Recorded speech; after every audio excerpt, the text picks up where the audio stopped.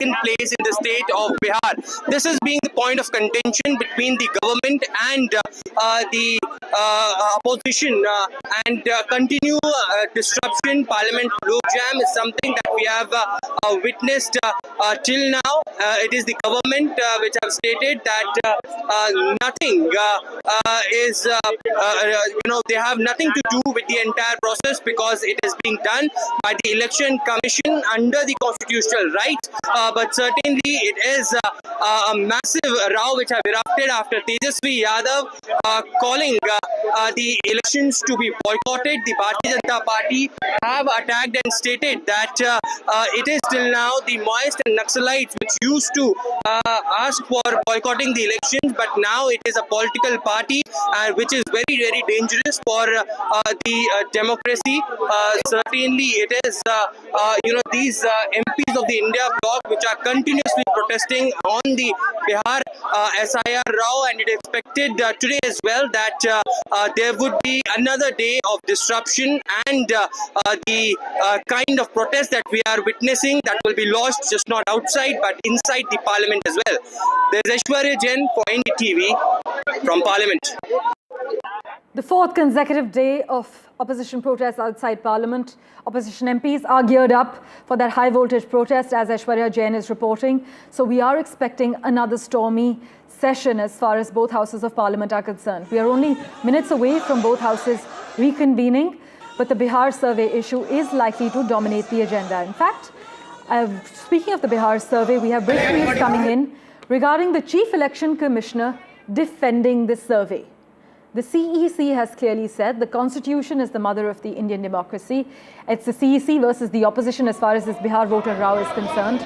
In fact, the Chief Election Commissioner has questioned how can we pave the way for fake voters, further adding, we cannot go against the Constitution. This is the Chief Election Commissioner's big statement on the Bihar voter list revision. Gyanesh Kumar has said, the Constitution of India is the mother of Indian democracy. To quote him further, Mr. Kumar said, so should the Election Commission be afraid of these things, come under the influence of such people and pave the way for such people to cast fake votes in the name of dead voters, voters who have migrated permanently, voters who have got their votes registered at two places, fake voters or foreign voters going against the Constitution, first in Bihar, then in the entire country. This is what the CEC has questioned. Akhilesh Sharma, as always, has been tracking all the behind-the-scenes and insider details for us. While we wait for him, I must inform our viewers, it is now the CEC versus the opposition on the Bihar voter row. You're currently seeing visuals of a protest regarding the Bihar voter revision list. The Chief Election Commissioner, though, has defended the survey, saying that the Constitution is paramount, it's the mother of Indian democracy, and questioning that how can we as an election commission pave way for fake voters. The CEC has clearly said that we cannot go against the Constitution. This is the Chief Election Commissioner's big statement coming in on the Bihar voter list revision. In fact, Gyanesh Kumar has said the Constitution of India is the mother of Indian democracy. He has further questioned, should the Election Commission be afraid of these things and come under the influence of such people or pave the way for such people to cast fake votes? He's further questioned whether this goes against the Constitution, first in Bihar, then in the entire country. Meanwhile, there's an RJD protest outside the Bihar Assembly. This as there's an opposition protest simultaneously happening outside the Parliament. MPs are geared up for another high-voltage protest. Proceedings, as you know, in both the Lok Sabha and Rajya Sabha were disrupted on day 3 of the monsoon session as relentless opposition protests led to repeated adjournments. As you know, the uproar was primarily over the special intensive revision of electoral rolls in Bihar ahead of the upcoming assembly election scheduled later this year. Now, this topic is expected to dominate the agenda today as well. As you know, the opposition is protesting outside the Parliament. In fact, there's a protest going on in the Bihar Assembly as well. Both visuals are currently playing out on your screens. Slipping into a quick break. Back in a moment with the latest updates for you as always. Don't go anywhere.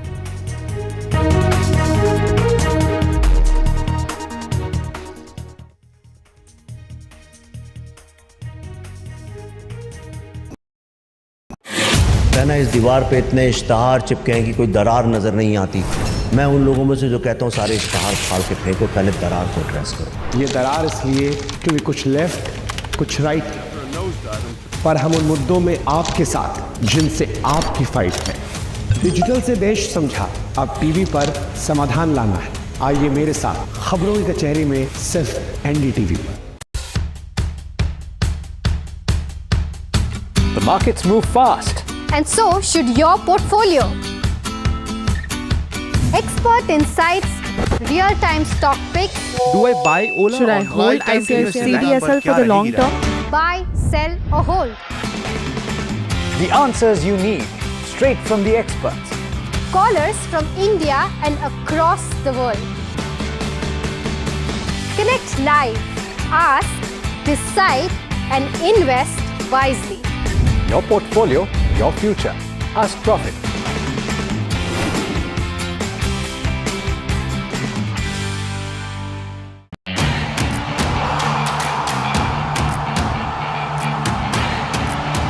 Some say sport is a matter of life and death. The truth is, it is far more serious than that. Sport is about ecstasy and agony, about pain and suffering, about joy and much more. Some say there's no one better to tell these stories. So here I am. Join me, Boria Majumdar, on India's #1 news network.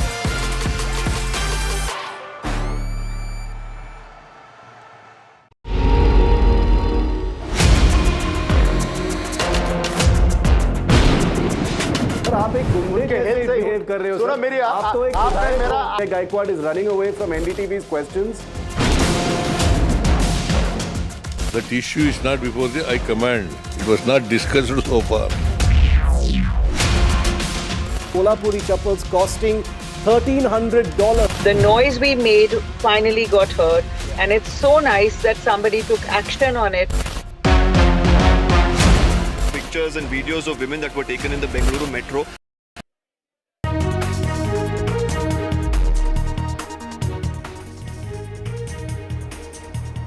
As we speak, India Bloc MPs are staging a protest outside the Parliament against the special intensive revision in Bihar. Opposition MPs, as you'll see through these visuals, are geared up for another high-voltage protest. They have been demanding discussions in both the Lok Sabha and Rajya Sabha, submitting daily adjournment motions since the monsoon session began. While for Parliament, it's the 4th consecutive day of protests. On the right side of your screens, you can see visuals coming in from Patna, from the Bihar Assembly, where there is a simultaneous protest going on. Opposition leaders allege that this Bihar exercise is being misused to manipulate voter rolls ahead of the upcoming assembly elections. In Bihar, RJD leader Tejashwi Yadav and MP Manoj Jha have actually suggested a potential poll boycott. They didn't rule it out, to which the BJP replied that Tejashwi is lacking support, which is why he's making such statements. But on opposition MPs protesting against the special intensive revision of electoral rolls in Bihar, Congress MP Pramod Tiwari has said there's no major agenda in Parliament today, so why can't this be discussed? Why is the government avoiding it? Meanwhile, Priyanka Gandhi Vadra from the Congress has said that whenever the opposition leaders want to speak, they are not allowed to speak. We have been asking for discussions. They should agree. In fact, she adds that in the last session, she was surprised to see that disruption was started from the Treasury benches. We have some crucial political reactions coming in as there are simultaneous protests outside Parliament and the Bihar Assembly, as you can see on those through those visuals on your screens at the moment. Listen in to the crucial reactions we've lined up for you. JDU MP Kaushalendra ji हमारे साथ हैं। Sir, लगातार protest किया जा रहा है विपक्षी दलों के द्वारा। उनका कहना है कि एक डिस्कशन होना चाहिए, वोट चोरी हो रही है बिहार के अंदर। देखिए, सरकार लगातार प्रयास कर रही है कि चर्चा कर लीजिए। एक बार नहीं, पीठ से भी कहा गया है और गृह मंत्री भी कह चुके हैं, सदन नेता भी कह चुके हैं कि हम चर्चा के लिए तैयार हैं, लेकिन हल्ला करने से काम नहीं चलेगा। ये दिखावा है। आप जमीन पर जाएंगे, बिहार में जो वोट कटा है तो साफ है कि जो लोग डेथ कर गए वैसे लोग 10,000 है, जो 2 जगह नाम है, 3 जगह नाम है, वैसे लोगों का नाम कटा है। ऐसा थोड़े है कि जो कह रहे हैं कोई से पूछकर देखिए कि आपका नाम वोटर लिस्ट में नहीं है। ऐसे लोगों को खोजना चाहिए, ऐसे लोग को दे दो खुद 4000 खोज के, तब ना हम जाने बोलने से क्या होगा। आपके जेडीयू के एमपी हैं गिरधारी यादव, कल उन्होंने कहा कि 6 महीने का समय होना चाहिए कम से कम, उनके बच्चों को नहीं अपना व्यक्तिगत उनका सुझाव है, कोई पार्टी की लाइन का बात नहीं बोल। जेडीयू ये लाइन नहीं लेती है, जेडीयू उनसे डिफर कर रही है। अच्छा, एक और बात, तेजस्वी यादव ने कहा कि बॉयकॉट करना चाहिए election. Well, we'll continue to track all that's happening behind the scenes for you. Slipping into a very quick break, back in a moment.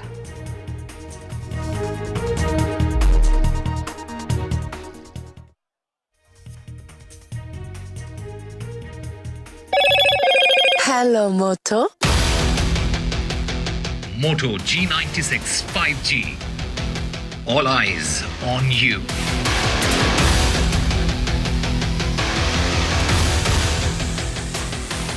The India Couture Week has officially begun in the capital, bringing together the biggest names in Indian fashion under one roof.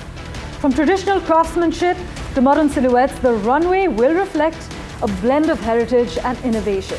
Celebrity stylists and fashion enthusiasts are expected to attend in large numbers, adding to the glamour, as you can imagine. With each collection promising drama, elegance, and intricate detailing, this week has a lot in store.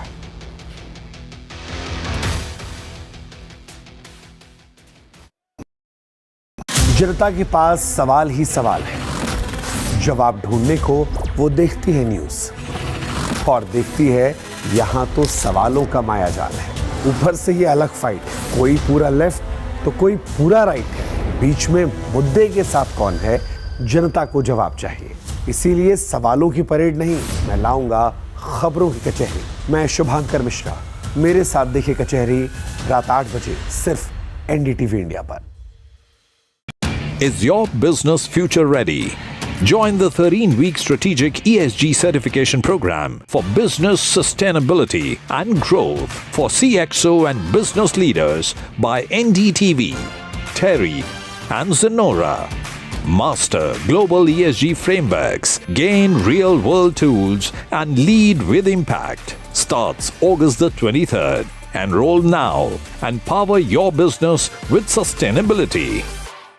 I've been reporting on all issues big and small from Andhra Pradesh, Telangana, rest of South India, bringing you all the action, all that you need to know, all that you want to know. The energy of maximum city is infectious. I'm bringing that energy in our news coverage from financial capital Mumbai. Covering from the southernmost part of India over the last 23 years, I bring in-depth and 360-degree coverage from the Dravidian heartland. The land of Mishti, also known for its bitter politics. I have seen much water flow under the Howrah Bridge, covering Bengal in all its vivid colors. India's IT capital is always bustling, a city full of startups, stories and surprises. And I keep you ahead on all the Bengaluru buzz.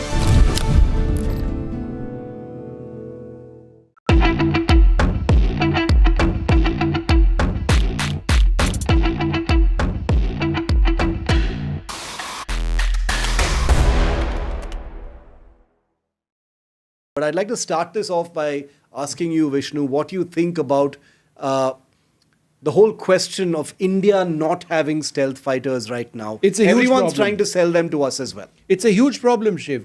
Let's face it, in as much as we love the Rafale aircraft and the Indian Air Force is completely vouching for it, perhaps they'd like more than 100 more. The Indian Navy has just gotten into an order for 26 Rafale M aircraft. There is a generation gap between the Rafale and the stealth. There is a good reason why a stealth platform is called a 5th generation aircraft and a Rafale is a 4th or 4.5 generation aircraft, and that is low observability. So in as much as the Rafale has brilliant sensors, both in terms of its radar, its defensive suite, its electronic warfare suite, its towed array decoy system, it is not typically a low observability platform in quite the same manner in which a stealth aircraft is. Its design form is different.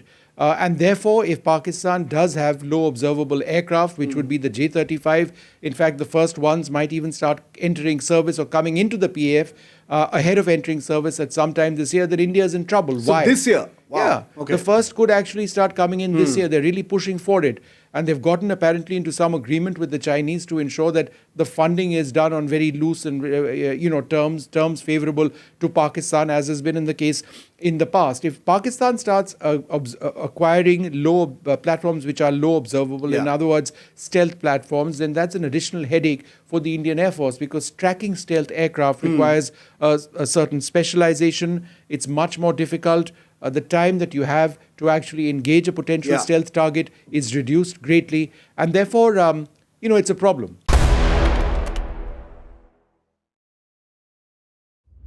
Vanakkam Tamil Nadu. Well, the battle for Tamil Nadu 2026 is open now.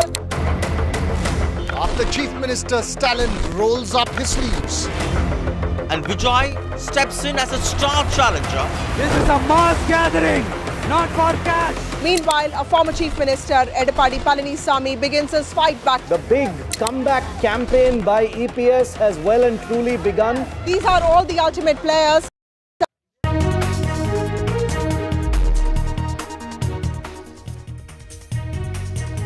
Massive row over Bihar voter list, disruptions from the parliament to Bihar, and it is Tejasvi Yadav who has gone on to say that he's mulling over boycotting the upcoming election, saying that these elections are meaningless. It's the EC that is working on the behest of the BJP. The BJP hitting out at Tejasvi Yadav, saying he's desperate, he has no support, he has no chances to win, and which is why he's opting for this alternative route. CEC versus the opposition when it comes to the Bihar voter row, and the CEC, they're saying can't pave a way for fake voters. The opposition is saying that the real target is the Bengal election. BJP's Tamil Nadu focus ahead of the poll, and the Prime Minister is going to be visiting Tamil Nadu this weekend. BJP's infra push in the state of Tamil Nadu just ahead of elections. Online betting apps and probe heat as far as the Southern Stars are concerned, and now Rana Daggubati has got a fresh date. He's been summoned to the ED office on the 11th of August. To remember, he was to reach before them yesterday, the 23rd of July, but he sought for more time because he's out of town shooting. Terror crackdown for Al-Qaeda operators have been arrested. They have been linked to Al-Qaeda for running a fake currency racket, spreading global terror, and that is the ideology of Al-Qaeda that was being spread. And they use auto-delete apps in order to clean any trace of their communication. Raj Thakre's goons strike again, and it is M&S workers slapping a man in Maharashtra for again not speaking the language Marathi, intimidating him and asking him to apologize to the M&S chief, Raj Thakre. Is Raj Thakre listening? Will he take any sort of action? Is the big question.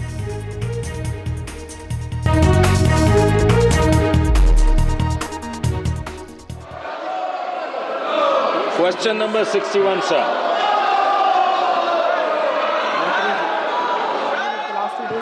Protests taking place, that have been taken out by the opposition parties uniting in that front as far as the Bihar voters list is concerned. This is a special intensive revision. Well, of course, ruckus that has erupted today as well, and of course the opposition clear on its stand, sticking to its ground, and of course this is the third day of disruptions in Parliament instead of debates, and of course 3 days of no business. Let's listen in to the Lok Sabha. Sir, in fact, contains the major part of the reply which is sought in the supplementary, sir. Sir, the government is committed to both PNG, CNG and all forms of energy transition, sir. After the latest round of bidding, almost the entire country, if I'm not mistaken, sir, about 96% of the land area is covered by the bids, sir. In fact, the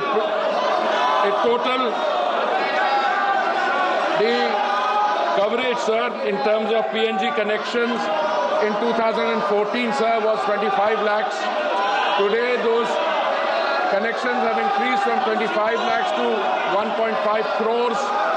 Insofar as CGD stations are concerned, sir, these have also increased in number. Insofar as the geographical areas are concerned, sir, almost the entire country is now covered by this clean energy.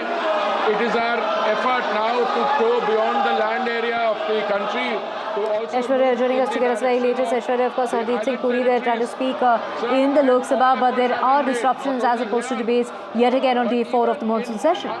Well, that's right. There is ruckus that can be witnessed in the parliament today as well. Just before the parliament began, it was India Bloc MPs protested on the SIR route today as well, and it is the opposition MPs are demanding continuous discussion from the government on the Bihar SIR route, but it is the MPs from the Treasury benches who have been stating that there should be some knowledge, constitutional knowledge on the part of the opposition that the working process of the Election Commission cannot be discussed in the Parliament, and it is just before that a clarification which has also come from the Election Commission of India as well, stating that it is those people who should understand that should the Election Commission fearing these things come under the influence of such people and pay way for such people to cast fake votes in the name of voters who have migrated permanently and voters who have got their votes registered to 2 places. And this is a purification of voters that the Election Commission of India is currently doing.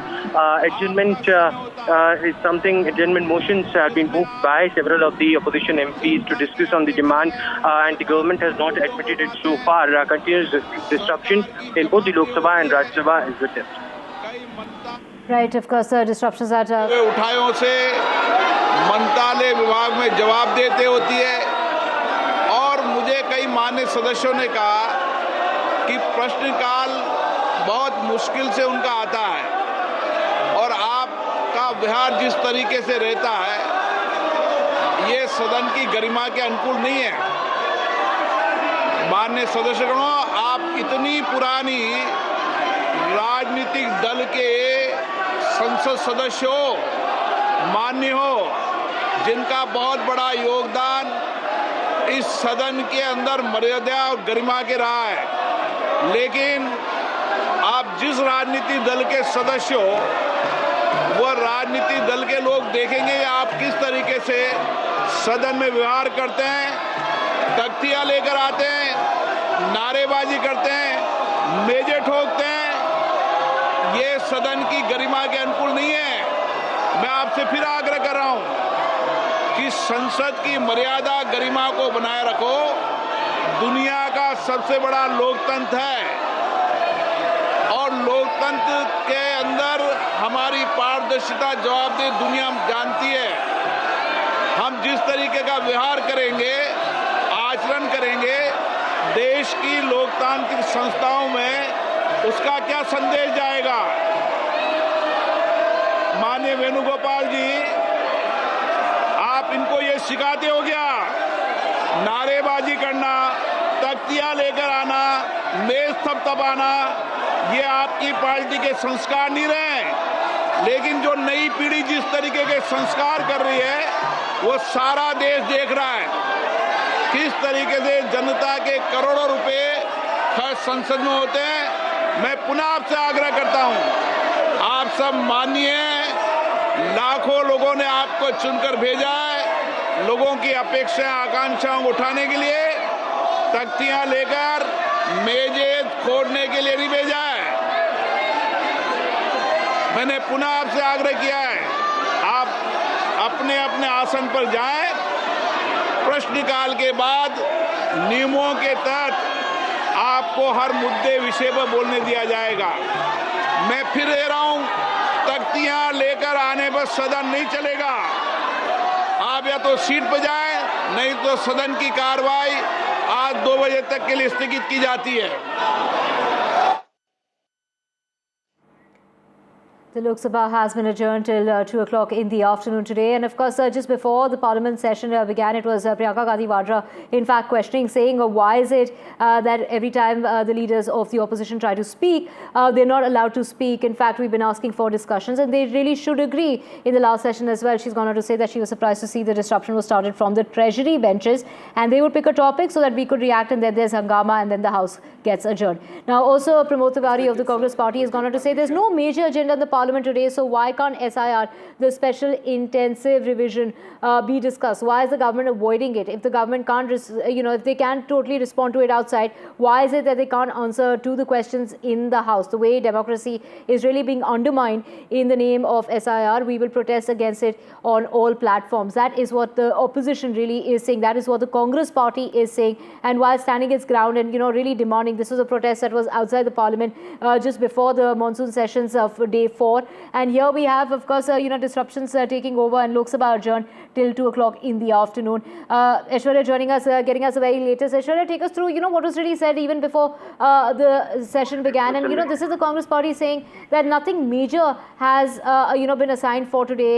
There's nothing big on the agenda. Then why is it that this cannot be discussed in the House if it can be discussed outside? Well, the government, on their part, has been saying that it's the double standards of the opposition parties. The demands have already been accepted as far as, what they have put forward in the all-party meeting. The duration for the Operation Sindoor debate, the duration for the income tax bill, the duration for the discussion over Manipur. But it is one of the demands that has nothing to do with the Parliament. The government had stated that these are constitutional understandings that the opposition parties should have, that the working process of the Election Commission cannot be discussed inside the Parliament, and they want to disrupt the Parliament, and that's why the reason perhaps day after day they are doing so. And similar scenes were witnessed today as well, of the India bloc MPs protesting outside the Parliament and then raising slogans inside the Parliament.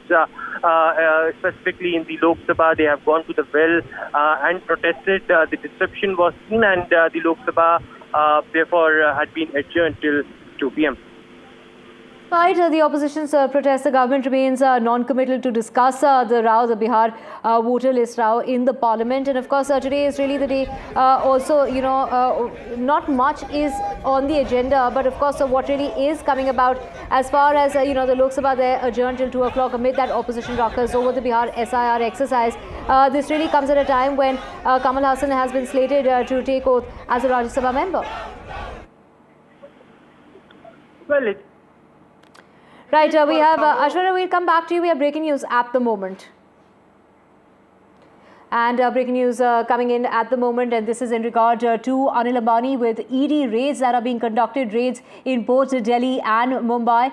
This is properties and offices of Anil Ambani that are being raided, and the enforcement directorate there investing a money laundering case. So that's breaking news in regard to Anil Ambani there. His offices and his properties are being raided. These are raids that are being conducted by the enforcement directorate in both cities, whether it's Delhi or also in Mumbai. So raids being conducted, the enforcement directorate going after Anil Ambani in the money laundering case. Of course, there are raids. This is really coming about after the SBI declared him as a fraud. So the enforcement directorate has conducted these raids. These are raids that are ongoing on the premises. This is after raids that have been conducted in Mumbai, but also in Mumbai. This is after the SBI declared him fraud. So that is the latest we have for you. Breaking news coming in regard to Anil Ambani and the ED heat on Mukesh Ambani's brother.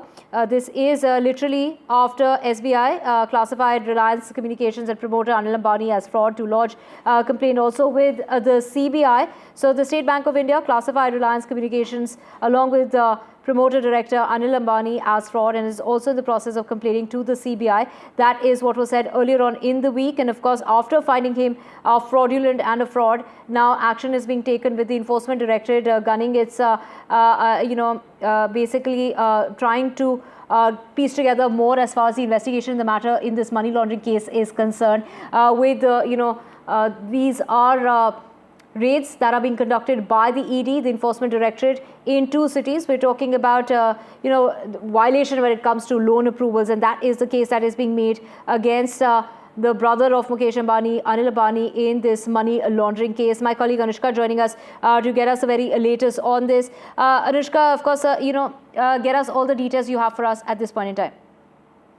That's right, Divya. ED cracks down on Raga companies in 3,000 crore money laundering probe linked to Yes Bank scam. The ED on Wednesday had launched a large-scale operation across more than 35 locations in connection with a major money laundering investigation into Raga companies' entities under the Reliance Anil Ambani Group following FIRs registered by the CBI. Now, the agency's investigation is based on 2 CBI cases alleging massive financial irregularities and diversions of bank loans. The ED has also received key inputs from regulatory and financial body, including the National Housing Bank, SEBI, and NFRA and Bank of Baroda. According to ED sources, the preliminary probe has unearthed a systematic and calculated scheme to defraud banks, investors, shareholders, and public institutions by misusing loan funds. The suspended offences also involve bribery of senior bank officials, including former promoters of Yes Bank Limited, to facilitate large unsecured loans.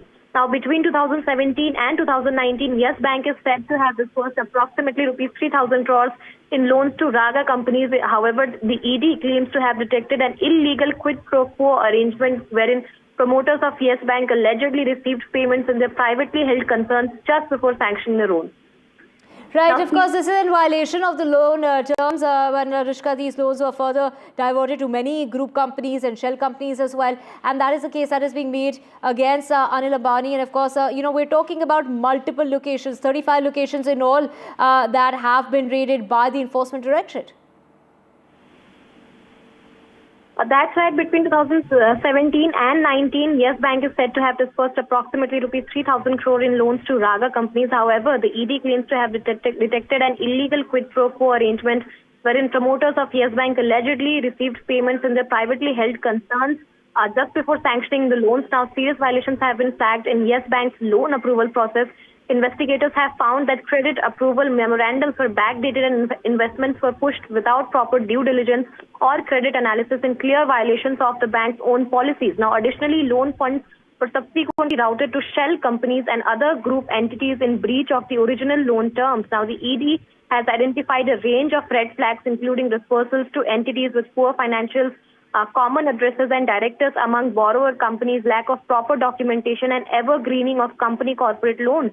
Alarmingly, some loans were disbursed even before formal sanction, while others were disbursed on the very day they were applied for. In parallel, SEBI has reportedly shared findings related to Reliance Home Finance Limited, pointing to an unexplained surge in corporate loan portfolios from rupees 3,742 crore in 2017 to 18 to rupees 8,670 crore in 2018 to 19. The increase was allegedly supported by irregular approvals and policy violations. The ED, the case that it's making against Anil Ambani and his company basically is that this was a well-planned scheme in order to basically divert public money. That's right. As part of today's crackdown on the PMLA, ED has searched over 50 companies and questioned more than 25 individuals. The investigation is expected to widen as further layers of the financial trials and uncovered. Meanwhile, in parallel, SEBI has also reportedly shared findings related to RHFL, that is Reliance Home Finance Limited, pointing to an unexplained surge in corporate loan portfolios between 2017 to 19 and 2018 to 19. The increase was allegedly supported by irregular approvals and policy violations. The ED has also identified a range of red flags, including disbursals to entities with poor financials, common addresses and directors among borrower companies, lack of proper documentation and evergreening of group corporate loans. Alarmingly, some loans were disbursed even before formal sanction, while others were disposed on the very day they were applied for. This is not the norm. Generally, it takes a little bit of time, but then we are seeing that in this case, it was done instantly, and that is why right now ED is in fact also probing on this matter. It has been in fact come to ED after CBI had filed 2 FIR in this whole matter, but now we are seeing that the ED is raiding almost 35 locations. Right, 35 locations, Anushka, but this doesn't include the personal residence of Anil Ambani. This also includes, other associates, and what we're hearing is senior business executives linked to Anil Ambani's group are also, those raids are being conducted as far as premises linked to those people is concerned as well. That's right, Divya. As part of today's crackdown, on the PMLA, ED has searched over 50 companies and questioned more than 25 individuals. The investigation is expected to, in fact, widen the further layers of financial trial, and that is what the ED is, in fact, also trying to uncover here, the money trial that is linked to this particular case.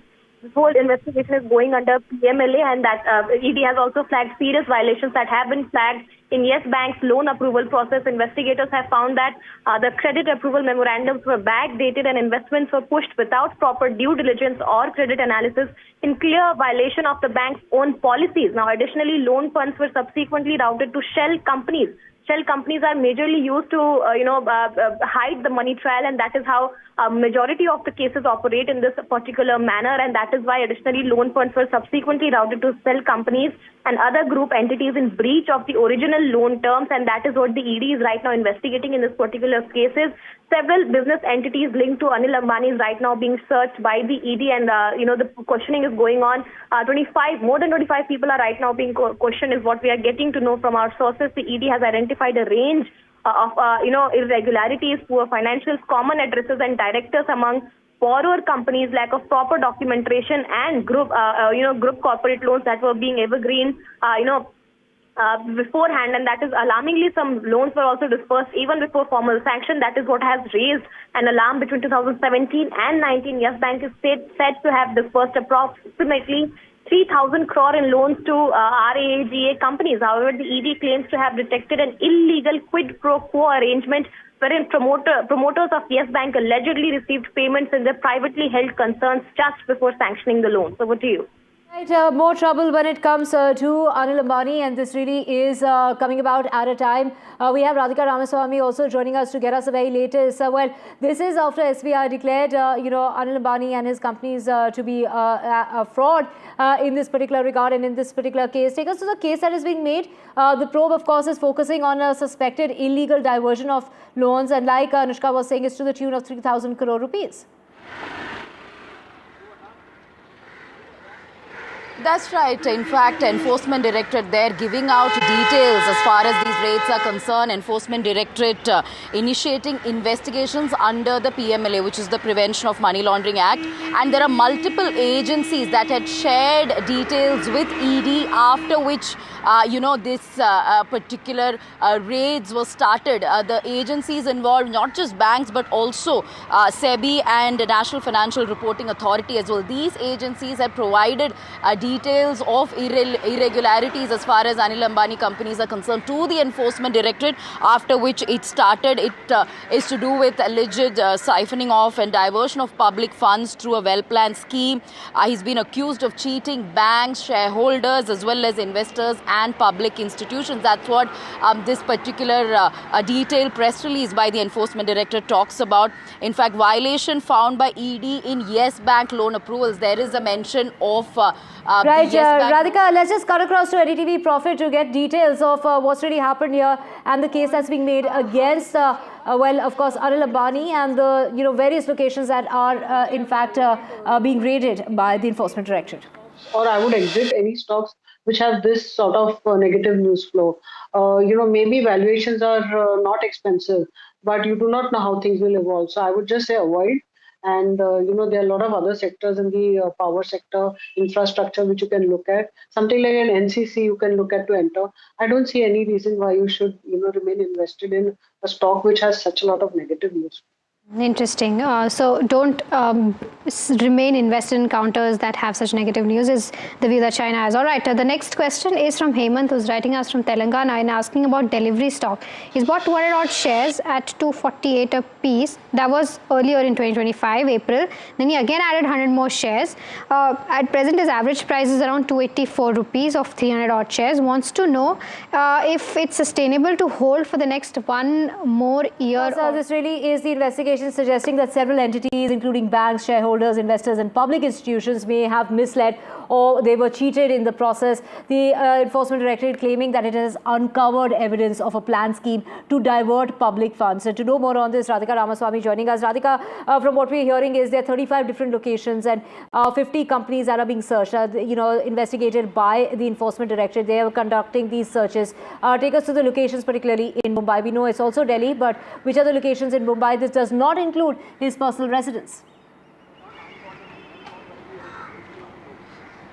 That's right. Several of his offices are being raided is what we are being given to understand. More than 50 companies of Anil Ambani is being raided, which includes 35 plus premises, and more than 25 individuals related to his companies are being questioned, are being raided at this point. What the raid outcome will be, we'll have to wait for a few more hours as to what kind of materials will be seized from many of his companies. But yet, to take you through the Yes Bank involvement, bribery angle under investigation involving Yes Bank promoters is something that the Enforcement Directorate has mentioned. Illegal loan diversion of approximately rupees 3,000 crore between 2017 and 2019, and suspicious timing of fraud transfers is something that has also been mentioned in that particular note of the Enforcement Directorate. Violations therefore found by ED as far as Yes Bank loan approvals to Anil Ambani companies are concerned. Backdated credit approval memorandums, investments without due diligence or credit analysis, violation of internal credit policy, and a lot of red flags as far as loan transactions are concerned is also being included in this particular note by the Enforcement Directorate. The loan given to financially weak entities, lack of proper documentation, no due diligence conducted, borrowers shared common addresses, common directors. So yes, a lot of irregularities as far as the transaction of money and loans are concerned to Anil Ambani companies, which is why he's being raided at this point. There is also allegation of siphoning off of funds diverted to promoter group entities and shell companies is an allegation. Evergreening of loans, onward lending of loans on the same date as disbursement, loan dispersal before official sanction, and misrepresentation of various financials. So these are some of the allegations. We'll really have to see what the outcome of these Enforcement Directorate raids are going to be in the next few hours. Right, Radhika, we also have Vishwanathan joining us in order to get us more on this. Vishwanathan, what do we know about this case? Take us through it all. Right, so what seems to be a primary focus in this entire situation is the loan diversion with respect to Yes Bank. Essentially, between 2017 and 2019, 3,000 crore worth of loans were given to Reliance Anil Ambani Group companies, which were allegedly diverted. That's what the preliminary findings by the Enforcement Directorate is showing. What is interesting also is that the Yes Bank promoters at that point in time, who's Rana Kapoor, who's already currently in jail, by the way. Rana Kapoor was, at that point in time, he had received some money from the Reliance Anil Ambani Group companies, which right before the loans were sanctioned to these companies. And that's an important note. Essentially what ED seems to have found is that the loans were given without proper due diligence, authoritative checks on these companies, or seeing if they are actually eligible for these loans. So that money was then given from Yes Bank to the Reliance Group companies, and then later that money was diverted through other group companies or shell companies across the world, and essentially this money was then taken out of the system. What sources are saying is that this seems like a well-planned sort of a scheme to divert public money by duping the banks that are involved, and this investigation is under consideration of the Enforcement Directorate. What the ED is also looking at is information that was shared by the Securities and Exchanges Board of India, specifically with respect to a company called Reliance Home Finance Limited.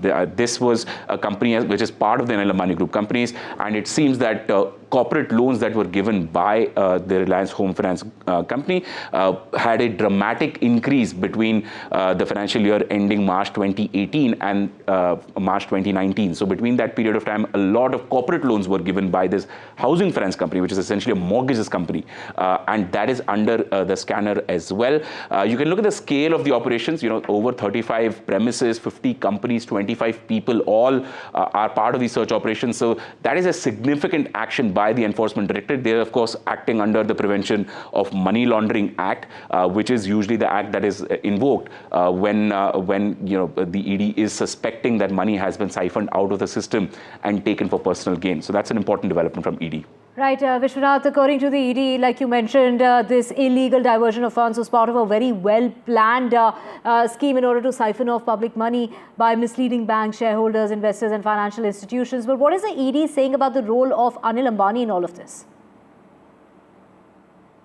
Well, at this point in time, it doesn't seem to be specifying anything about Anil Ambani actually.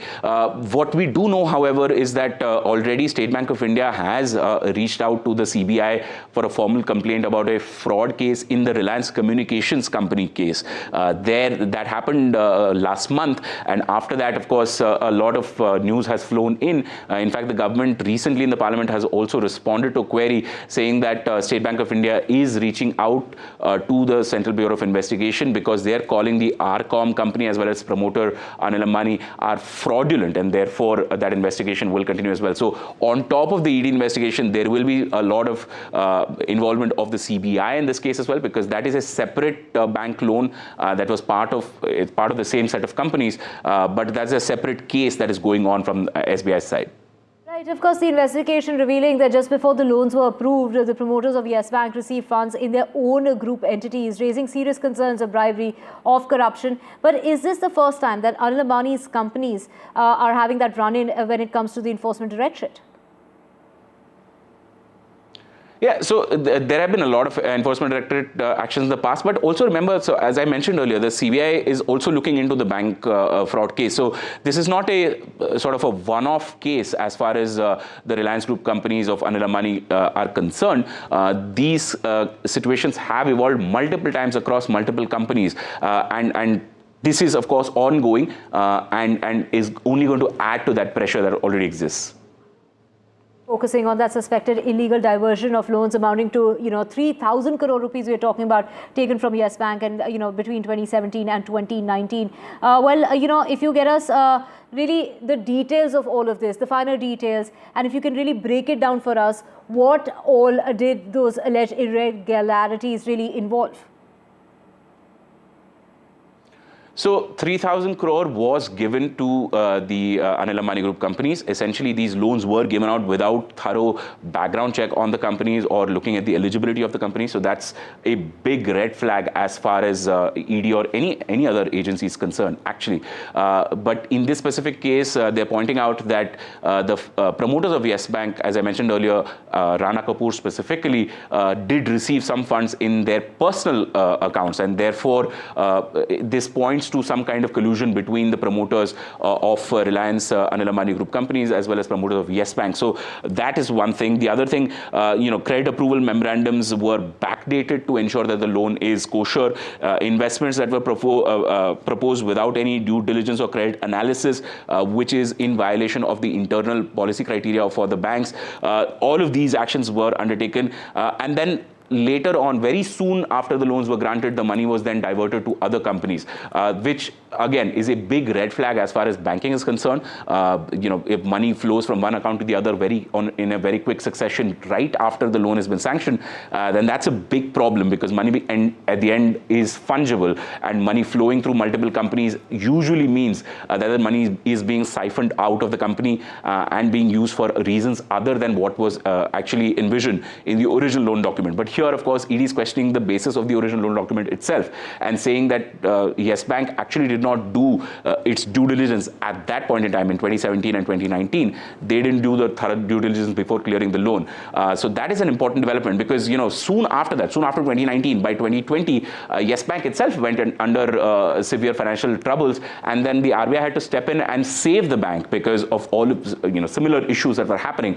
As I mentioned earlier, Rana Kapoor is already in jail, and that is with respect to the cases that have been happening with Dewan Housing Finance Limited. So there is no surprise then that such deals are being struck between Reliance Anil Ambani Group companies as well as Yes Bank's former promoter, former CEO of Yes Bank, Rana Kapoor.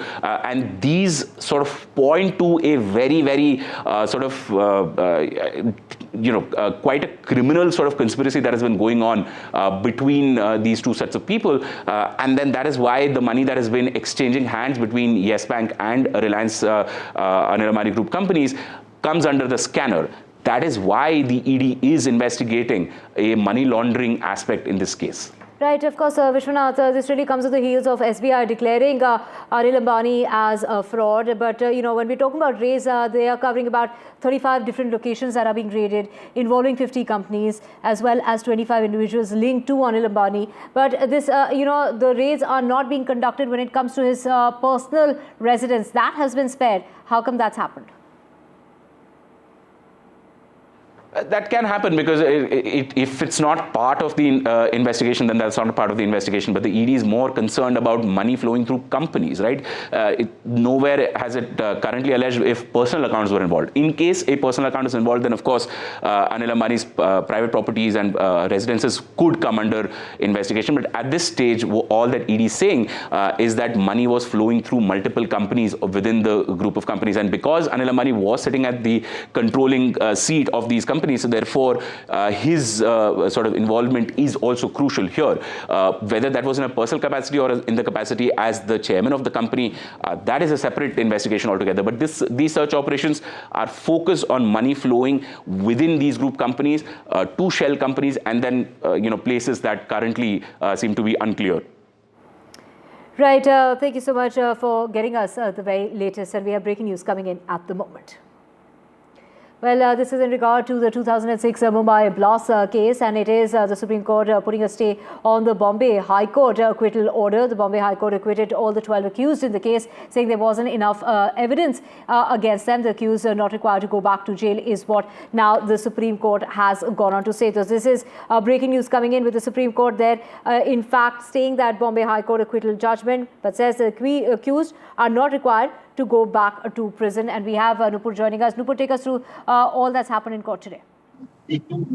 Well, Divya, in a very big development, the Supreme Court had stayed the Bombay High Court order that had acquitted 12 accused in the 2006 blast case in Mumbai. Now, remember, just yesterday, the top court had made this observation that interim stay is granted only in rarest of rare cases. So there is, in fact, a big development that today the Supreme Court has stayed the Bombay High Court order. It has also clarified that this High Court order will not act as a precedent in any of the MCOCA cases. And this is also, in fact, a very big observation. And thirdly, the Supreme Court noted that out of those 12 accused that were acquitted by the Bombay High Court, some of them were Pakistanis also. The Supreme Court has said that it has read the files and it would like to hear the case at length before giving any decision. For now, it has said that the 12 accused don't have to go back to jail. But the Supreme Court will hear the matter at length, and that too, it also requested the centers of the Maharashtra government's appeal for an urgent listing. So this in fact shows a very big development and a big intervention on the part of Supreme Court, not only staying the High Court order but also agreeing to hear the matter urgently. Right. Of course, this is in regard to that case, Nupur, 7 bombs that had ripped through the local lines in Mumbai. A total of over 180 citizens lost their lives, and nearly 820 innocent people sustained severe injuries in those blasts that took place, which are also known as the infamous 7/11 Mumbai blast. Take us to the details of that case, and of course, how is it that the High Court, on the grounds that the High Court has tried to, basically let all the 12 accused go, is that there wasn't enough incriminating evidence against those 12 people? The Bombay High Court, in the judgment that was recently passed by the Bombay High Court, had observed that there was not much evidence to incriminate all the 12 accused. It had, in fact, raised questions on the investigation. The Bombay High Court order had raised several questions on the investigation carried out and had given some observations. But the Maharashtra government, without wasting any day, had just the very next day challenged the High Court order, saying that this will, in fact, impact the MCOCA cases. And the question of law was being impacted, and said that not only in this particular case that 12 accused are being let go off by the High Court, but also for the long term, the judgment could have larger implications. So noting all these submissions by the Maharashtra government, today the Supreme Court has decided to give this stay. And remember, just yesterday, the top court said that such stays are only given in rarest of rare cases.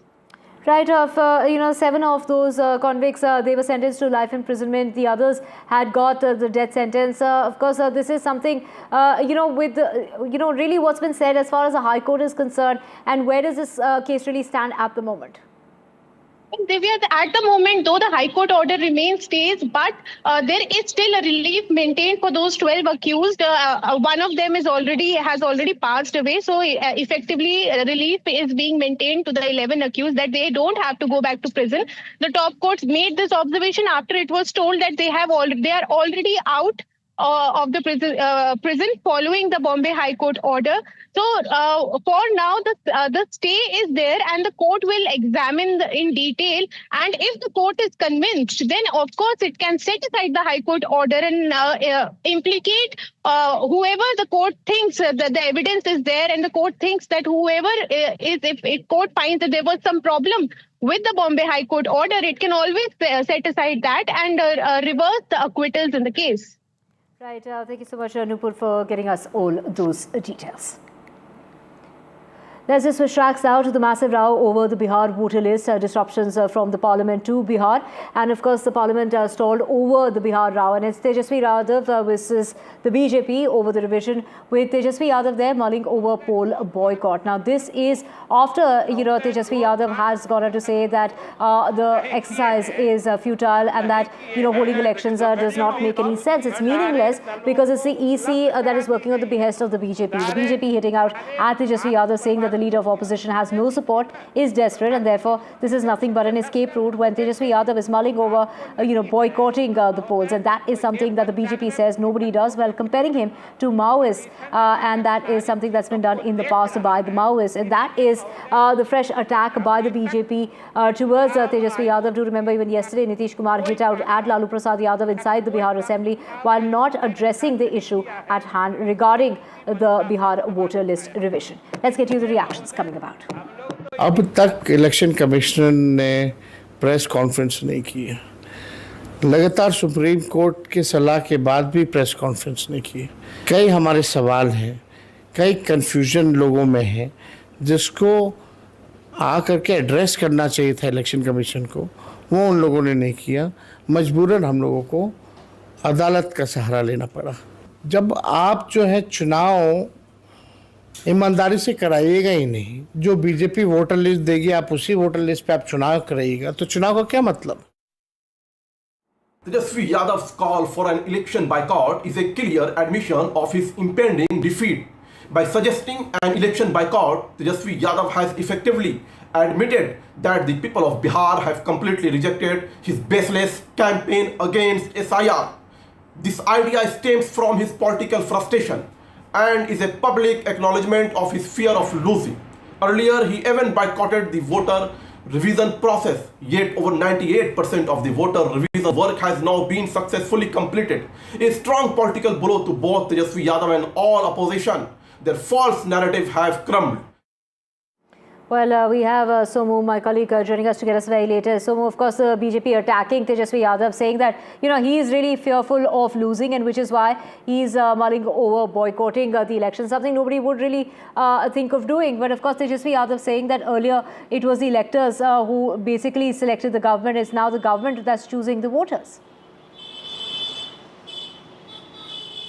बिल्कुल तेजस्वी बार यही सवाल उठा रहे हैं। अभी विधानसभा में भी जब वो बोल रहे थे तो उन्होंने यही सवाल उठाया कि 2003 के बाद से जितने चुनाव हुए तो क्या सारे चुनाव फर्जी थे। उन्होंने ये सवाल भी उठाया कि ये हमने जब जाति जनगणना कराई थी, जाति सर्वे कराया था, तब इसमें 8 से 9 महीने का वक्त लगा था और भारतीय जनता पार्टी के कई नेता ये कहते थे कि कोई हमारे पास सर्वे के लिए नहीं आया, तो आखिर 1 महीने के अंदर इतने लोगों के पास BLO कैसे पहुंच गए। उन्होंने ये सवाल अभी फिर से उठाया। हालांकि उनके आरोपों का जवाब देते हुए मंत्री विजय चौधरी ने साफ तौर पर यह कहा है कि किसी भी रूप में बिहार का कोई भी वोटर छूटेगा नहीं, लेकिन अब इस पूरे मामले पर राजनीति तेज हो चुकी है। भारतीय जनता पार्टी बार बार ये कह रही है अब कि क्योंकि वोट के हिसाब से तेजस्वी यादव ये चुनाव हारने वाले हैं, इसलिए उन्होंने बॉयकॉट की बात करनी शुरू कर दी है। वहीं पर तेजस्वी यादव बार बार चुनाव आयोग पर इस बात का आरोप लगा रहे हैं कि चुनाव आयोग भारतीय जनता पार्टी के इशारों पर काम कर रही है। इन सब के बीच विधानसभा में चर्चा जारी है। पक्ष विपक्ष के दोनों तरफ के जो सदस्य हैं वो अपनी बात विधानसभा के अंदर रख रहे हैं। Right, thank you so much for getting us all those details. Switching tracks now to more news, and this is in regard to 4 people who have been arrested. The 4 people who have been arrested are said to have links with Al-Qaeda, and in order to promote their ideology, they had taken to social media platforms. The accused were allegedly in contact with Pakistan-based handlers and were using those accounts in order to incite hate during Operation Sindoor. They used auto-delete apps in order to clean any kind of trace of their communication footprint as well. Well, my colleague Paras is joining us in order to get us more on this. These are arrests that have been made in Ahmedabad. Take us through what all we know about these terrorists. Gujarat ATS के DYSP हर्ष उपाध्याय को पिछले 10 जून को एक information मिली थी कि 5 Instagram accounts हैं जो शरीयत या शहादत, फरदीन 3, मुजाहिद 1, मुजाहिदीन 3, सैफुल्ला मुजाहिद 313, ये जो 5 अकाउंट हैं, ये अलकायदा जो एक प्रोस्क्राइब टेररिस्ट ऑर्गेनाइजेशन है, इसकी विचारधारा का प्रचार प्रसार देश में कर रहे हैं। बहुत लोगों को धार्मिक आधार पे डेमोक्रेसी के विरुद्ध, भारत के विरुद्ध इनकी उश्केरनीजनक जो साहित्य है वो इन पे बारंबार शेयर कर रहे हैं।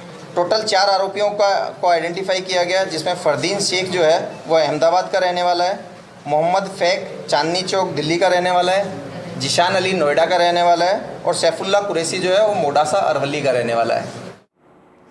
Well, let's just get you more news, and this is in regard to dismissed IAS officer Puja Khedkar, who has filed an appeal before the State Department for other backward classes welfare against the Nashik Divisional Commissioner's decision to cancel her non-creamy layer certificate.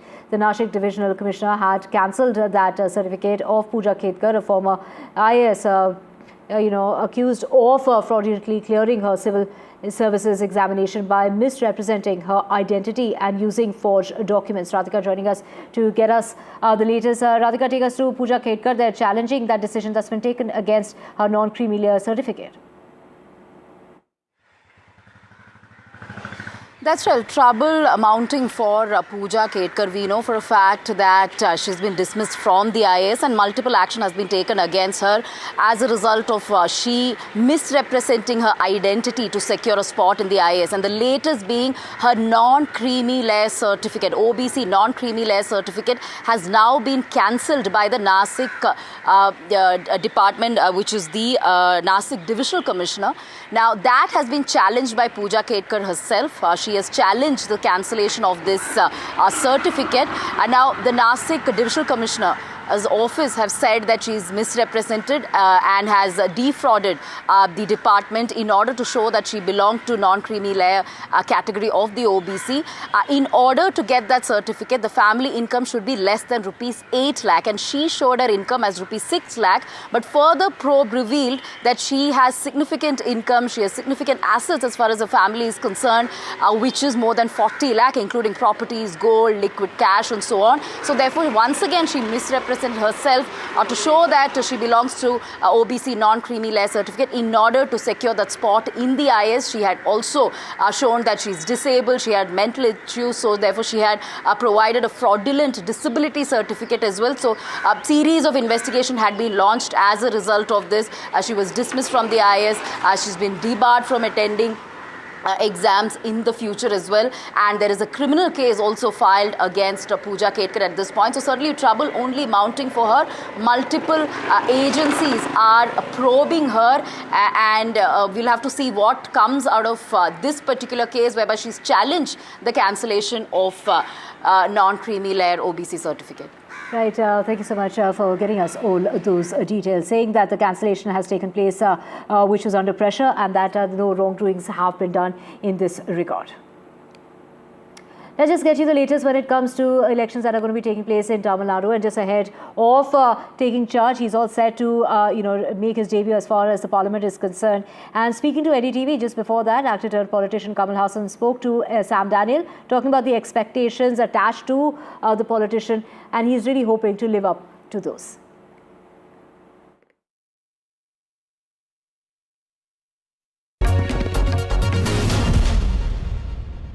How does it feel? How excited are you? I'm honored to begin with, and I know that there is a lot I have to do, and something is expected of me. So I hope I live up to those expectations, and I'll try my best and be honest, earnest, and speak for Tamil Nadu and India. Right, Kamal Haasan there speaking with Sam Daniel, talking about living up to those expectations and talking about issues related to people in Tamil Nadu.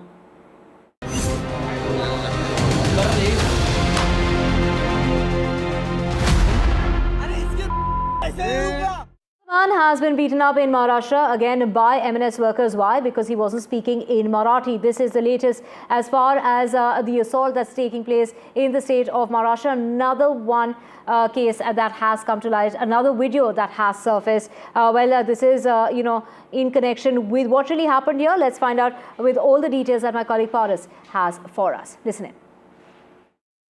This is not the first incident which has took place in Mumbai and Maharashtra since the first thing we had seen from Meera Road when a shopkeeper was beaten by M&S workers for not speaking in Marathi. After that, there were several incidents which took place in a month's time.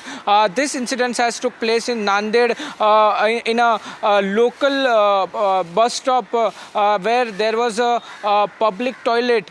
This whole incident occurred when the situation took place when there was M&S worker who protested with this caretaker of the toilet who was asking for 5 rupees to use the facilities. After that, this whole incident happened when this caretaker was angry and he said he will not speak in Marathi. Then M&S workers started hitting him. This is a very important point in this entire matter, and we still don't know what official steps has been taken in this entire incident. It's continuously going on, and there may be official steps should be taken on this entire matter, and it will be soon be taken in this entire situation which has been happened in Nanded. Right, thank you so much for getting us those details. Let's just get you the latest when it comes to Prime Minister Modi, who is in the United Kingdom. A very important and crucial visit of Prime Minister Modi there in London, because this really marks the signing of the free trade agreement, negotiations that have been going on over the last 3 years.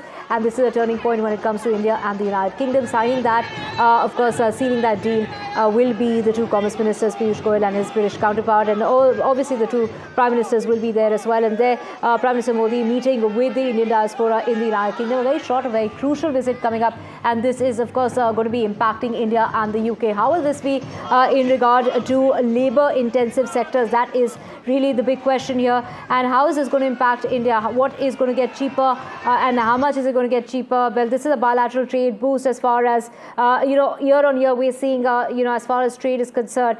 This is really promising to unlock thousands of jobs, significantly also improve the market access, cheaper products and services for consumers. The average tariffs to drop from 15% to 3%, and a boost to Indian businesses as well, as far as exposed to the United Kingdom is concerned. What does this really mean when it comes to the labour-intensive sectors? My colleague Vishal joining us to break it down for us. Vishal, over to you. Well, as part of the India-UK FTA, India's medium and small manufacturers have been positioned to make unprecedented scale and impact. The agreement seeks to dismantle historical disadvantages that Indian manufacturers had in the past. So what does that entail? So a powerful edge in labor-intensive sectors like leather and footwear, textiles and clothing, gem and jewelry, furniture and sporting goods. These are some of the sectors that will be impacted in a positive way. India will now be able to outpace rivals like Bangladesh, Cambodia and Pakistan. So that is where Indians will be looking at to have some benefit. There is a focus on protecting the intellectual property rights of Indian manufacturers as well. So the brand of India will stand out. That is one of the main focuses of this deal. This is a high priority. India's leather and footwear exports to the UK could exceed as much as $900 million. That's close to $1 billion. So this will also have one of the biggest focuses. And lastly, India will enter the top 3 suppliers in the UK in textiles, leather and footwear. So that is also one of the big 3 areas where Indians are likely to benefit. Back to you. Right, Vishal, stay with us for our next story as well. And this is in regard to clashes that have been reported between Thailand and Cambodia, with one person who has died in those clashes. And we're talking about, a civilian who has died due to that exchange of fire that has taken place at that disputed border. The fighting between Thai and Cambodian forces, with the residents there taking shelter as tensions continue to flare. Take us through what is it that you're hearing and what is the latest from the ground. Thailand has been hit by this clash. Thailand and Cambodia both have been engaging in these clashes for the last 2-3 months, and it has escalated to the next level in the last 48 hours when there was increased rate in the firings across the border. Some disputed border areas have been targeted by both the sides, and latest reports indicate that one Thai civilian has been killed in the crossfire. Cambodia, on the other hand, says that it did not, deploy landmines due to which the civilian was killed. The landmines had been in position for decades now because Cambodia had been involved in a brutal civil war for decades. So that is what has been going on, and there's a background to this story as well. When this conflict started about a few months ago, rather around the time of May, there was conversation between the Thai PM and an ex-leader of Cambodia, which resulted in pressure on the Thai PM, and she was almost on the verge of resigning. She has been suspended, so there's a political angle to the story as well. But as of now, the clashes are going on. Civilians have been affected. We have visuals on our screen that show that civilians have been running for cover as there have been continuous gunfire. So far, as I mentioned, one person has been killed. No reports on how many troops have been killed on both the sides, but the tensions are escalating. Both the sides have recalled their ambassadors. The borders have been totally sealed. So that's what is the latest, and we'll have the details, more details soon. Right, thank you so much, Vishal Vivek, for getting us the very latest. And staying with news from Cambodia, there's been a crackdown when it comes to digital arrests. We're talking about 105 Indians who have been arrested. Over 3,000 individuals involved in this online fraud have been arrested in Cambodia, out of which 105 have been Indians. This massive action was taken by the Cambodian government following inputs from India's Ministry of Home Affairs. To know more on this, we have Ghazali, my colleague, joining us as well. Ghazali, raids have been ongoing in Cambodia for the past 15 days, but there have been now over 3,000 arrests made from different countries. We're talking about over 130 different countries, but 105 out of those arrested are Indians. Yeah, more than 1,000 Chinese nationals, more than 600 Vietnamese, more than 300 Indonesians, 105 Indians, 101 Bangladeshis, Thais, Pakistanis, Koreans, Nepalese and Malaysian citizens have been arrested in this biggest crackdown against these scammers, online scammers. And particularly this operation was launched after the orders of the Cambodian Prime Minister, when Indian agencies alerted them and sort of gave them clues about how this widespread operation, and more than as per the United Nations, more than 1 lakh people are trapped in this entire online scam operations. Not the victims, but those who are doing it at the behest of these gangs, which are based in most of the Southeast Asian countries. External Affairs Ministry has often advised Indian nationals to not go to these countries when it comes to job offers, because most of them offer these fraudulent job, lucrative offers. People are trapped into it, they travel to these countries, and then they are forced to carry out these online scamming operations. And this is one of the biggest operations so far. There have been multiple devices, many electronic devices have been seized from those locations from where these operations were running. Police uniforms of India and China have been also been recovered from those sites. So the operation is still ongoing. The Indian ambassador in Cambodia was briefed about it yesterday, about the entire outcome of the operations and who all have been arrested. The Indian External Affairs Ministry is also working with their counterparts in Cambodia for the deportation of these Indian nationals also who have been arrested there. Right, thank you so much for getting us all those details. Well, with that, we're slipping in a short break. Back with a whole lot more. Stay with us.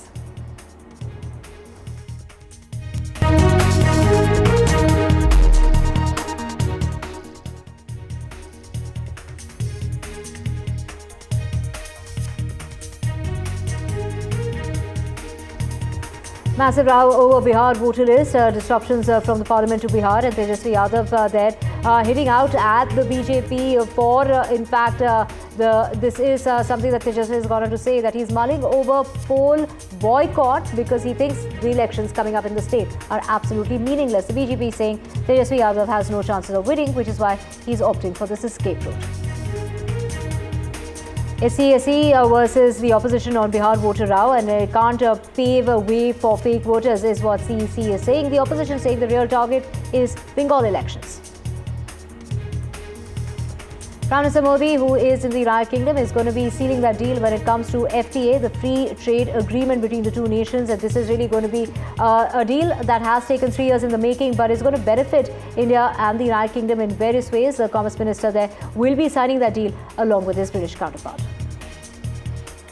In the RG Kaur case, it's NDTV accessing the CBI report in which the CBI report in the case has said that there is evidence tampering that is being investigated by the CBI. This is the 5th report that the CBI has submitted in the case so far. That isn't, the investigation hasn't been completed. It's been almost a year since the rape and murder at that college. Presented by Canara Bank. Together we can.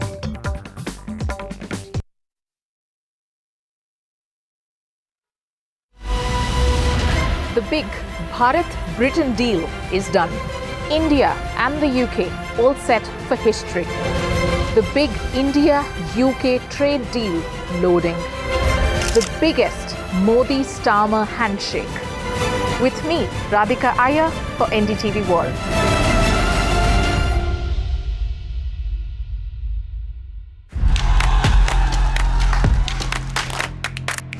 बदलाव की इच्छा रखने वाले लोग, उनको ये तय करना है कि वो जनसुराज जैसे नए विकल्प को चुनते हैं कि फिर पिटे पिटाए अपनी पुरानी व्यवस्था में जाना चाहते हैं। मैं चिराग पासवान पूरी तरीके से बिहार विधानसभा का चुनाव लड़ने के लिए तैयार हूँ। तेजस्वी जी मुख्यमंत्री बने हैं, हमारी पूरी सपोर्ट है उनको। हम किंग मेकर की भूमिका में रहना चाहते हैं। ये लोग घर से बाहर नहीं निकल पाते। प्रधानमंत्री जी को बताना चाहिए कि इनका जो बिहार में जो सरकार है 50% जो नीतीश जी की मंत्रिमंडल में जो लोग बैठे वो परिवारवादी लोग हैं। वो अपने आप को भी परिवारवादी बोले। जंगल राज लाने वाले मौका देख रहे हैं, अपने पुराने कारनामे करने का मौका ढूंढ रहे हैं।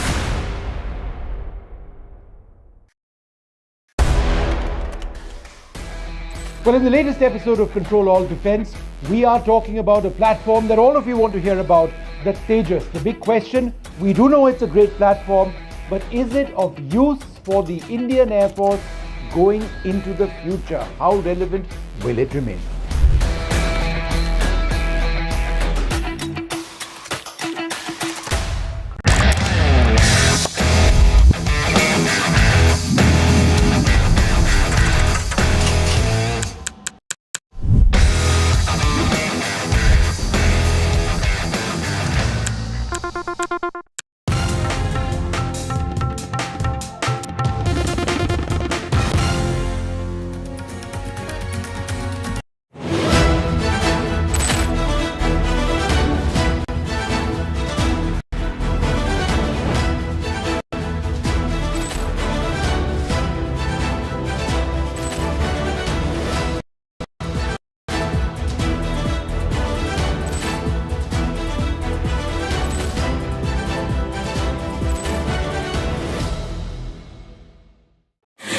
कहना इस दीवार पे इतने इश्तहार चिपके हैं कि कोई दरार नजर नहीं आती। मैं उन लोगों में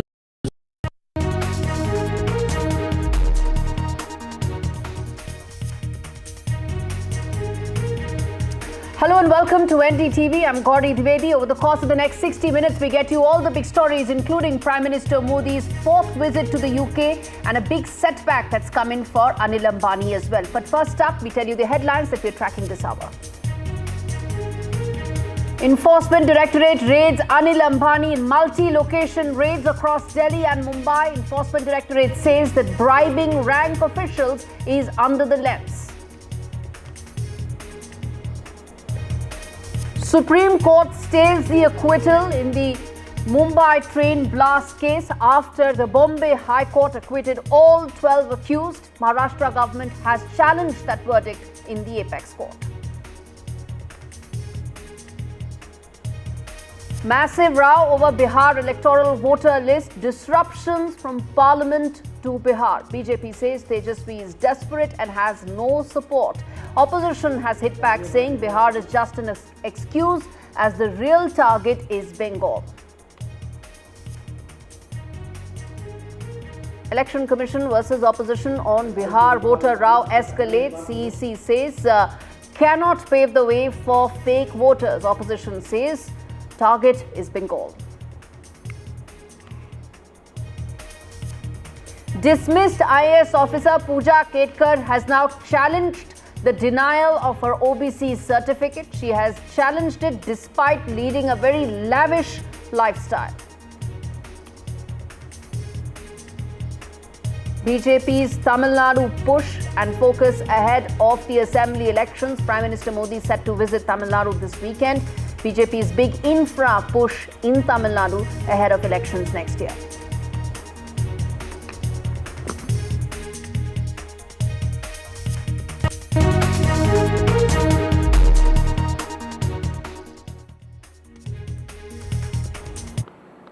All right, viewers, top story on the show that we are tracking, which is a huge setback that has come in for Anil Ambani, where Enforcement Directorate has raided several residences and locations linked to Anil Ambani. This is a multi-city raid that has taken place as Anil Ambani's financial dealings are in the dock. These are multiple locations across Delhi, Mumbai. In fact, over 30 locations have been raided.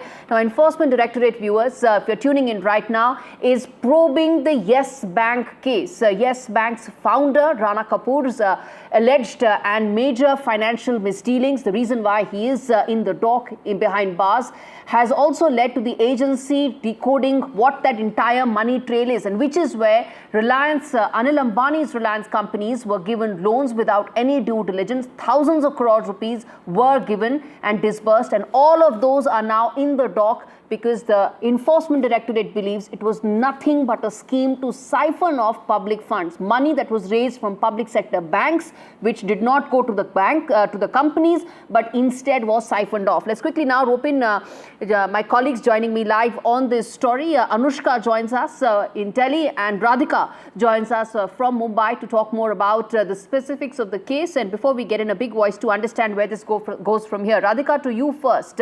Walk us through the kind of raids that have taken place in the last hour or so, the locations at which this has happened, and what is exactly the ED's allegation here.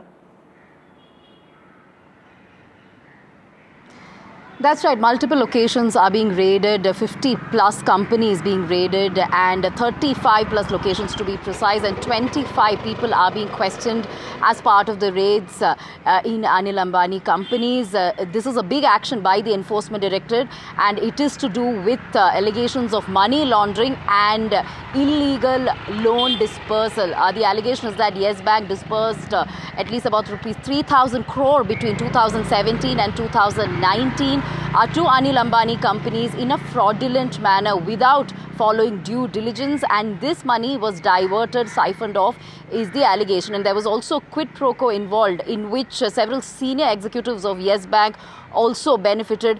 They were given bribes as well. So these are the allegations by the Enforcement Directorate, which is why 35 plus locations in both Delhi and Mumbai are being raided at this point. We'll have to see what the outcome of these raids will be, what kind of materials will be seized. But as per the Enforcement Directorate, this seems to be a well-planned, well-orchestrated fraud involving large-scale diversion of public money through a complex web of shell companies. So how this money was dispersed, how it was illegally dispersed as loans by the Yes Bank to Anil Ambani companies, due diligence was certainly not followed. What kind of violations by the Yes Bank are being found by the Enforcement Directorate, and at the same time how these funds were diverted from some of these companies to shell companies and so on. All these are matters of investigation, which is why these large-scale raids are being conducted.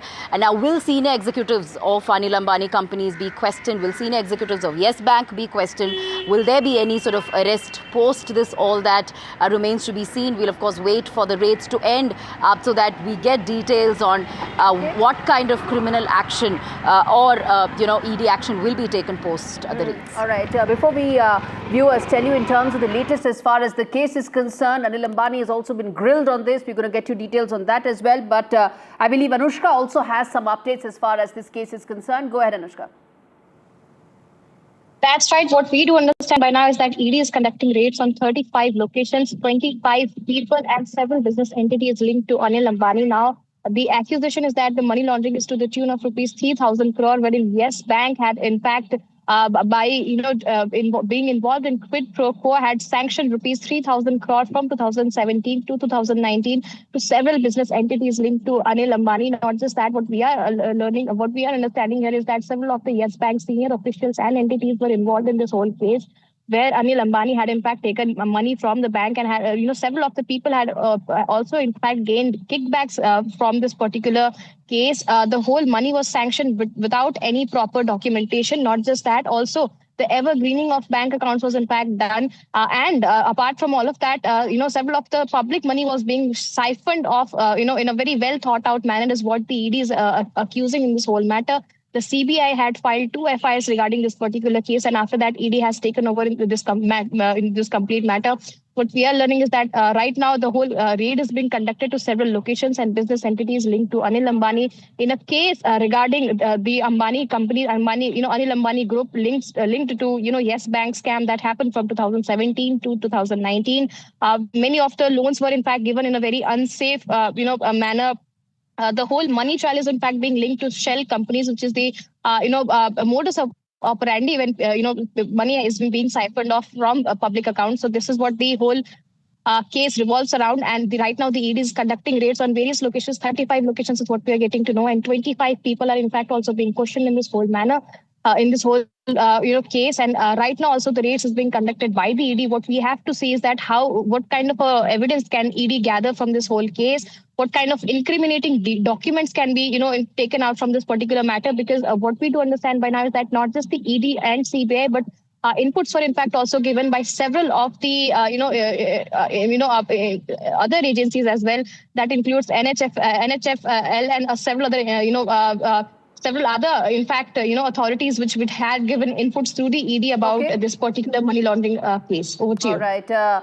Anushka and Radhika giving us all the details as far as this big story is concerned. Thanks much both of you for joining us with the latest there. Let's also now get in an important voice in terms of understanding where this case goes from here. Swapnil Kothari, who's a senior lawyer, joins me on the broadcast. Now, Mr. Kothari, this is a case that is about 3,000 odd crore rupees that was given by Yes Bank to Reliance Group companies against what the agencies feel was dubious lending, because there was no proper due diligence that was done, there wasn't commensurate assets on the balance sheet, could have been several other such reasons. I want to understand from you, sir, in terms of the case from here on, if you could explain in simple terms, where does this go, because this is an ongoing investigation, what happens next, and then we also then talk about Anil Ambani in just a bit, but your first reaction to where does the case go from here?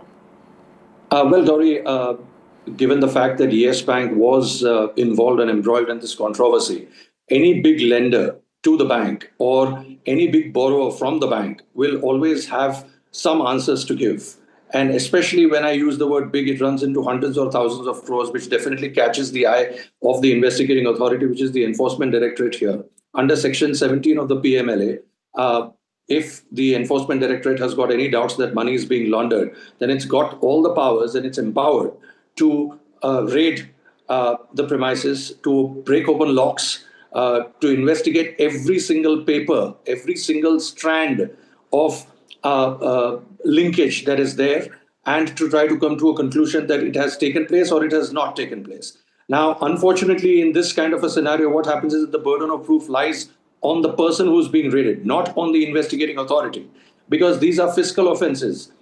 For example, if it is for me to show that I have not evaded income tax, because it's a fiscal offense to evade income tax. Right. It's not like rape or murder or any other offense under the Indian Penal Code or the BNS, where the burden of proof lies on the prosecution. For them to prove. Breaking news coming in, but I want to take this question very quickly because I want to address important news coming in, which is that Anil Ambani was grilled the last time. He said he doesn't remember those transactions because that's like about 7-8 years back. I want to understand the fate of Anil Ambani in the wake of these raids that have happened. Very quickly, sir. Gauri, what's going to happen is that memory is always convenient. So I'm sure, given some documents that the investigating authority will show to him, every memory will start coming back and he'll have a lot of answering to give. And if he's not going to be able to answer, then, the next step is obviously taking him into custody. But I believe that wiser counsel shall prevail, and I think all of the people who are there embroiled in it will give appropriate answers. All right, I have to leave it there. Mr. Kothari, thanks much for giving us that perspective. Viewers, I want to now shift focus to more breaking news coming in on the broadcast. Okay, it seems that there is a Russian plane that has gone missing. It's a passenger plane. We have limited details right now. What we do know so far is about 43 people were on board, including 5 children that lost contact just a few kilometers from the airport near the city of Tanda, and it departed a short while back. This is in the far east region of Russia. Those are the limited details we have right now, that the civilian aircraft in Russia carrying about 43 people, including 5 children, has lost contact with the ATC. Let's get in my colleague Vishal, who's joining us for more on this as well. Vishal, we have limited details, but walk us through what is it that we are picking up so far. Well, this seems to be this Russian aircraft called Antonov AN-24, which seems to have disappeared with around 50 people on board. This is what the governor of the region has said in the initial reports, as you mentioned. So far, the details are still trickling in. What we have gathered so far is that air traffic controllers lost contact with the plane carrying about 50 people. And this is in a region of Russia's far east, near the Sea of Okhotsk. And a search is underway, the regional governor has said. And local emergency ministers has said that the plane was operated by a Siberia-based airline called Angara, and it dropped off radar screens while approaching the destination of Tanda. So that is what we have so far, and the governor has gone on to say that there were exactly 43 passengers on board. So that is what, how many people, how many children are there, how many elderly are there, that remains to be seen. But we have the numbers, and which is 43, 5 children and 6 crew members. That is the fresh detail coming in. They are also on board, and all necessary forces and means have been deployed to search the plane. This is what the governor has posted on Telegram, but the search is still underway. There's nowhere to be. The aircraft was approaching its destination of Tanda before it disappeared. So it had completed almost 80% of its journey. It was almost about to land, and then that's when it went off the radar. And the authorities are on the lookout, the emergency ministers put the number of people on board somewhere around 40 that we have already reported. And so this aircraft is about 23 meters in length is what we have gathered. The details are still trickling in, and the height is about 8 meters. It's a small aircraft. It was built for purposes ranging from small to medium ranges. So the wingspan is only about 29 meters. The wing area is 74 meters, and the cruise speed is up to 420 kilometers per hour. So when it comes to slightly bigger airlines, the usual airlines, the speed can go up to about 750 to 800 kilometers per hour. In this instance, it's only about 400 kilometers per hour. So that goes to show it's a smaller plane. The details, as I mentioned, are still trickling in, but around 50 people remain missing as we speak. Indeed. Now, what kind of weather conditions were there? What is the kind of topography of that region? And did that have a role to play in terms of why is it that this aircraft lost contact? Are important details that we need. But viewers tuning in right now, it's important to tell them that the latest that's unfolding, and Vishal continues to be with us as we get those details, which is that air traffic controllers have lost contact with an AN-24 passenger plane that's carrying about 50 people in Russia's Far East region. Search is currently underway, and that's what the update that has come in from the regional governor. And this is an airline that is operated, it's a Siberia-based airline called Angara, as Vishal was telling us, which dropped off the radar screens while approaching its destination in the Tanda region, which is a town in the Amur region bordering China.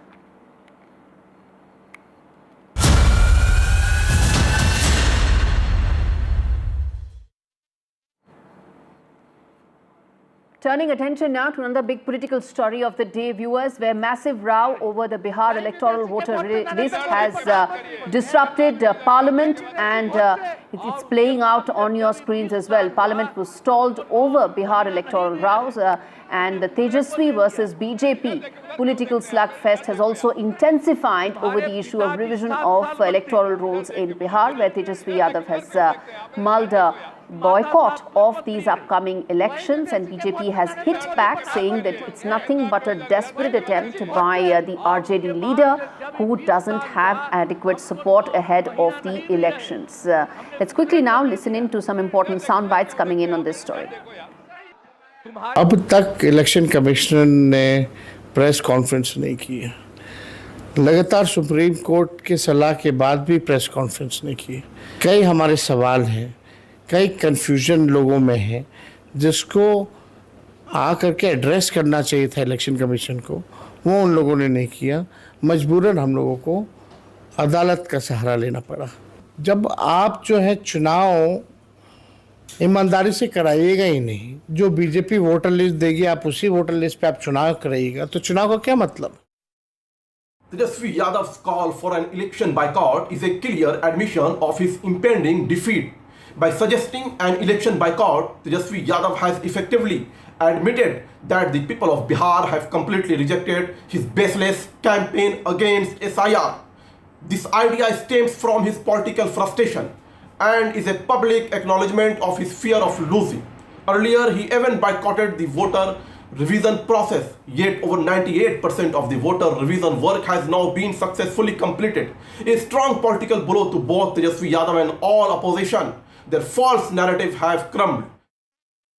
JDU MP Kaushalendra ji हमारे साथ हैं। Sir, लगातार protest किया जा रहा है विपक्षी दलों के द्वारा। उनका कहना है कि एक डिस्कशन होना चाहिए, वोट चोरी हो रही है बिहार के अंदर। देखिए, सरकार लगातार प्रयास कर रही है कि चर्चा कर लीजिए। एक बार नहीं, पीठ से भी कहा गया है और गृह मंत्री भी कह चुके हैं, सदन नेता भी कह चुके हैं कि हम चर्चा के लिए तैयार हैं, लेकिन हल्ला करने से काम नहीं चलेगा। ये दिखावा है। आप जमीन पर जाएंगे, बिहार में जो वोट कटा है तो साफ है कि जो लोग डेथ कर गए हैं वैसे लोग 10,000 है, जो 2 जगह नाम है, 3 जगह नाम है, वैसे लोगों का नाम कटा है। ऐसा थोड़े है कि जो कह रहे हैं कोई से पूछकर देखिए कि आपका नाम वोटर लिस्ट में नहीं है। ऐसे लोगों को खोजना चाहिए। से पहले ऐसे लोग और फरवरी में जो लिस्ट तब ना हम जाने हैं, बोलने से क्या होगा। तेजस्वी यादव ने कहा कि बॉयकॉट करना चाहिए इलेक्शंस को। अभी तक नक्सलाइट्स, माइस्ट, ये लोग बॉयकॉट के लिए बोलते थे इलेक्शन। अब एक पॉलिटिकल पार्टी के नेता बोल रहे हैं कि बॉयकॉट करना चाहिए इलेक्शंस को। कहां तक की? इसका मतलब समझ जाइए, उनका जमीन खिसक गया है। मतदान दोहराने का काम कर रहे थे। काफी नाराज दिख रहे हैं। नीतीश जी के मंत्रालय में कुछ ऐसे ऐसे मंत्री हैं जो बंदर की तरह कूदते रहते हैं ताकि हाईलाइट रहे, और उनका कोई काम तो है नहीं, केवल चेहरा चमकाना। ना 3 में ना 13 में बार बार कूद रहा आदमी। कोई मतलब है क्या? कोई बात है क्या उन लोगों के पास बोलने के लिए? तो कह रहे हैं कि हम मर्यादित रहते हैं। भाई, पूरा प्रोसेस आप देखिएगा तो 9-10 महीने ही लगे। क्या डेटा एक दिन में रिलीज किया उन्होंने, या हम ही लोग ना भाई करवाएं? और वही बीजेपी का लोग बोलता था ना कि जब जाति आधारित गणना हो रही थी तो हमारे यहाँ आए नहीं लोग, हमारे यहाँ नहीं आए लोग। पूरी प्रक्रिया को ना आप केवल आप जो है जा करके उन्हें पूरा प्रोसेस होता है उसका। आप जाते हैं, डेटा लेते हैं, डेटा आप एक साथ उसको अपलोड करते हैं, देखते हैं, जोड़ घटा होता है, उसके बाद पूरा रिलीज किया जाता है ना, पूरे प्रोसेस।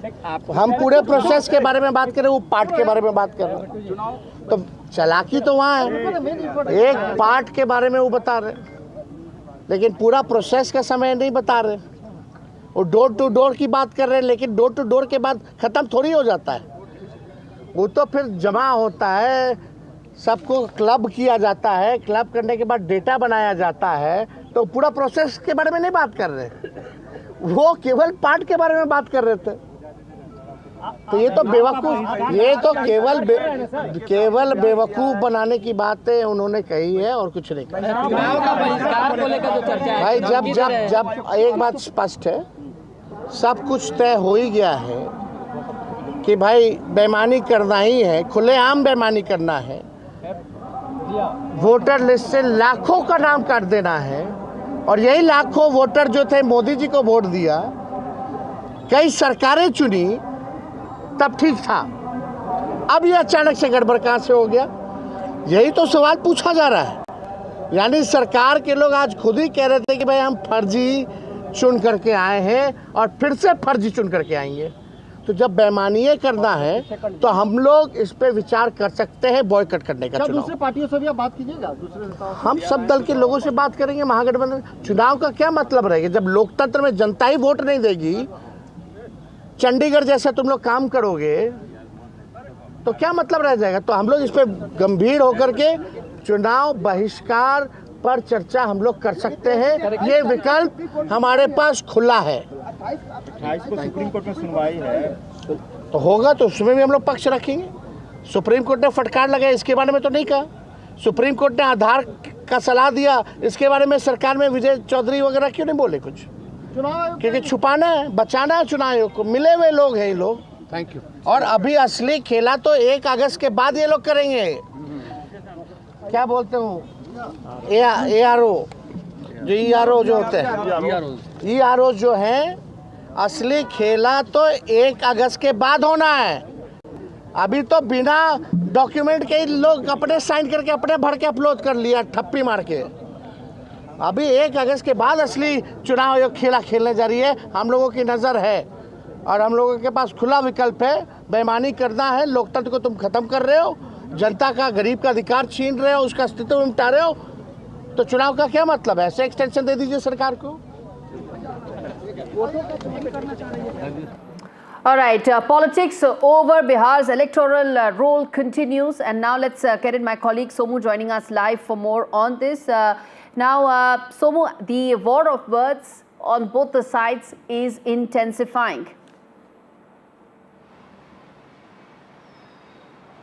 बिल्कुल, देखिए तेजस्वी यादव ने साफ तौर पर यह कह दिया है कि अगर इसी तरह की प्रक्रिया चलती रही तो वो चुनाव का बहिष्कार जो है वो करने के बारे में विचार कर सकते हैं। इसे एक तरह से दबाव बनाने की कोशिश के रूप में भी देखा जा रहा है। पहले भी चुनाव आयोग के यहाँ पे भी मुख्य निर्वाचन अधिकारी से भी उन्होंने मुलाकात की थी। दिल्ली में भी जो विपक्षी पूरा खेमा है उनके सदस्यों ने जाकर के मुलाकात की थी चुनाव आयुक्त से, लेकिन उन सबका विपक्षी खेमा बार बार ये कह रहा है कि उनसे कोई नतीजा नहीं निकल पाया। बहरहाल आज फिर से एक बार जब सदन में चर्चा हो रही थी, उस दौरान भी तीखी बहस दोनों पक्षों में देखने को मिली। जब उप मुख्यमंत्री सम्राट चौधरी बोल रहे थे, उस वक्त भी तेजस्वी यादव ने उठकर के आपत्ति दर्ज की और उसके बाद फिर विपक्ष के जो सदस्य हैं वो वेल तक में आ गए थे। लिहाजा कार्रवाई जो है वो 2 बजे तक के लिए स्थगित करनी पड़ी। SIR को लेकर के बिहार विधानसभा से लेकर के संसद तक में जो पूरा विरोध है विपक्षी खेमे का चल रहा है, लेकिन सबसे बड़ी बात यह है कि तेजस्वी यादव बार बार अब इस बात को मजबूती से रख रहे हैं कि पूरा विपक्षी खेमा चुनाव का बहिष्कार कर सकता है। अब ये देखने वाली बात होगी कि आने वाले दिनों में विपक्ष इसको लेकर क्या रणनीति अपनाता है, क्योंकि लगातार वो ये कह रहे हैं कि अभी तक 50 लाख से अधिक वोटर के नाम काटे जा चुके हैं और इशारा किया जा रहा है तेजस्वी यादव के द्वारा कि 1 तारीख के बाद, क्योंकि ड्राफ्ट रोल 1 तारीख को पब्लिश होगा और उसके बाद जिन लोगों ने अपने डॉक्यूमेंट सबमिट नहीं किए हैं उन्हें एडिशनल डॉक्यूमेंट्स जो है वो सबमिट करने हैं, जिसको ERO वेरीफाई करेंगे कि वाकई वो जो डॉक्यूमेंट वो सबमिट कर रहे हैं उसके आधार पर उनको वोटर माना जाए या न माना जाए। उसमें सबसे बड़ी गड़बड़ी हो सकती है, ऐसा उनको अंदेशा है और इसी को लेकर के वो अपनी चिंता जाहिर कर रहे हैं और ये कह रहे हैं कि वो चुनाव का बहिष्कार कर सकते हैं। धन्यवाद हमसे ये सारी डिटेल्स देने के लिए। सोमू आनंद joining us from Patna for the very latest that's unfolding as far as the Bihar electoral row is concerned. Now shifting focus to the other big story that we are tracking on the show. Well, this is regarding the 2006 Mumbai blast case where the Supreme Court has now stayed the Bombay High Court acquittal order. Bombay High Court, remember, had acquitted the 12 accused in the case and had said there's not enough evidence. The Supreme Court has said that accused not required to go back to jail. Let's quickly get an update as far as this case is concerned, where the matter reached the Supreme Court as far as the Mumbai blast case is concerned, the 2006 Mumbai blast case is concerned. Let's quickly now get in an update on this from Advocate Siddharth Yadav.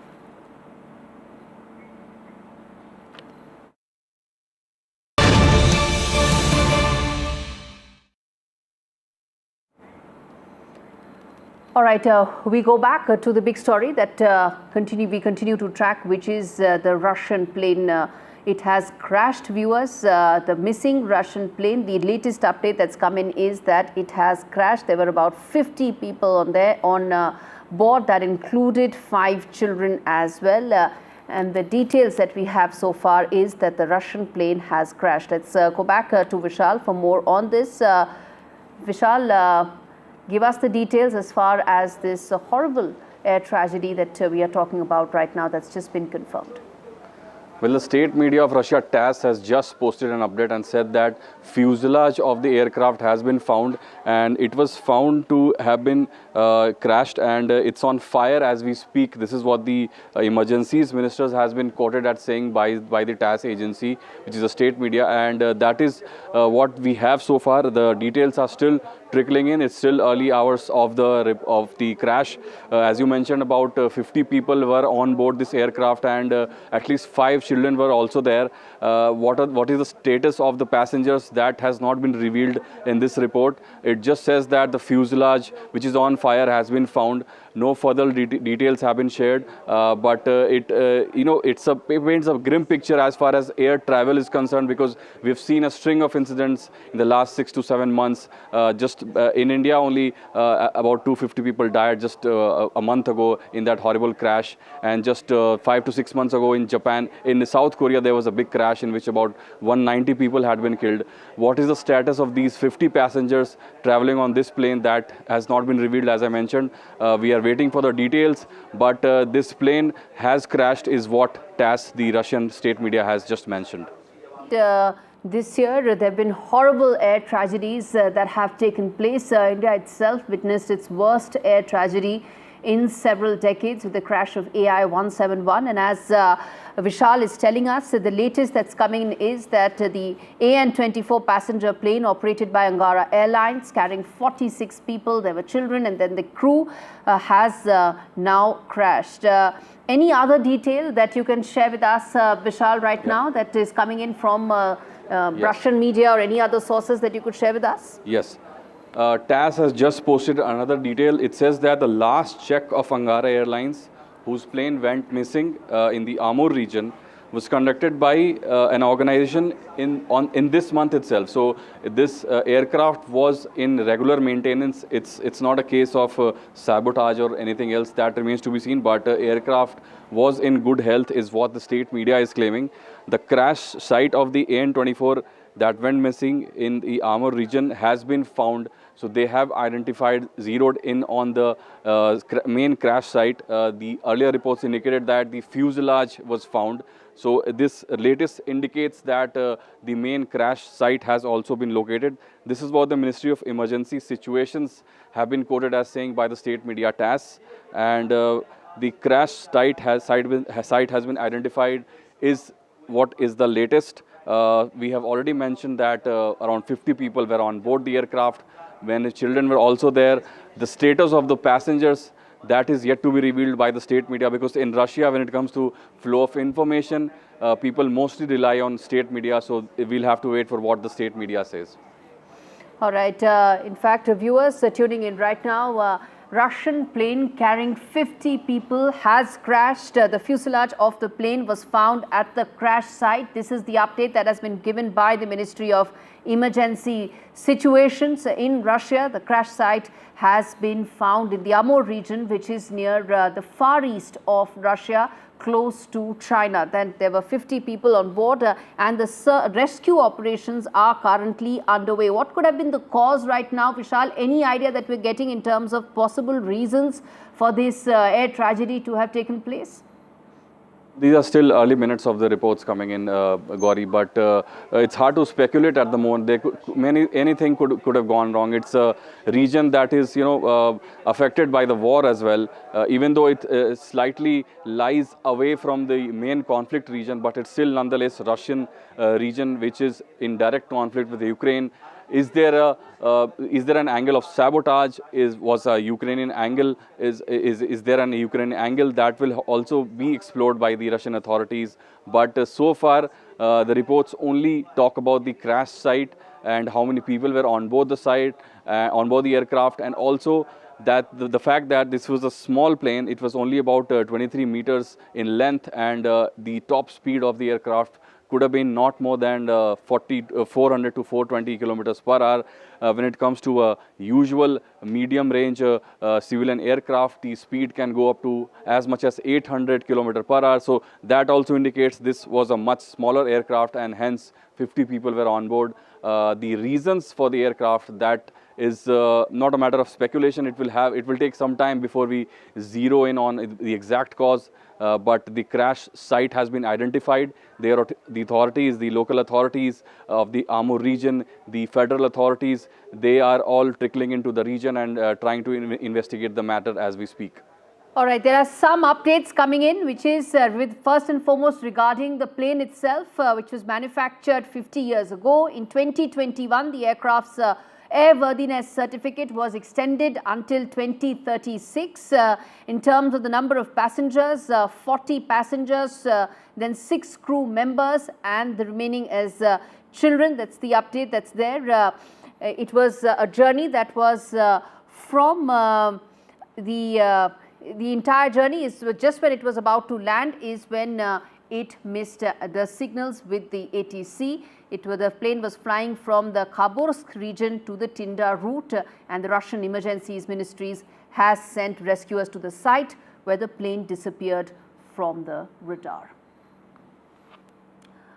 All right, turning attention now to the other important story that we are tracking today, which is regarding 4 Al-Qaeda terrorists that have been arrested. Gujarat police has busted the terror module, and documents have been seized with regards to Operation Sindoor. The accused incited hate from social media accounts, and Pakistan-based handler is now under the scanner with regards to these 4 suspected Al-Qaeda operators that have been arrested from Ahmedabad in a major counter-terror operation by Gujarat ATS.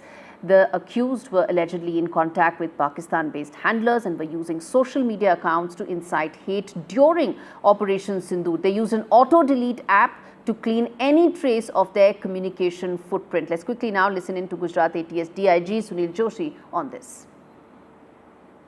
Gujarat ATS के DYSP हर्ष उपाध्याय को पिछले 10 जून को एक information मिली थी कि 5 Instagram accounts हैं जो शरीयत या शहादत, फरदीन 3, मुजाहिद 1, मुजाहिदीन 3, सैफुल्लाह मुजाहिद 313, ये जो 5 अकाउंट हैं, ये अलकायदा जो एक प्रोस्क्राइब टेररिस्ट ऑर्गेनाइजेशन है, इसकी विचारधारा का प्रचार प्रसार देश में कर रहे हैं। बहुत लोगों को धार्मिक आधार पे डेमोक्रेसी के विरुद्ध, भारत के विरुद्ध इनकी उश्केरनीजनक जो साहित्य है वो इन पे बारंबार शेयर कर रहे हैं। टोटल 4 आरोपियों को आइडेंटिफाई किया गया, जिसमें फरदीन शेख जो है वो अहमदाबाद का रहने वाला है, मोहम्मद फैक चांदनी चौक दिल्ली का रहने वाला है, जिशान अली नोएडा का रहने वाला है, और सैफुल्लाह कुरैशी जो है वो मोडासा अरवली का रहने वाला है। Let's get my colleague Paras Tama for more on this. Paras, any more details that you can share with us in terms of the terror module that Gujarat police has busted?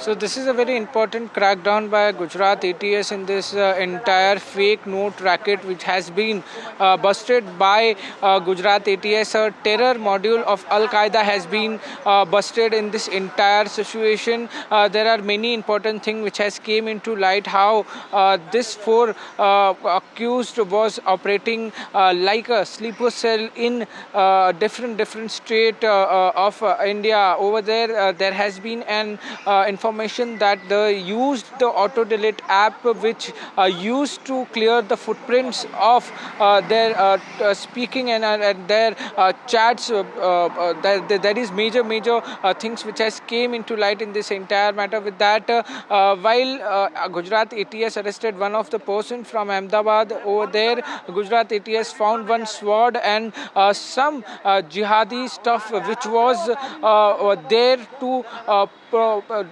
this was there to propagate something, and they were sending it to some youths and all. So there are many more layers to this entire story, and that's why this entire case is very much important. We have to wait and see what other things will come out in this entire situation, because Gujarat ATS is interrogating all 4 accused in this entire matter. All right, let's leave it there. Thanks much, Paras, for giving us all those updates. Shifting focus now to Puja Khedkar, where the dismissed IAS officer has now challenged and launched a challenge against the cancellation of her OBC certificate. This despite Puja living a lavish lifestyle, and she was dismissed from IAS after her fraud came to light. She's filed an appeal before the State Department for the OBC welfare against the Nashik DC's decision to cancel her non-creamy layer certificate. Let's get in Radhika, who has more details on this story, to fill us in. Radhika, now her lavish lifestyle was out in the open, everybody knew. How is it that she can even claim to have this certificate of non-creamy layer?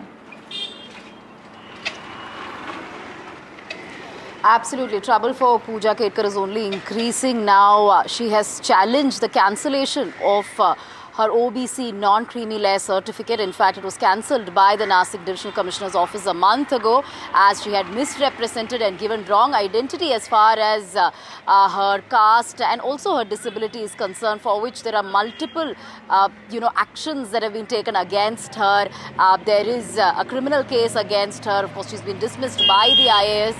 She had in fact provided fake identity in order to secure that spot in the IAS. Now, what has happened is that after the cancellation, she's challenged the cancellation.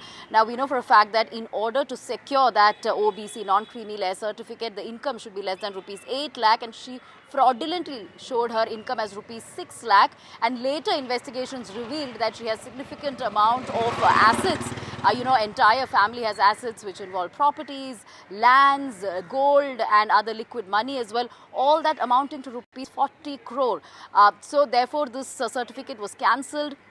She'd been misrepresenting herself for the longest time, and her lavish lifestyle was something that sort of came under scrutiny, after which these irregularities were found and there was action initiated. She's dismissed now from the IAS, apart from that criminal action against her and a lot of other probes also by different agencies and departments at this point. We really have to see, now that she's challenged the cancellation of this OBC non-creamy layer certificate, how the hearing will go on. She's been pleading innocent for quite some time now. All right, we leave it there. My colleague Radhika Ramaswamy filling us in with the former IAS probationer who's been accused of cheating and wrongly utilizing OBC and disability quota benefits in the civil service examination. All right, viewers, a quick break. We return on the other side with more news. Stay with us for that.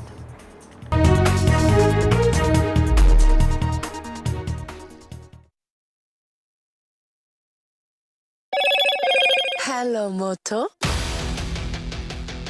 Moto G96 5G. All eyes on you.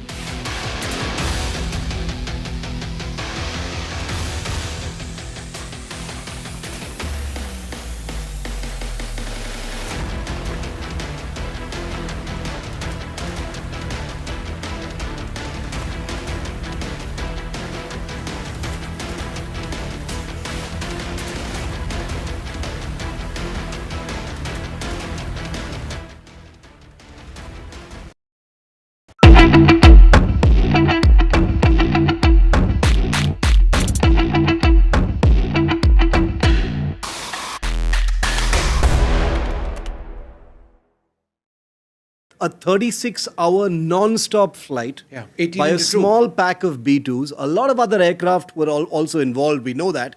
But let's talk about the B-2 flight itself. They took off from Missouri. 36 hours later, they landed back without once landing. They delivered their bombs 18 hours later over Iran and then came back. How was this possible? Because the Department of Defense says at no point of time on this 36-hour journey was there any reason to believe that they were either detected or reacted to. Well, they weren't detected, because if they were, then they'd be in some serious trouble.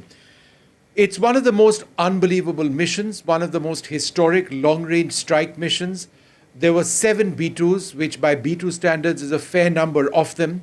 There was deception in the very beginning. There was a sense that some of them were flying west across the Pacific. In fact, they weren't. And even if a few planes were positioned in one area, they were not going to be flying the Pacific route. That was the big distraction. On social media said, you see the bombers, they're now flying west, so you know what's coming your way. But no, they flew them east across the Atlantic. There were 125 aircraft in total involved. Refuelers were involved at every stage. There were fighter aircraft which linked up 4th generation and 5th generation planes, 5th generation being stealth aircraft. And then after an 18-hour flight one way, right, shortly before they struck their targets, which was primarily Fordo, using a remarkable weapon which we'll talk about called the GBU-57, 30,000-pound weapon. Monster. Before that took place, there were several land attack cruise missiles launched from American submarines and possibly destroyers as well. Possibly in the Persian Gulf, submarines, they don't tell us a location that could be as far out. The American media says it was one submarine called the USS Georgia. So again, location, I'm not sure if that would be Persian Gulf, could be the Mediterranean, could be the North Indian Ocean as well. But this is what I found interesting. By the time those land attack cruise missiles, Tomahawks, actually struck their targets in Natanz and Esfahan, the American B-2s had already left. So in other words, they launched their missiles first, but by the time the missiles hit, they were the last to hit their impact points. But that's just the nature of the weapons, which are a bit slower than, the aircraft going in the B-2s and dropping their bombs and then getting out. A question that I'm often asked, Vishnu, is 125 aircraft were accompanying at various points of time. It's not like it was this big swarm of aircraft flying together, which people may be tempted to think when they hear the word 125 aircraft were involved. But tell me something. When the B-2s entered Iranian airspace or sensitive or contested airspace at any point of time, would the B-2s have been alone or would those 5th generation fighters have been with them? The 5th generation fighters would have been with them, 4th generation fighters.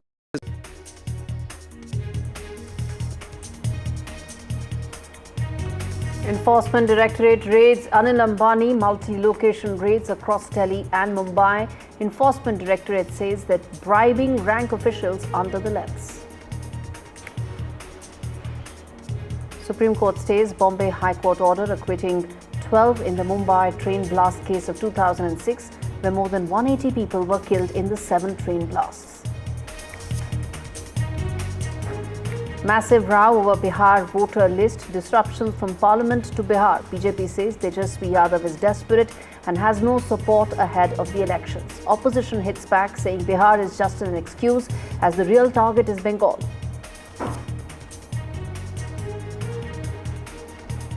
Chief Election Commissioner versus opposition on the Bihar voter row, where CEC says cannot pave the way for fake voters to continue on electoral rolls. Opposition hits back.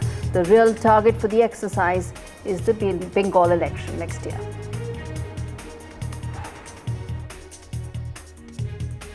Presented by Canara Bank. Together we can.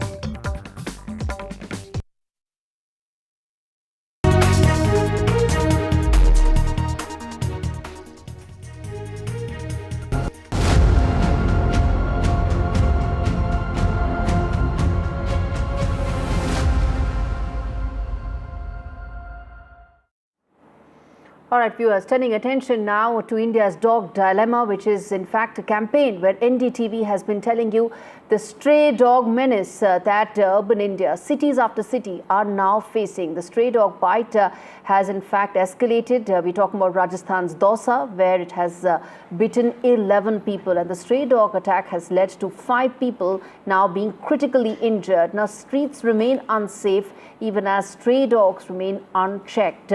as we said, that there have been multiple such cases that are coming to light, and NDTV has been ensuring that these issues, these concerns are put forth. And this stray dog attack in Rajasthan is yet another such instance where 11 people have been bitten by a stray dog, even as no action has been taken by civic bodies and an action plan has been completely missing.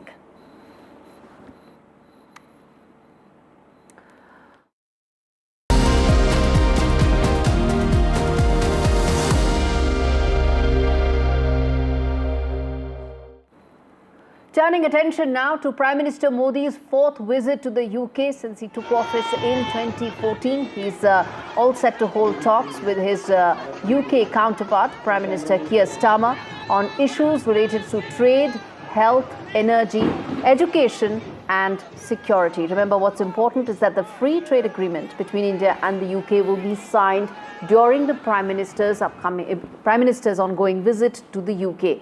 Now, Commerce Minister Piyush Goyal is also accompanying the Prime Minister, and the two countries announced the conclusion of the negotiations for the Trade Pact on the 6th of May after 3 years of negotiations. The Trade Pact proposes to remove taxes on the export of labor-intensive products such as leather, footwear and clothing, while making imports of whiskey and cars from Britain cheaper. 99% of Indian products will receive duty-free access to the UK market. Now, viewers, in terms of India's blue economy, how is this FTA set to unleash the potential of India's blue economy? Let me now get in my colleague Sakshi Bajaj, who has all the latest on this.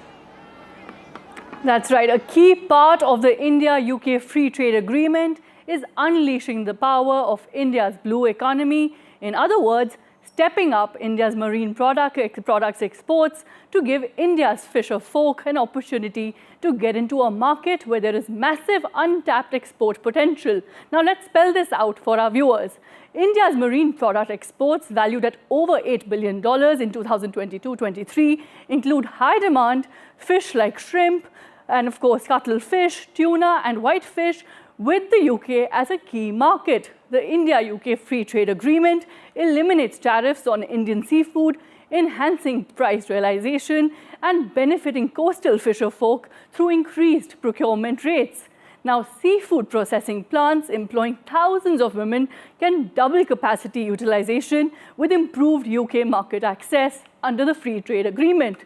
So, coastal states like Kerala, Andhra Pradesh and Tamil Nadu will see significant job creation from the Free Trade Agreement export-led opportunities. That really is the big takeaway. Now, despite the UK's $5.4 billion marine import market, India's 2.25% share really highlights a substantial, untapped export potential altogether.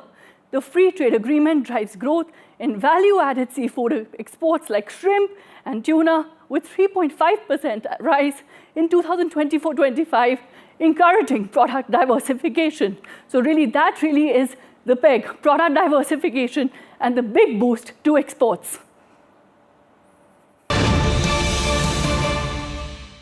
All right, turning attention now to more breaking news that's coming in on the broadcast, shifting focus now to a border dispute that's in fact escalated between Thailand and Cambodia. The face-off has seen that the Thai army has said that 1 out of the 6 F-16 jets were fired into Cambodia and destroyed a military target. So there's been an escalation of airstrikes between Thailand and Cambodia. On your screens are the latest visuals that we are getting in terms of the clashes that are currently underway. Let's get in Vishal, my colleague, for more on this to understand the reasons for this and also the casualty number that we're playing out on our screens right now.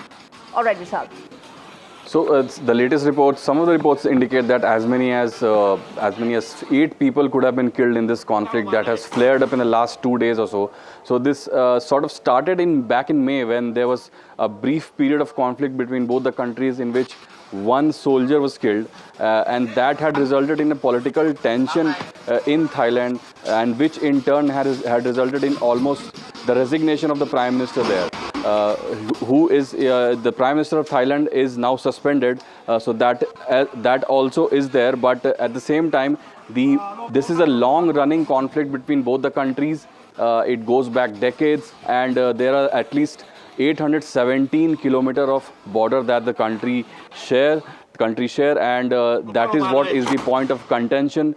The Cambodian side wants the border to be demarcated in their own way. The Thailand side also claims to have those areas in its rightful possession.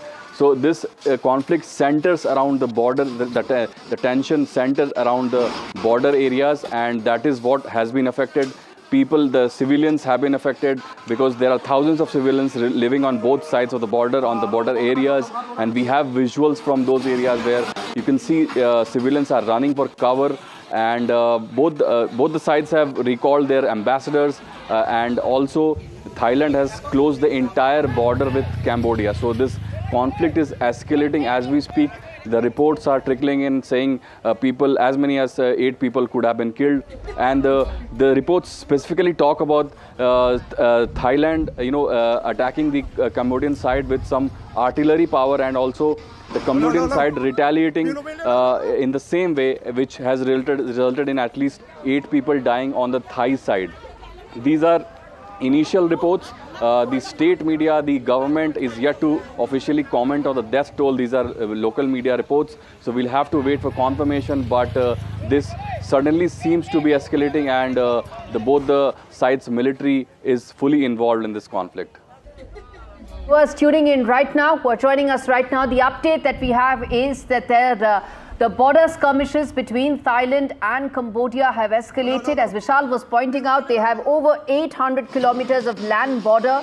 A large part of this is not clearly demarcated, which is the reason why in the past as well there have been skirmishes and that have escalated this time around. And the flashpoint is something that could be the temple, the Ta Mun Thom temple, that is being cited as one of the possible triggers for the latest cross-border hostilities between these two countries. In terms of the casualty figure, the latest update, Vishal, you're sharing is that it's 4 people, even as both sides are saying they were not the first ones to actually start this latest skirmish, isn't it? Yeah, that will have to be investigated because as you rightly mentioned, both the sides have claimed the same thing, that it is the other side that is to be blamed. It is the other side that triggered the conflict, because as you mentioned, these skirmishes, these pockets of fights, the battles had been raging for the last few months, since May to be precise, but they had not resulted in this sort of full-blown conflict between both the countries. And that does seem to be the case now, because the fact that they called the ambassadors from both the sides and also civilians have been killed paints a picture of paints a really grim picture. All right, let's leave it there. But the fact is, when military targets are attacked by either of the two sides, it clearly shows a willingness and an intention to escalate this. And that's what it's looking like right now, viewers. Turning attention now from this developing story and to another important story that's come in, where a racist attack has come to light in a Melbourne temple which has been defaced, which is the Swaminarayan temple, which has been defaced with hate graffiti. Yet another instance of a prominent temple being attacked. This time there's racist graffiti with which it has been attacked. There's been a repeated sense of attacks that are coming to light in terms of targeting Indians across Australia. Only recently we had another racist attack against an Indian, and now it is a temple that has been attacked. Let's get in my colleague Mohammad Ghazali to talk more about this pattern that seems to have been developing in Australia, targeting Indians there. And this is not an isolated incident, not just at the temple, but same racist graffiti was also found on 2 restaurants owned by Asians there. So it's very alarming. The Indian government and the External Affairs Ministry have been apprised of it. They have also contacted their counterparts in Australia as well. And Melbourne also has a huge Indian diaspora. And in the last 2 days, there have been second such attack. And this has been recurring incident. It's not just the 2 attacks which has raised the alarm, but in the past few months also there have been multiple attacks which have been reported from the region. So the Australian government has been told about it, and Indian government expects that strict action would be taken against all those perpetrators who were behind this attack. Let's leave it there.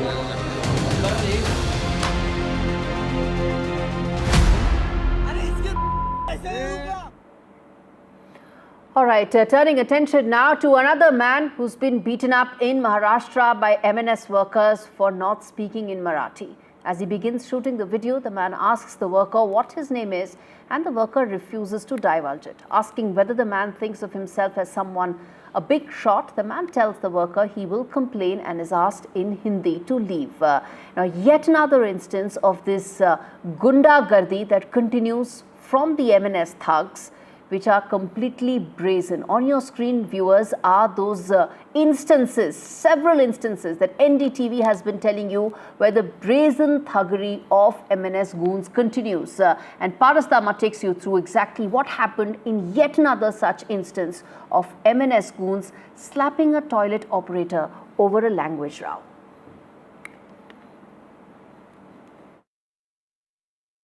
This is not the first incident which has took place in Mumbai and Maharashtra since the first thing we had seen from Meera Road when a shopkeeper was beaten by MNS workers for not speaking in Marathi. After that, there were several incidents which took place in a month's time. This incident has took place in Nanded in a local bus stop where there was a public toilet. This whole incident occurred when the situation took place when there was MNS worker who protested with this caretaker of the toilet who was asking for 5 rupees to use the facilities. After that, this whole incident happened when this caretaker was angry and he said he will not speak in Marathi. Then MNS workers started hitting him. This is a very important point in this entire matter, and we still don't know what official steps has been taken in this entire incident. It's continuously going on, and there may be official steps should be taken on this entire matter, and it will be soon be taken in this entire situation which has been happened in Nanded. All right, viewers, on that note, a quick break. We return on the other side with more news. Stay with NDTV for all the latest updates and stories that we get you first.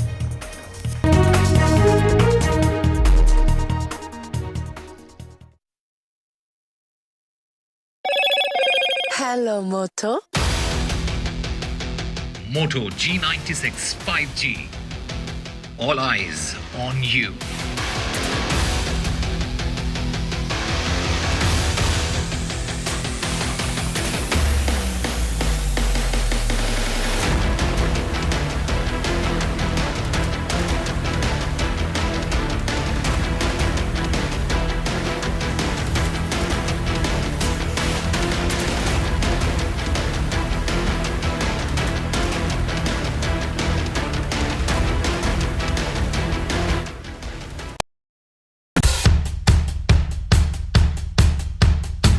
Markets move fast. And so should your portfolio. Expert insights, real-time stock picks. Do I buy Ola? Should I or hold buy CDSL for the long term? Buy, sell or hold. The answers you need, straight from the experts. Callers from India and across the world. Connect live, ask, decide and invest wisely. Your portfolio, your future. Ask Profit.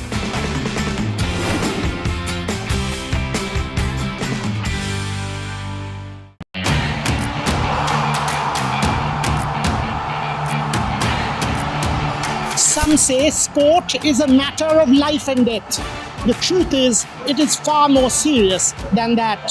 Sport is about ecstasy and agony, about pain and suffering, about joy and much more. Some say there's no one better to tell these stories.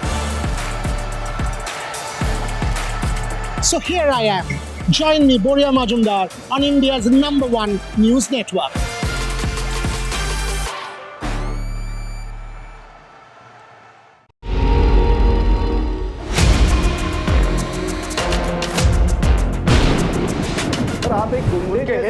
कर रहे हो sir, मेरी आप तो एक Gaikwad is running away from NDTV's questions. That issue is not before the High Command. It was not discussed so far. Kolhapuri chappals costing $1,300. The noise we made finally got heard. and it's so nice that somebody took action on it. Pictures and videos of women that were taken in the Bengaluru metro, now on Church Street and other prominent places in Bengaluru. We managed to arrest both of them. We are bringing you now, for the very first time, is that the Air India preliminary crash report is out. This 15-page report into 10 key.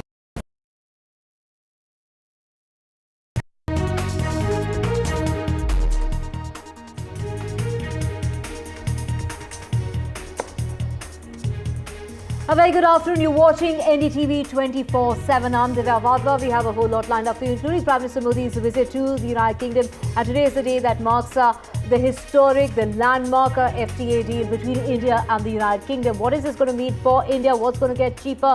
What's going to happen in the course of the day of Prime Minister Modi's visit? Of course, he's going to be meeting with King Charles as well, and that's going to all happen in the course of the day before he heads off to Maldives. That's his next visit. And of course, this really comes at a time when the Enforcement Directorate is also turning up its heat when it comes to Anil Ambani. There have been raids that have been conducted in multiple locations. We're talking about 35 different locations between Delhi and Mumbai. We'll get you all the details. First, let's just get you the headlines. The Enforcement Directorate is raiding premises linked to Reliance Group Chairman Anil Ambani in Delhi and Mumbai. We're talking about 35 locations, 50 companies and 25 people who have been questioned.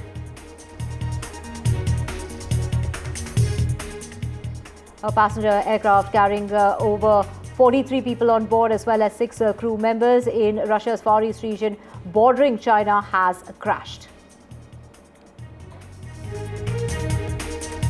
Supreme Court pauses Bombay High Court order acquitting 12 in the Mumbai train blast. This was a blast in which 180 people were killed in 7 different trains that were in fact those blasts that took place in 7 different trains, and now a halt to that Bombay High Court order of acquitting the 12 accused.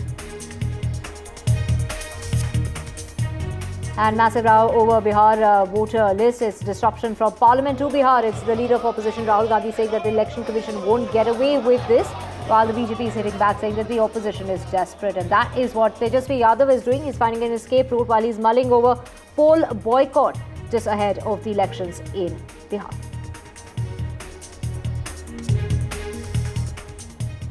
And a face-off as far as the Thai-Cambodia border area is concerned. 9 civilians have died in Thailand. The Thailand launches its strikes on Cambodia. There's a major escalation in that border dispute.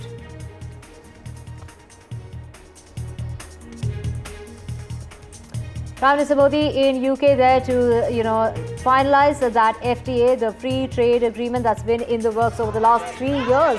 The focus is on that free trade pact, and Modi and Starmer will be signing that historic trade deal in the presence of the Commerce Ministers, Piyush Goyal, as well as his British counterpart.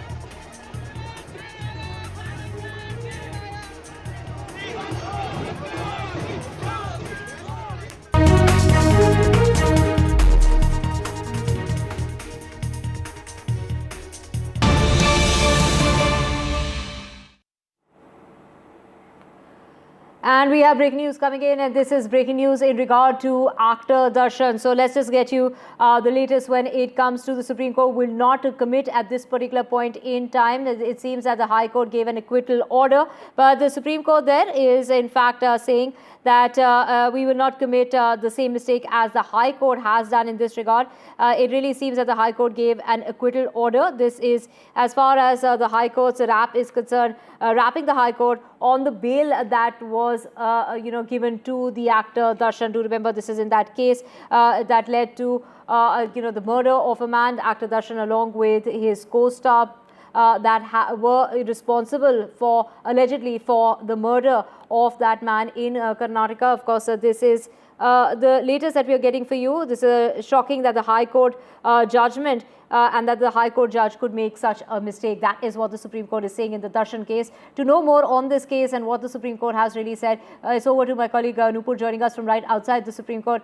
Nupur, of course, trying to correct the errors and the mistakes made by the High Court. Is the Supreme Court coming down heavily on the High Court, saying that this was a grave mistake and that bail shouldn't have been given to the actor? Well, yes, Divya, of course, not only the actor, but all the 7 accused in the case that were granted bail by the High Court. The Supreme Court today made really some very strong observations and said that it seemed that the High Court has granted acquittal in a bail order. And the way it said that it's not the bail that is granted, it's the concern, the reasoning that was granted for the bail is of grave concern to the top court. The top court, in fact, came down heavily on the High Court for especially the reason it gave, saying that grounds of arrest were not furnished. The Supreme Court Judge Justice J.B. Fardiwala said that how can a High Court judge pass such an order, and it made it clear that a sessions judge making such a mistake in granting bail can be acceptable, but it is totally unacceptable coming from a High Court judge that he passes such order granting bail on such grounds. And the court observed that these grounds were in fact frivolous and did not stand in the question of law. The top court has today concluded hearing arguments from all the petitioners in the case and also from the Karnataka government. It has reserved its order, but it has given out a warning, a clear message that while deciding whether the bail should continue or not, it will not commit the same mistake as the High Court has done. And it will, in fact, consider all the grounds, and it asks some very, very grilling questions, serious questions, big questions to the lawyers appearing for actor Darshan and other accused in the case. In fact, for advocate appearing for Pavitra Gowda, she was also confronted with very tough questions from the Supreme Court. Supreme Court went through the call details, through all the evidence that were placed on record. It asked them questions that why were so many calls were made, what was the reason of this. Every little thing was questioned by the Supreme Court today. It also questioned the Karnataka High Court, Karnataka government, that what is the timeline for the trial and how long it can take. So very big remarks being made by the Supreme Court. Supreme Court for now has reserved the order, but has sent out a clear message that it is very unhappy with the High Court order and High Court approach of granting bail to actor Darshan and all the 7 accused for that matter in the Renuka Swamy murder case, saying that it seems that they are being granted acquittal in a bail order by the High Court without trial. Pavitra, the co-star of actor Darshan, was accused number 1 and Darshan as accused number 2 in that particular case. And of course, the police are claiming that Renuka Swamy's act of sending offensive messages to Pavitra, that was the reason that really led to his murder. Deepak joining us from Bengaluru to get us the very latest. Deepak, of course, the Supreme Court saying that the High Court's made a huge mistake and they're trying to fix that error and that mistake, and that the actor and the others in the case, cannot be granted bail because there is enough evidence against the actor as well as his co-star.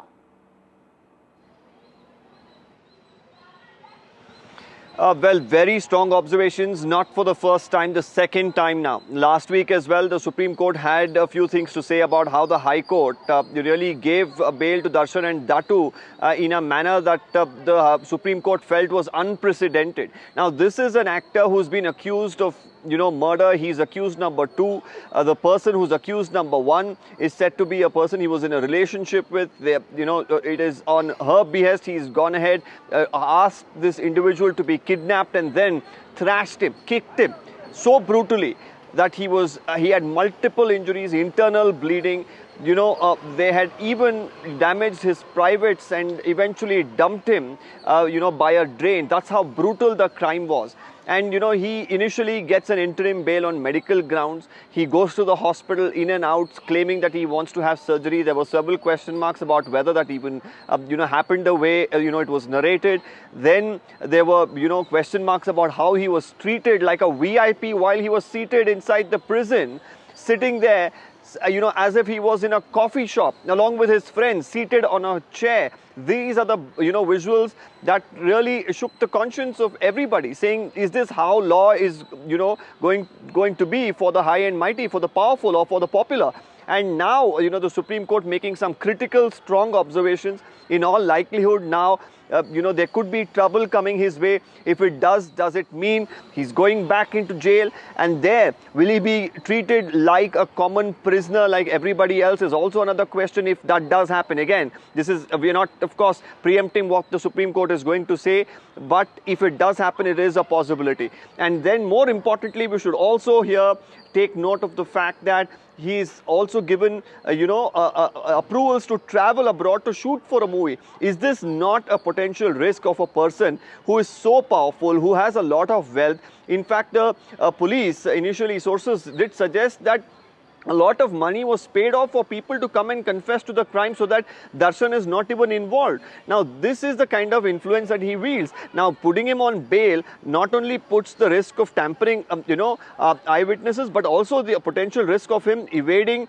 any more future arrests or, appearing before the law enforcement agencies. Now, he is given permission to travel abroad to shoot for a movie at a time where the Supreme Court is making some critical observations about, the bail that was granted to him by the Karnataka High Court. So it's definitely going to be interesting how things pan out in the days to come. Right, in order to know more on this, we also have Veera joining us in order to know more. Veera, take us through the background of this case. Like, Deepak was pointing out that a lot of fingers were being raised as to the leniency that was being given to the actor. He was complaining of having a back issue. He was, in the hospital claiming to be very seriously unwell. He had various grounds on which he was seeking bail. And of course, the Supreme Court had come down heavily saying that we're not convinced as to the order of the High Court. And that was said about a week ago. This case was coming up in the Supreme Court yesterday, but was deferred to today. Take us to what's really happened in court today. Well, remember, look, just as Deepak was pointing out, this is not the first observation. The second time that the Supreme Court is making a sharp observation on the High Court's order granting Darshan bail. Now, this raises a larger question of those influential people like Darshan, who have been committed who are being tried for heinous crimes. Is bail a right, A? And B, as Deepak was pointing out, it's about traveling abroad, going in for shooting. When the case is going on, the person is virtually free. So I think the Supreme Court is raising very serious concerns over the bail here for Darshan in a case, as Deepak was pointing out, which was gruesome to say the least. Of course, there are graphic details that can be pointed out on it, but it raises a very large question about the order of bail itself in the Darshan case. And I think the fact that the case went out of public attention, and once it went out of public attention, that despite the heinousness and the seriousness of the crime, that the actor is out on bail, virtually being able to live a normal life. Does he have the potential to influence the case, given that he's an influential star? Multiple questions there. Obviously, the order has been reserved right now. One has to see the final order because often courts make strong observations. We'll have to see what the final order is. And all of this becomes substantial only if the final order is one that cancels bail. So if that's the case, then obviously he'll have to head back to jail. But it raises a far more serious question, one that may not be restricted to this case alone. Right, of course, Veera, this is a case that has, in fact, garnered a lot of attention because of the brutal manner in which Renuka Ramaswamy was murdered. This was because he was sending texts to Pavitra, the co-star of actor Darshan, and that is because he was not happy with the actor having a relationship, though he was married, with his co-star, and that is why he was sending her derogatory messages, and that is something that really irked the actor, and that is when this murder was planned. There are others involved in the case as well. Deepak, back to you. Take us through, Darshan, he was in prison. He had spent about 131 days in custody, but many of those days he was out on bail.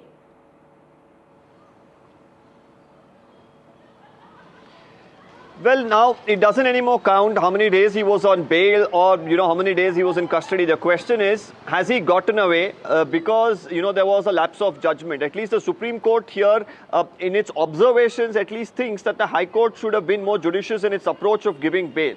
Now, how will this really be taken by Darshan? Now, considering the fact that these are very strong critical observations, which hint at the fact that there is a strong possibility that his bail could be rejected and he could be going back to prison. At this point in time, will he present himself before the enforcement enforcement agencies if that arises is the question. Now again, I don't want to jump the gun. We've been saying, these are observations, quite strong ones made by the Supreme Court. The order is still awaited and the order could go either ways. There could be a relief, but if you go by the observations, that seems a far-fetched thought. If there is trouble, he is out there shooting for movies. He's out there traveling wherever he wants because courts have again given permission. Now the simple question, even the Supreme Court asked this or made this observation. If this was any other individual accused of such a heinous crime, would he be allowed to travel freely in the manner that he did? Would he be allowed to be given bail on the grounds that Darshan was given? Would the same observations or the same order be passed in the case of every individual who's been accused of such a heinous murder like Darshan did? Now, these are pertinent questions to note. Up until now, there have been several people who've even been following, been mesmerized, been idol worshipping, Darshan. Now, it is of course going to be a big question mark on all these individuals. Now, while such a crime is committed, until the person is acquitted, do you continue to worship them as their heroes? Because this is a family now, which has been completely devastated by this murder. The person was sent to custody after a lot of thorough investigation, and then if they can get away with bail so easily because of any reason, because they can afford good lawyers, they can pump in the kind of money to get the legal help that they need, or for any other reason, and then after getting bail to also manage to so easily get away and continue their life as if nothing has happened, is that possible? Is that possible for a common man as well in this country is a question. The Supreme Court today, of course, is questioning the very essence through which this bail was given and how easily it was, and probably if this order is in the line of the observations, it could be a precedent in itself. Right. Also, let's just get in our colleague Nupur from outside the Supreme Court. Of course, the Supreme Court, they're saying this is a perverse exercise of judicial power. Yes, Divya, today the Supreme Court bench headed by Justice J.B. Pardiwala has essentially made this remark that prima facie it feels that the High Court order granting bail to actor Darshan and the reasons that were cited, main issue with the Supreme Court was with the reasons that were taken on record by the High Court while granting bail to actor Darshan and the 7 accused basically in this case. The Supreme Court said that it is not just a case of murder, but it is a case of proper conspiracy, and High Court granting bail on the grounds that the grounds of arrest was not furnished in this case seems to be a grave mistake which can be acceptable from a Sessions Court judge for once, but not acceptable from a High Court judge. So, on one hand, the Supreme Court has made it very clear that it is not in agreement with the High Court order and the reasons deployed by it in granting bail. But on the other hand, there was another observation by the Supreme Court where it asked the Karnataka government that how long it can take for the trial to conclude. Because remember, getting bail in cases when the court considers that how long the trial can take. If the court is convinced that the trial can go on for long, then it might consider granting bail. But today, the Karnataka High Court government told the Supreme Court that it is considering to hear the case on day-to-day basis. Then also the Supreme Court asked that would you grant similar kind of hearing and speedy trial to someone else just because he's an actor. But the Karnataka government clarified that only 65 witnesses are remain to be examined and the trial can be concluded in 6 months. If the Supreme Court is convinced with this particular argument by the Karnataka government, then this can go this can actually mean no bail for actor Darshan, because if the trial takes less time, then the Supreme Court will not consider granting him bail. However, the other reasons are still open. The Supreme Court has for now reserved the verdict, but these strong observations don't seem to help the actors and other accused in the case much. Right, Nupur, let's get in our colleague Veera. And Veera, of course, the Supreme Court, they're saying that the reasoning given by the High Court is extremely troubling, going on to say that they won't make the same mistake, in fact. But take us through, isn't it a watertight case? The grounds on which, granting bail to accused number 2 or accused number 1 in this case is completely unacceptable. That's what the Supreme Court has gone on to say. Take us through, No, the reason, the motive behind the crime, the evidence in the crime, all that the police has given. It is, of course, the Karnataka police who actually challenged the bail that's been given to the accused in the case. The public prosecutors are the ones who have challenged. Let's get the facts right. As Nupur was categorically pointing out, it's not just the granting of bail that the Supreme Court has taken objection to. It's also the dictation and the reasoning given in the order, which the Supreme Court felt was almost like an acquittal in this case, given the kind of public focus that was there in this matter. We put most of the facts out. The case is under trial, and as Nupur points out, the question is also how long will the process take place. Given that this is a high-profile actor, there are serious questions raised over whether allowing somebody like this to be out on bail would influence the case, what kind of treatment was meted out. There's enormous amount of public scrutiny and attention in this case. One has to wait for the final order, Divya. At the moment, these are all just observations. One has to wait for the final order because there are two parts to this. One is the bail itself. The other is the reasoning given for the bail. The public prosecutors and the Karnataka government, of course, challenging the Karnataka High Court order granting bail to the accused in this case. One has to go through the legal nuances of this matter and wait for the order to come out, and that will be extremely important. And Nupur perhaps could update us on when that's expected from the apex court. If the order is one which cancels the bail, then there is no other option than for the star to return to jail. That would be very, very clear. What happens next in the case would all depend on that order from the apex court that we're going to wait for. And from what we're hearing at the moment, in fact, Deepak, is that Darshan is in Thailand shooting for a film. So business as usual, even though this case is, pretty watertight. He is accused number 2 in the murder, a brutal murder of Renuka Swamy, who was killed. And this was all because of the obscene messages, the derogatory messages that were sent to him by his fan, Renuka Swamy. Take us to the details of how at a time like this, when the Supreme Court, of course, is finding issues, and this is something that happened a week ago, like you mentioned, it's not the first time the Supreme Court is having an issue with the bail that's been granted to the actor.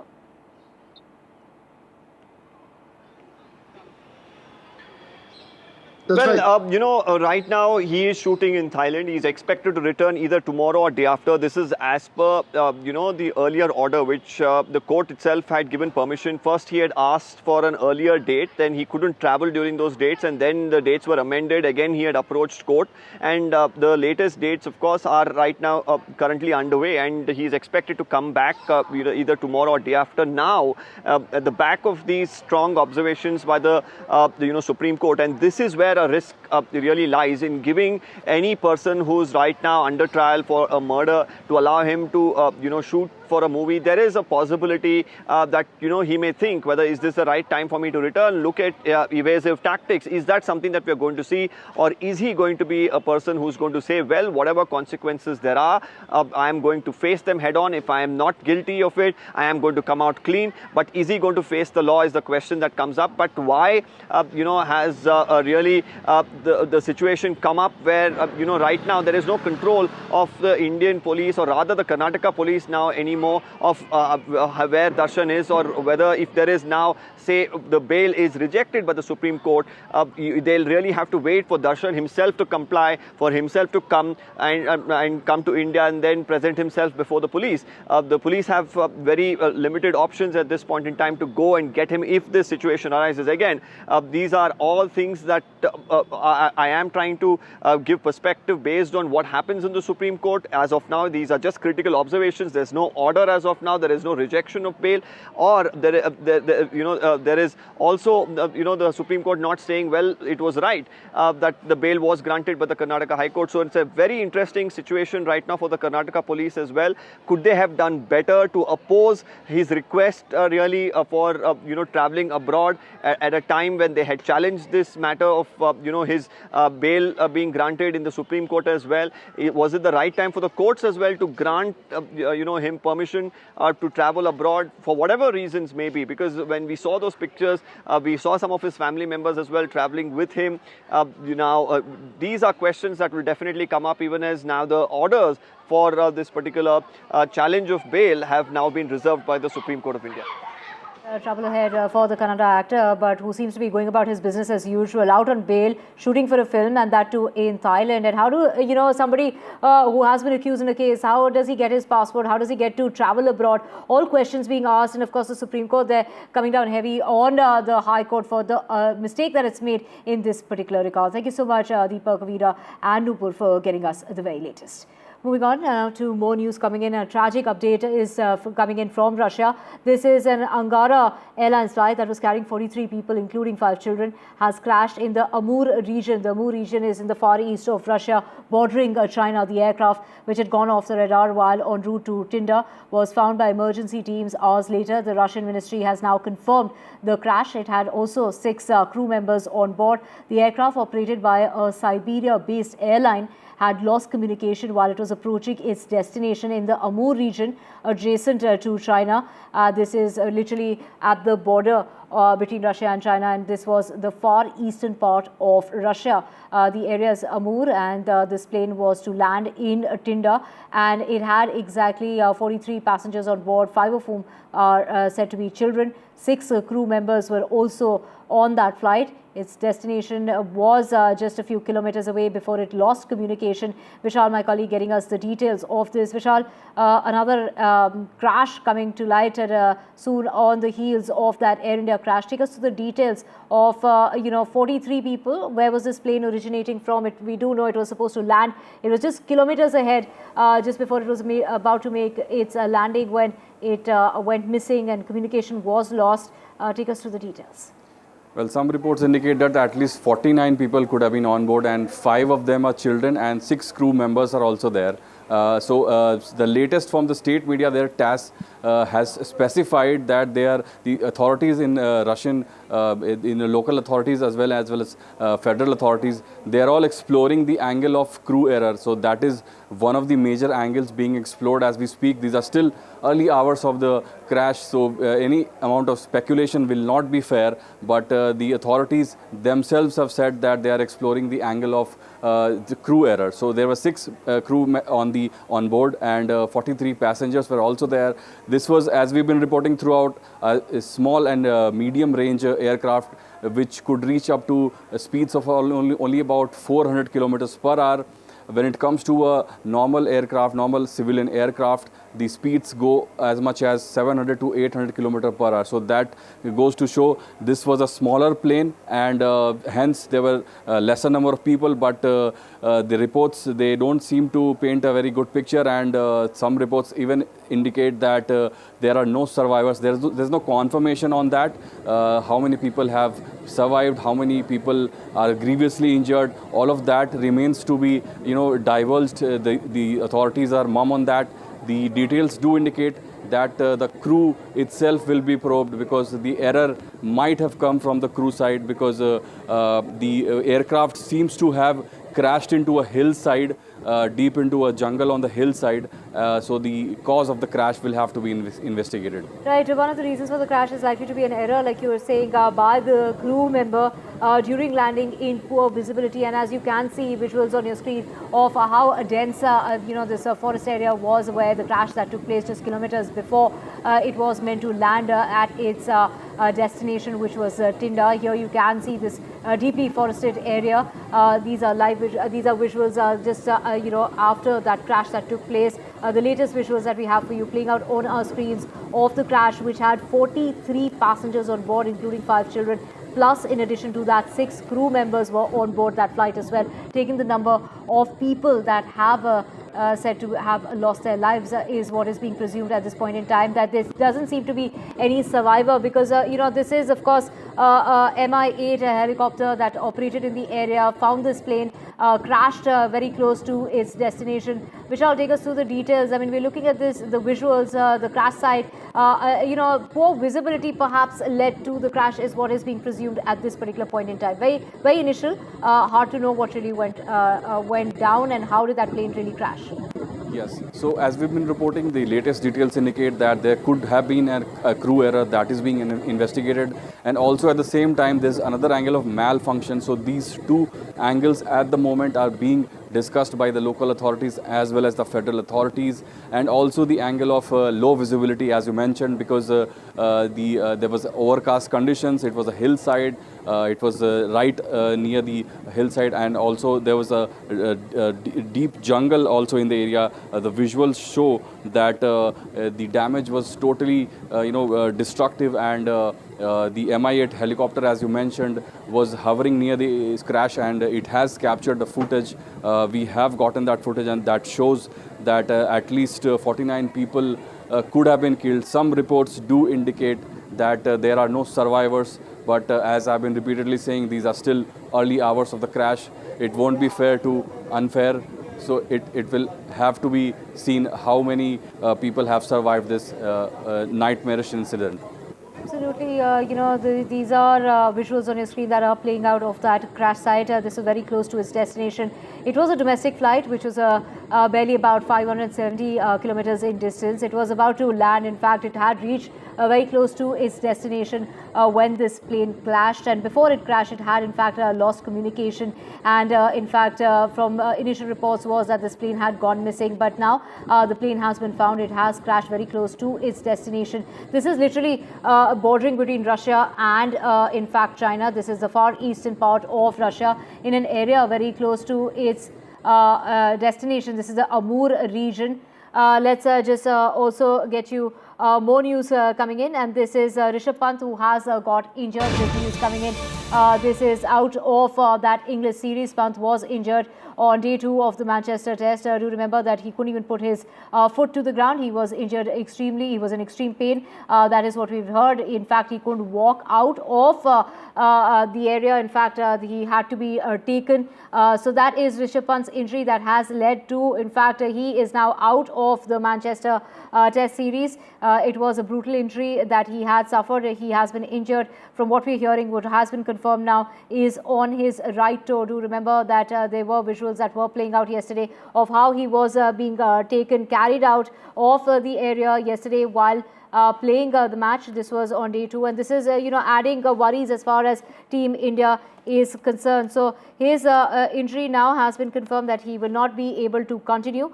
He has been advised 6 weeks of rest. That is what we're hearing because of a fractured toe. This is a major blow when it comes to Team India. The wicketkeeper Rishabh Pant, who has now he has been advised to be resting it out at least for 6 weeks because of that toe injury. Osama, get us through the details of what is emerging at this point in time. Unfortunate that Rishabh Pant will be missing out this particular test, and not just this particular test, but also what a number of reports are suggesting is that he'll also be out for at least 6 weeks. He has suffered a fracture in his foot, and he was taken out from the match last evening. He was taken straight to the hospital where there was a scan done, and there were speculations about whether he would be able to continue in this particular match or not. And then, according to what we have been learning from multiple reports, Rishabh Pant will be out for at least 6 weeks. This is a tentative time period that is being mentioned, and there's basically quoting a number of reports that have suggested that he will be out for at least 6 months. This is quite a blow for Team India at this moment, because Rishabh Pant is playing this match as a wicketkeeper and a batter. So this is basically a dual loss for India in this particular match. Will there be a substitution or not, considering the kind of injury that he has sustained? Well, we don't know yet. The match referee is going to decide on that, and that is something that we'll have to wait and watch. But Dhruv Jurel, he will be taking his place as far as keeping is concerned. But India definitely at a loss, because they will be playing with one batsman less, and that too in form of Rishabh Pant. Right, of course, when you talk about replacement, in fact, what are the alternate options here, Osama? Well, Divya, as I mentioned, Dhruv Jurel, he played the last match when Rishabh Pant was not available. He had suffered a minor injury in his finger. And Dhruv Jurel played that particular match, and it is quite likely that Dhruv Jurel will take his place in this match as well. But like I mentioned, he won't be playing as a batter. He'll only be playing as a wicket keeper. So India is playing one batsman less in this test match, and that too in form of Rishabh Pant. Remember, Rishabh Pant, he has been absolutely phenomenal in this entire test series. He has come in and scored runs when India needed it the most. And to lose Rishabh Pant and in this particular manner is definitely going to hurt India, and especially looking at how the series is poised at the moment. India is 2-1 down. One of their in-form batters, and there have been other injuries as well, and that has in fact, really impacted Team India. But this is a huge blow, like you're mentioning. Take us through, where does this really leave Team India? Well, as I mentioned, this is a loss for India, and India is going to be playing one batsman less. Remember, this is the fourth Test match. India has aimed very close to winning the third Test match, and then lost it. England leading that Test series by 2-1. And at this particular moment, it is quite important for India to get a win in this match to stay in the series. And if that doesn't happen, then India will be losing the series in this very Test match, and the last match will be a dead rubber, just to say. But how will India cope up with this particular loss is the big question. Remember, like I mentioned, Rishabh Pant has been absolutely phenomenal. He has been one of the top run getters for India. Whenever India were in trouble, whenever India needed people to come in and counter-attack the English batters, English bowlers, I beg your pardon, he has done that, and he has been absolutely phenomenal in that particular case. And to lose somebody like a Rishabh Pant in this Test match, and not just this Test match, as I mentioned, there are multiple reports that are suggesting that he has suffered a fracture in his foot. And although it is a minor fracture, but it will take at least 4 to 6 weeks for him to recover and get back to playing cricket, and that is something that India will have to wait and see how things unfold from here. The BCCI will be closely looking at the situation. The BCCI will be monitoring the entire situation along with the medical team, and he will be. It is quite likely that he will be flown back to India to basically for the next course of treatment. And when that happens, we'll have to wait and watch. Many reports are also suggesting that he will be flown in a couple of days. He won't be playing this particular Test match, that is for sure. And then he will also be missing the last Test match as well. Right, of course, he was in a lot of pain, a lot of agony. It was bleeding his foot. Of course, the visuals that we saw, that he needed a golf cart to basically make his way out, and that had been a huge problem yesterday. It didn't look good yesterday as well, Osama, and now it's been confirmed that he has been ruled out of the Manchester Test series. Yes, absolutely. It didn't really look good while he was being taken away to the hospital. Remember, India were basically trying to get back into that Test match, and after having lost a couple of wickets in that Test match, Rishabh Pant, along with Darshan, they were getting a good partnership together. Rishabh Pant, as he is in his own flamboyant way, tried to reverse sweep that fast delivery, and many times it happens that Rishabh Pant gets that right, and the ball races away to the boundary. But this time around, it was sheer bad luck that Rishabh Pant managed to miss that ball, and the ball hit his leg. Rishabh Pant will, and as you mentioned, Rishabh Pant was taken away in a golf cart. He had to be rushed to a hospital, and then, as I mentioned, there were multiple reports that are now confirming that he will be out for a couple of weeks, most likely 4 to 6 weeks, and that is basically the duration of the treatment. So when somebody of course, this comes on the heels of Nitish Kumar Reddy and Arshdeep Singh also being ruled out. So this is, adding to the woes as far as the issues are concerned with Team India. Yes, this is a young team, and India had gone this particular series with a young team. There were the likes of Arshdeep and Akashdeep who were playing here for the first time, and similarly for Rishabh Pant in that particular sense is a senior pro, because he had played in England before, and for India to lose two pacers and then a batter like Rishabh Pant, who not just has the quality to stay at the crease and consolidate for India, but also to counter-attack, and that is something that you need against somebody like an England team who are quite famous for playing that Nazball style of cricket, that ultra-aggressive style of cricket, and for somebody, for India to lose Rishabh Pant in that particular manner, that is definitely going to come back and hurt India, because it is a big loss, and India will now be looking for replacements.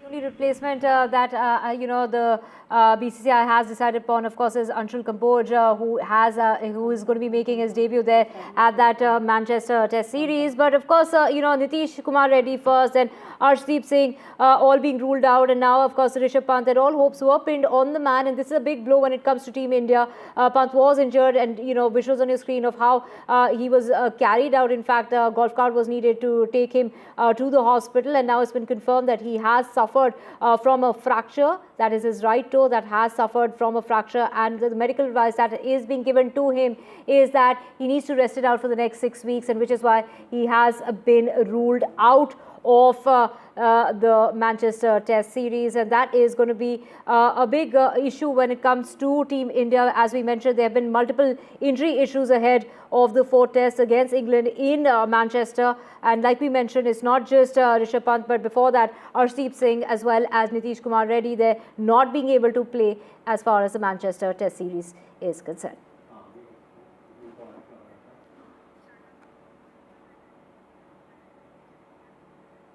And with that, let's just switch tracks to Prime Minister Modi's high-stakes UK visit, and all eyes on that crucial FTA deal that is going to be signed today. This has been in the works for the last 3 years. To get more details, Gauri Dwivedi joining us. Gauri, of course, the day is finally here. This deal was finalized about 2 months ago in the month of May, and we've been waiting for this day. What is this really going to mean for India? What's going to get cheaper? That's what I really want to know. And that's what many people want to know, Divya. And in fact, this is a deal that's been in the works for 3 years. That's been the kind of negotiations that have really taken place back and forth. And I believe that's something that we're going to tell more in terms of to our viewers why this is such a high-stake visit for the Prime Minister. This is his 4th visit where the focus will be on trade ties. As we've been saying, that the FTA, the Free Trade Agreement, was signed a few weeks back, but that actual signing process will take place now. The Commerce Minister, Piyush Goyal, will be signing it along with his British counterpart. The meeting will take place between Prime Minister Modi and his British counterpart, Prime Minister Keir Starmer, very shortly. In about less than an hour is when the meeting is likely to take place. It's going to be extremely significant in terms of the fact that this is the world's 5th and 6th largest economies coming together for a free trade pact. 5th being India and 6th largest being the UK. They will come together for a landmark trade deal that is going to really open up the gateways for India in terms of providing major push for several of our sectors. Those with regard to labor-intensive sectors are likely to get a huge push, where duties are going to be reduced very significantly. Now, this is likely to have a major push for our export sectors and several others as well. Of course, primarily the focus of this visit is going to be trade ties, but there's an expectation that strategic aspects may also be looked at during this visit. It's a short visit with the focus being on the Free Trade Pact being signed. Let's also now get in Radhika here, who joins us live from London to talk more on this. Now, Radhika, this is an important visit of the Prime Minister, the focus being primarily on trade. FTA is the key aspect of this entire visit. Walk us through what could be and what are likely to be the next steps in terms of the itinerary. It's a short, tight visit, but walk us through the Prime Minister's engagements. Short but very significant, Gauri. Yes, yeah. Within an hour or so, we will have both Prime Ministers of the United Kingdom and India sit across a table, share a cup of tea, but enjoy a historic moment. This is a moment of pride, not just for India, but also the United Kingdom. This forging of partnership, this economic embrace, as many would call, is a public statement being made to the world at a time we're seeing so much tension involving trade, especially sourced from America and the United States. So this is a very strategic move, a political move, and a statement being made calling for wider collaboration between nations, between dynamic economies such as India and Britain, one being the 4th largest economy in the world and one being the 6th largest economy in the world. India, with its strengths, with its ambition, with its growth, with its aspiration story and the trajectory, being an extremely attractive destination, a country to tie trades with and to sign this deal. So for Britain, this is a huge achievement as well, considering Britain at this moment will have a huge economic boost in getting the deal clinched with India post-Brexit. This, as many have called, is a real comprehensive deal, unlike Britain has had with Japan, Australia, even the US, which are termed otherwise as rollovers. As for India, this deal is a statement to say to the world that India is open, the markets are open, one which is very dynamic and one which can offer easy access, ease of business, and of course, inviting further investment and further creation of jobs. In terms of numbers, the deal means that over the next 1 year or 2 years time, the changes can be seen on ground. There will be a lot of Indian brands out here in Britain. A lot of people in Britain will start wearing made in India textiles, as opposed to now where there is a lot of textiles coming from Bangladesh, Vietnam, Pakistan, etc. That is going to change. So visible changes here in Britain. Similarly, in India, there are going to be lots of physical changes where there would be a lot of British goods being sold, with India's 99% of the exports going to likely see a zero tariff. That is a huge boost for Indeed, that's going to be extremely significant, yes, and opens up the opportunities that the entire market provides. In fact, Radhika, stay with me, because I want to now talk in terms of the opportunities that this FTA actually opens up. One is that our labor-intensive sectors are likely to see further duty cuts, which will mean, of course, more job creation, more possibility of higher exports coming in from sectors that really matter to India because of the fact that they are labor intensive. And on the other end, of course, there's an expectation that India's MSMEs are also going to see a huge boost with the FTA being signed. And in fact, let's rope in Vishal to talk more about this in terms of the fact that India's MSMEs are positioned to make unprecedented scale and impact with the agreement that is set to dismantle historical disadvantages that Indian manufacturers have had so far. Well, as part of the India-UK FTA, India's medium and small manufacturers have been positioned to make unprecedented scale and impact. As you mentioned, Gauri, the agreement seeks to dismantle historical disadvantages that Indian manufacturers have faced in the past. So what are they? A powerful edge in labor-intensive sectors like leather and footwear, textiles and clothing, gemstones and jewelry, furniture and sports goods. So these are some of the areas that will definitely be positively impacted when and if this deal is totally signed. Moving on, India will now be able to outpace rivals like Bangladesh, Cambodia and Pakistan. So these are some of the labor-intensive forces that some of the biggest forces in Asia. So India could, counter these forces and also upend them. So moving ahead, there's a focus on protecting the intellectual property rights of Indian manufacturers. So brand of India will be protected, will stand out, and this is a high priority as far as the FTA, UK-India FTA is concerned.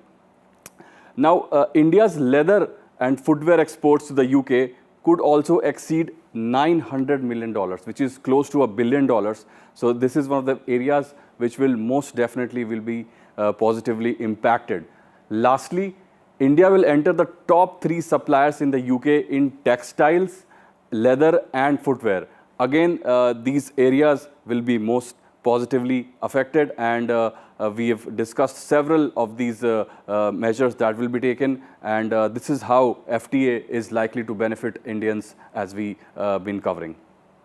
All right, Vishal, decoding that in terms of the specifics and the fine print of how that FTA is set to really be a game changer for India and also for the larger bilateral trade. And Radhika, let me come to you in terms of then while the nitty-gritties of the trade pact is extremely significant because there is sector-wise impact on it, but the big picture, the larger impact here is that it's going to really open up export opportunities for Indian manufacturers. It will also going to ensure that our Indian agriculture remains protected, and at the same time, of course, throw up a lot more job opportunities, isn't it? So it's going to be a huge win-win both for India and the UK. Yes, absolutely. There is going to be benefits on both sides.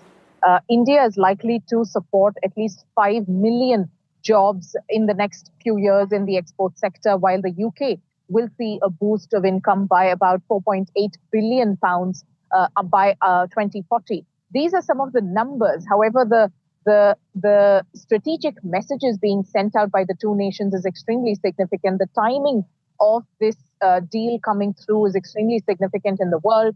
Besides, the two nations are likely to have exchanges of not just people, but ideas of transformation. There's going to be digital exchange of both information, innovation, transformation, automation. And these are some of the complementing strengths that the two nations have. India being the youngest nation in the world, being the fourth largest economy, one which has shown clear ambition and growth trajectory, which is a statement being put out by India. And this means that the negotiations have been very hard. Just to take viewers back to January 2022, when the Conservative government was in power here in Britain, that's when the negotiations began. But then the negotiations took painstakingly about 18 to 20 rounds.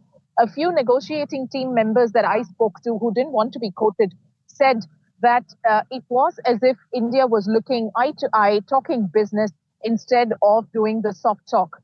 So the negotiations have been very hard on both ends, which is why we see that India benefits by not having agriculture in the remit of the entire list of conversations. This deal is being seen as a comprehensive one, very cleverly crafted, but allows for future review. So it's being explained in analogical terms as if it's a platform, a floor on which there is going to be a lot more ceilings that are built over the coming years. India and UK are very aware that there is no precedent to such a deal, and so there is going to be continuous review and evidence monitoring to ensure that benefits are on both sides to try and evaluate and keep improving and improvising on the negotiations and how to get across over the line. Indeed, that's a very important aspect, Radhika, of what you just highlighted, which is that India has been a tough negotiator, and countries are in fact finding that when it comes to trade negotiations, India isn't giving an inch without there is commensurate give and take, and also protecting its core interests, farming being one, agriculture being a key priority area in terms of protecting the interests of Indian farmers. Specifically, viewers, if you talk about, we've been talking about labor intensive sectors, we've been talking about leather, textiles, footwear, just to get a sense of what is the kind of duty cut. Broadly, that duty cut could actually come down from 16% to maybe as low as 4%. Just to tell our viewers that when trade negotiations happen, they happen row by row, column by column, which means every single product is discussed and detailed separately. So which is why it's a tedious and a lengthy process as well, and which is why we're also talking about the big picture here. Now, Radhika, in terms of the contribution that India and Indian companies are having in terms of the UK economy, it's been very significant, hasn't it? Whether it's terms of the number of companies that are there, the kind of employment we are generating, the amount of foreign direct investment that Indian companies are making there is actually very substantial, and all of that is actually going to get a big impetus, isn't it, with this trade pact on both sides? We're looking at huge investment opportunities on both sides coming in. Explains why Britain tapped the opportunity to have this trade deal with India as opposed to any other country. Indian companies are at least 1,200 in number across Britain. And just in the capital cities or in the main cities of England and Wales and Scotland, Indian companies have close to 100,000 jobs created. India's community here is 72% highly employable and one which contributes in a big way to the GDP. India is the second largest investor in Britain, just after the United States. So explains why Indian markets, India's growth, India's dynamic economy is extremely attractive and very, very significant for Britain. While Britain continues to remain the sixth largest investor in India, British cultural ties have been extremely significant. This tie or this trade deal coming at a time, on one hand, you have in the West, the US's tariffs and trade controversy. And on the other hand, you have China, which is posing itself as the manufacturing hub. India's statement with this free trade deal is simply this. Look at India, look at India's growth, look at the manufacturing and the trust ability that India can offer, the ability of ease that India can offer, and sign up for further trade deals. That seems to be the message, the strategic message that India is making to the world at this time. Absolutely, Radhika, and you've decoded that in detail, which is why this trade pact is so important. And the expectation is that this trade pact would actually double the bilateral trade between UK and India over the course of the next 5 years. By 2030, the aspiration is that the bilateral trade would actually double between India and UK. I'm going to leave it there. Radhika here joining us live from London. Let me now switch focus and also get in Sakshi, who joins us to talk more about the impact this would have in terms of India's blue economy, in terms of specific areas where the FTA is likely to actually unleash India's blue economy and aspirations. Unleashing the power of India's blue economy, in other words, stepping up India's marine products exports to give India's fisher folk an opportunity to get into a market where there is massive untapped export potential. Now let's spell this out for our viewers. India's marine product exports, valued at over $8 billion in 2022-23, include high demand fish like shrimp and of course cuttlefish, tuna and whitefish, with the UK as a key market. The India-UK Free Trade Agreement eliminates tariffs on Indian seafood, enhancing price realization and benefiting coastal fisher folk through increased procurement rates. Now, seafood processing plants employing thousands of women can double capacity utilization with improved UK market access under the Free Trade Agreement. So, coastal states like Kerala, Andhra Pradesh and Tamil Nadu will see significant job creation from the Free Trade Agreement export-led opportunities.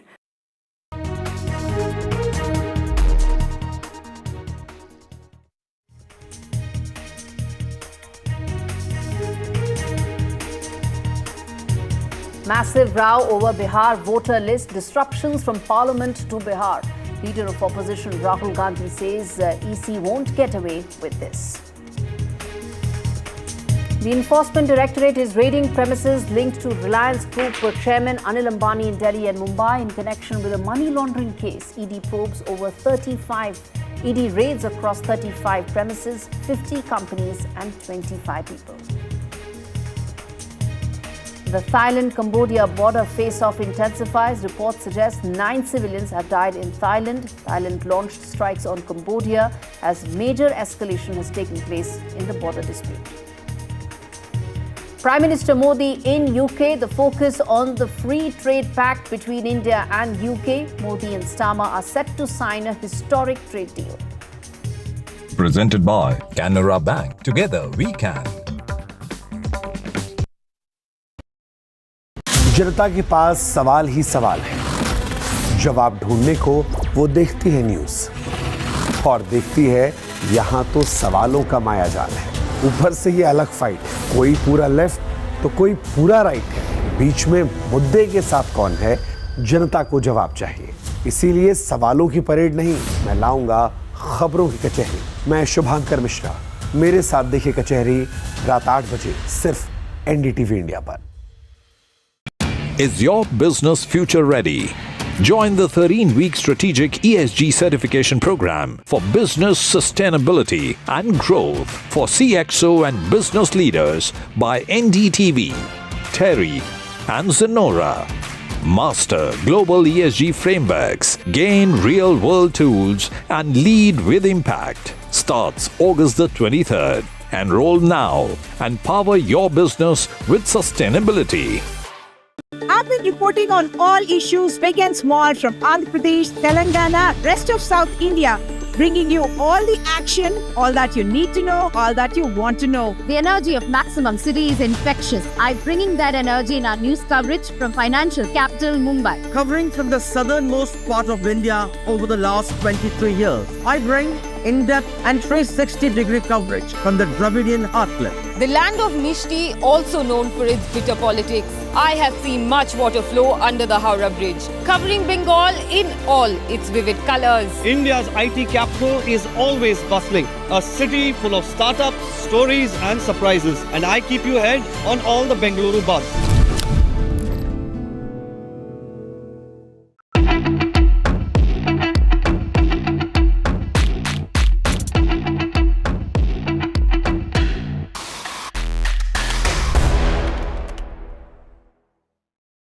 But I'd like to start this off by asking you, Vishnu, what you think about the whole question of India not having stealth fighters right now. It's a huge Everyone's problem. trying to sell them to us as well. It's a huge problem, Shiv.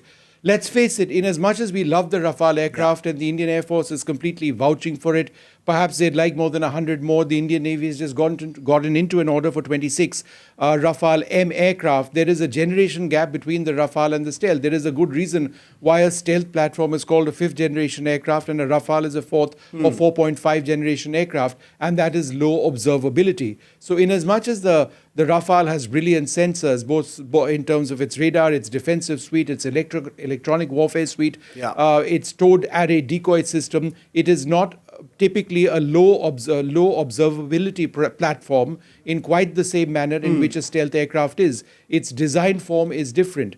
And therefore, if Pakistan does have low observable aircraft, which would be the J-35, in fact, the first ones might even start entering service or coming into the PAF ahead of entering service at some time this year, that India is in trouble. So Why? this year? Wow. Yeah. Okay. The first could actually start coming in this year. They're really pushing for it. And they've gotten apparently into some agreement with the Chinese to ensure that the funding is done on very loose and terms favorable to Pakistan, as has been in the case in the past. If Pakistan starts acquiring low platforms which are low observable, in other words, stealth platforms, then that's an additional headache for the Indian Air Force, because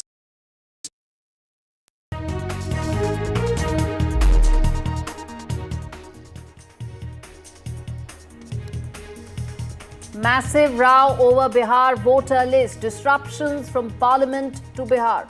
Leader of opposition in Lok Sabha, Rahul Gandhi, says Election Commission will not get away with this. BJP hits back, says opposition is desperate.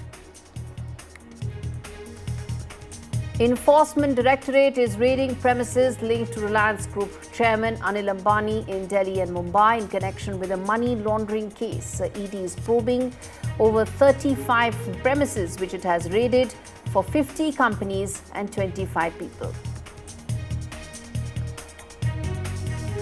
A passenger aircraft carrying over 43 people has crashed in Russia's Far East region bordering China.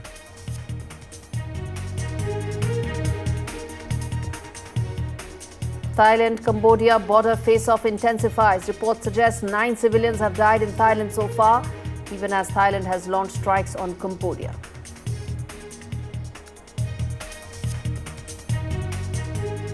Big blow to the Indian team as Rishabh Pant suffers fractured toe.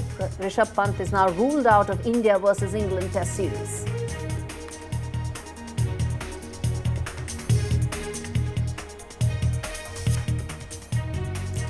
And Prime Minister Modi in UK for signing of the historic trade deal between India and UK. The focus is on the free trade pact between the two countries.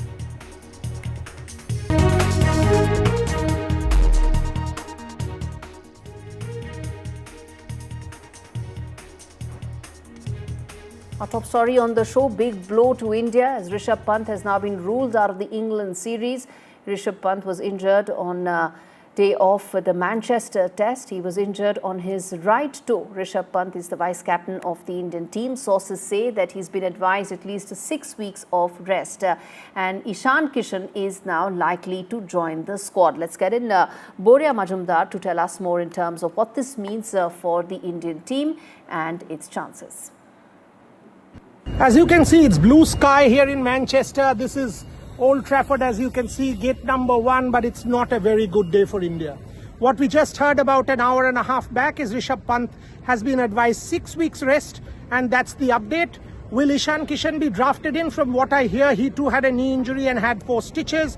He will be now. Is there a call there? Dhruv Jurel will obviously play the Oval Test match. Rishabh Pant will stick around with the team for this particular Test match, and then a call will be taken whether he stays on or not. But the truth, and a grim truth for India, everybody else will have to step up, because Rishabh Pant has been ruled out of this match and this series, and has been advised 6 weeks of rest. Everybody understood yesterday, hope against hope. There was a chance, in fact, when I woke up at 5:30, there was still talk whether or not Rishabh Pant would be, pushed with some sports science stuff and medical stuff and injuries and painkillers and all of that. Can he bat? But obviously, it was against medical advice. It is not possible. Rishabh Pant with a fracture has been ruled out of this particular series and has been ruled out of this match for sure. 6 weeks is what we are being told, could be more. 6 weeks at the moment, but could be more. So India's wicketkeeper, batter, vice captain, leader, one of the best players of this team, not there. This is a massive blow for India. Can India cope up with this? We have to wait and see. All right, turning attention now to a big case that is in the Supreme Court, the Darshan case, where the top court has wrapped High Court on the bail given to actor Darshan. Supreme Court stinger to the Karnataka High Court, where Supreme Court has said we will not commit the same mistake as the High Court has done. In fact, it has said the apex court's commentary includes that seems the High Court gave an acquittal order where the Supreme Court has wrapped over a bail that has been given to superstar, the Kannada superstar in the Supreme Court. Crosshair, the trouble mount for the Kannada superstar. And let's get in Nupur Dogra for more on this. Nupur tracks the courts for us very closely. Nupur, talk to us about the kind of commentary that's come in from the Supreme Court. Very sharp, in fact, and very sharp set of observations coming in from the apex court. Yes, Gauri, right. Today, again, this is the second time that the Supreme Court has taken a strong exception of the way, the manner in which the Karnataka High Court has granted bail to the 7 accused in the Renukaswamy murder case, which includes actor Darshan. Now, Supreme Court, while hearing the plea challenging bail granted to actor Darshan today, after hearing all the arguments, has reserved its order. But the final order is yet to come out. But today, the Supreme Court made some very strong observations and said that the grounds on which it said the reasoning employed by the High Court in granting bail seems to be very problematic. It questioned that whether a common man would have been granted similar kind of bail and similar kind of reasoning. The Supreme Court noted that the High Court had granted bail, noting that grounds of arrest were not furnished to him. Justice J.B. Partiwala of the Supreme Court took a strong exception that how a High Court judge can make such a grave mistake in a case which was clearly of a murder and conspiracy case. He said this is just not a simple murder case. There was proper conspiracy behind it. Prima facie, he observed. He in fact went on to say that the order of the Karnataka High Court seems to be perverse. And this was in fact the prima facie view taken by the Supreme Court today while reserving the order. So this was in fact a top court stance. We will have to await for the final verdict from the Supreme Court as it has reserved. But it seems that the Supreme Court is not very convinced with the reasoning employed by the High Court in granting bail to actor Darshan.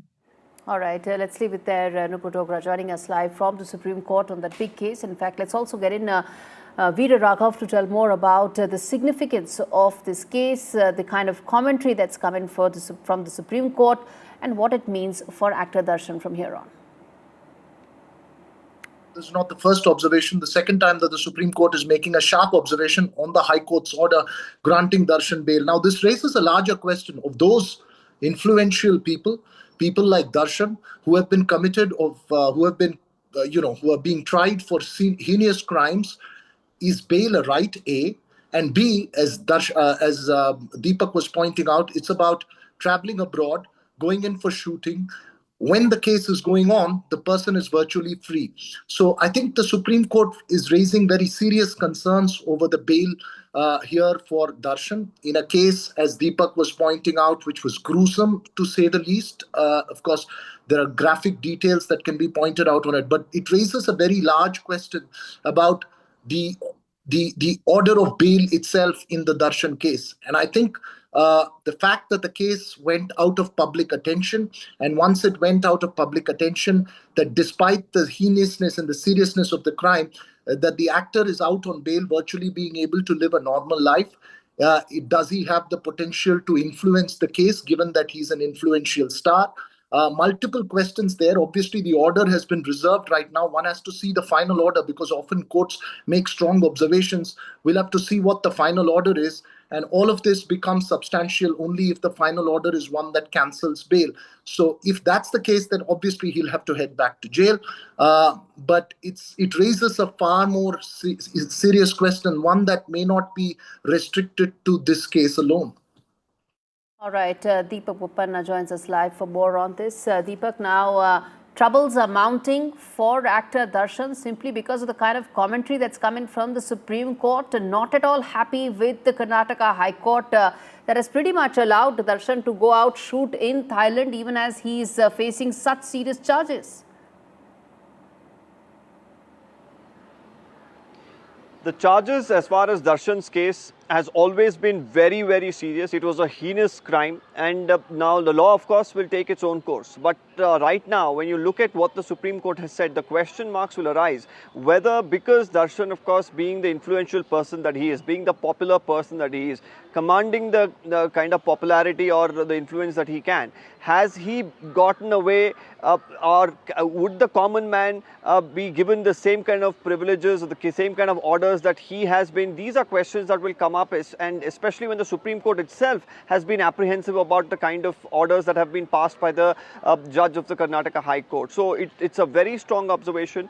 Based on what the orders would be, it could also become a precedent. But as we speak, Darshan, of course, after getting bail in the Karnataka High Court, another order allowed him to even travel abroad. He's right now in Thailand, shooting, living his life as if nothing has happened. Meanwhile, you have the family of the victim, of course, still in pain, still suffering the loss of their son, their husband, the father. And as we continue to monitor all of these developments, we are still awaiting Darshan's return to India, even as the Supreme Court reserves its order in this, challenge that the Karnataka government has done against the bail orders passed by the High Court. What will happen? What is going to be the future for Darshan? Is he going back to jail? These are questions that now linger. We leave it there. Deepak joining us live from Bengaluru on that big story. Now shifting focus to the other big story that we're tracking. It seems there's yet another rare tragedy that has taken place, this time in Russia, where an Angara Airlines flight carrying 43 people, including 5 children, crashed in the Amur region. The aircraft, which had gone off radar while en route to Tinda, was found by emergency teams hours later. The Russian ministry has now confirmed the crash. And let's get in Vishal, who's joining us for more on this. Now, Vishal, another horrific air tragedy that has come to light. Any more details that we have so far in terms of what could have possibly happened that led to this crash? Well, some fresh visuals have emerged in the last 1 hour or so on social media. These are unverified visuals, but they do paint a grim picture, and some reports suggest that almost all the people on board were killed in this crash. So far, the authorities are mum on the number of people who have been killed or number of people who have been injured. We've been reporting that there were at least 5 children on board and 6 crew were also there. Many reports also suggest, state media particularly has mentioned that the local authorities are investigating the angle of crew error. So that will be explored, and also there could have been some malfunction in the aircraft. It was an aircraft that was built in the Soviet era back in 1976 or so is what the reports claim. So whether or not the aircraft had been regularly maintained, that question has also been asked. But some reports suggest that the aircraft had gone into maintenance in this month itself. So that will also have to be investigated. It was a small plane, only about 50 people could be on board that, and it crashed on the hillside of the Tinda region. It was approaching the Tinda region. That was the destination. It borders near the China-Russia region. So that is where it crashed on the hillside. The authorities are still investigating the matter. The visuals need to be verified, but the crash itself has been confirmed. Shall we leave it there? Thanks much for giving us those updates. As we are saying, another horrific tragedy that has come to light, but there's more international news coming in, and we're going to keep roping Vishal for that as well, which is the fact that the border face-off between Thailand and Cambodia has intensified, with reports suggesting that 9 civilians have died in Thailand. Thailand had launched strikes on Cambodia. This major escalation in the border dispute. A Thai F-16 fighter jet bombed targets in Cambodia on Thursday as both sides tried to pin the blame on the other. This comes after weeks of tension over a border dispute that escalated into these clashes that have so far taken the death toll to 9 in Thailand, and 2 Thai soldiers have been injured in these heavy clashes with Cambodian troops at a disputed area of their shared border. Now, Vishal remains with us for this story. Now, Vishal, as we talk about this border dispute, it's also important to tell our viewers, isn't it, that out of the 800-kilometer border that both these countries share, most of it is actually undemarcated, which means that there's a history of these clashes, and which is why they have made a fresh flashpoint came to light, and which is why these tensions once again came to fore. Yeah, these skirmishes date back decades, and ever since the era of the Cambodian Civil War, there had been a lot of these demarcated areas, these unmarked areas, which had been, contested from both the sides. One particular temple built on the Thailand side, built on the Cambodian side actually, is being repeatedly claimed by the Thai side, and that is at the center of this conflict, is what the reports suggest. Both the sides have been claiming that that temple, that 9th century, almost 1,000-year-old temple, belongs to their territory, and that is how it started. The tensions had been simmering for months now. Back in May, one soldier was killed when both the sides almost came to blows, and ever since then there had been on and off skirmishes, but now it's almost a full-blown conflict. At least 9 people have been killed is what the reports suggest. Some reports even suggest that Thailand had even deployed F-16s, at least 4 to 5 F-16s went into Cambodian territory and fired. Cambodia has also retaliated, and most of the people who have been killed belong to the Thai side, is what the local reports suggest. And these tit-for-tat fires are still continuing. People on the border region, they are running for cover. We have the visual from these areas. Some reports even indicate that the children who were on their way to schools, even they were not spared. They were killed in these horrific attacks. What has gone on the Cambodian side, that is not yet clear. Most of the damage seems to have been done on the Thai side so far. But it will have to be seen as the hour progresses as to what is the extent of the extent of the whole damage. All right, let's leave it there, and also in fact play out this explainer that's been filed by Associated Press on what really happened, the trigger, the flashpoint, and why this is something that isn't new to both these countries. Relations between Thailand and Cambodia are spiraling downwards as tension increases over disputed border areas. On Wednesday, Thailand expelled Cambodia's ambassador and recalled its own from Phnom Penh. In response, Cambodia is recalling all its diplomatic staff, leaving behind only a second charge d'affaires and requiring the Thais to do the same. Well, this follows an incident Wednesday in which a patrolling Thai soldier lost a leg and 4 other soldiers were hurt in a landmine blast in a border area claimed by both sides. Thailand has also now closed several frontier crossings and said it will consider further measures. Last week there was a similar incident in a different part of the border in which 3 Thai soldiers were injured. The Thais say the mines were newly laid and of a type they don't use. The army's called on Cambodia to take responsibility. and called the incident a serious threat to peace and stability in the border region. But Cambodia has called the claims baseless. It denies planting the devices and says these locations are still littered with old mines from previous conflicts.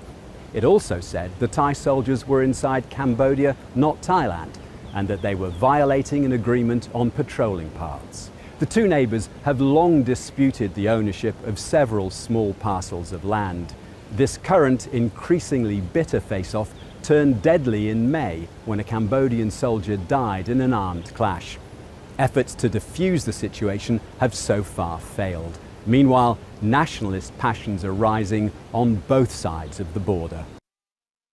Turning attention now to the other big story that we are tracking, Enforcement Directorate raiding premises linked to Anil Ambani in Delhi and Mumbai in connection with a money laundering case. Sources say following two FIRs registered by CBI which alleged large-scale financial irregularities. ED officials raided and examined records at over 50 firms allegedly connected to the case. 25 individuals have been questioned.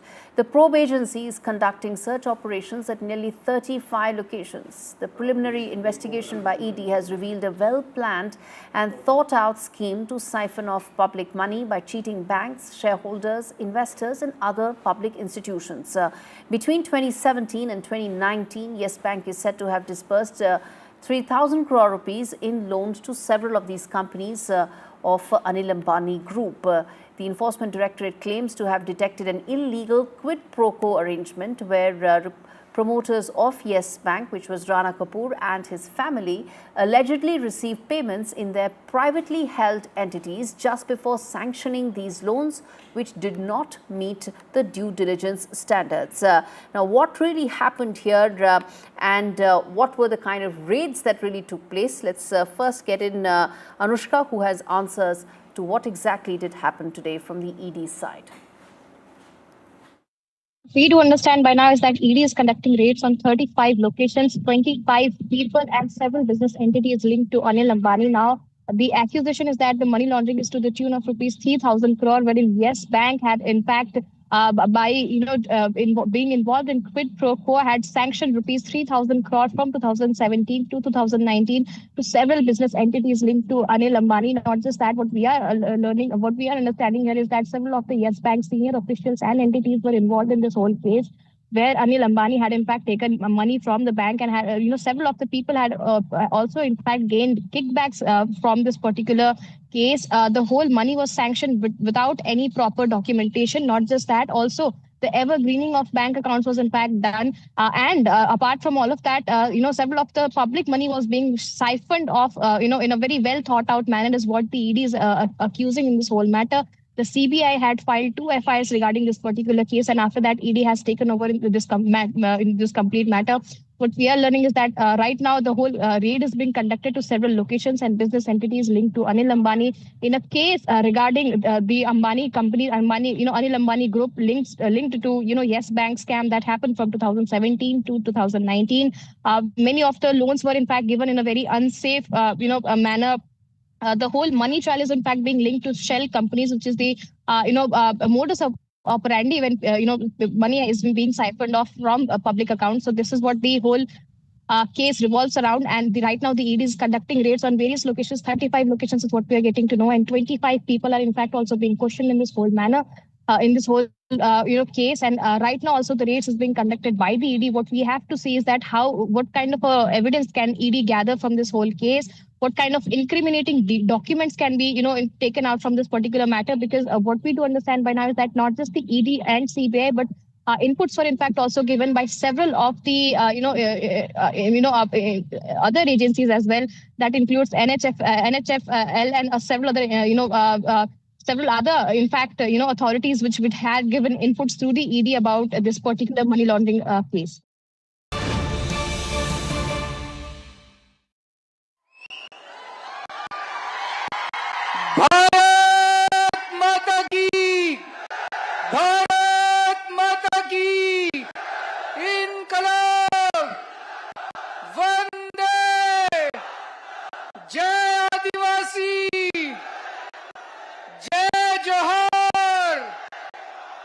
भगवान बिरसा मुंडा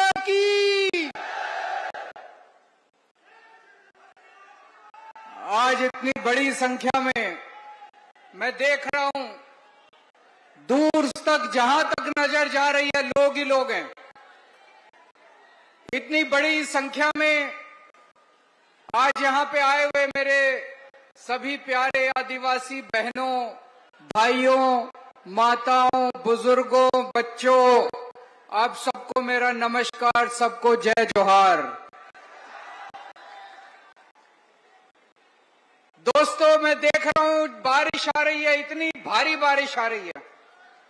सब लोग छतरी लेके खड़े हैं, अपने sir के ऊपर कुर्सी लेके खड़े हैं।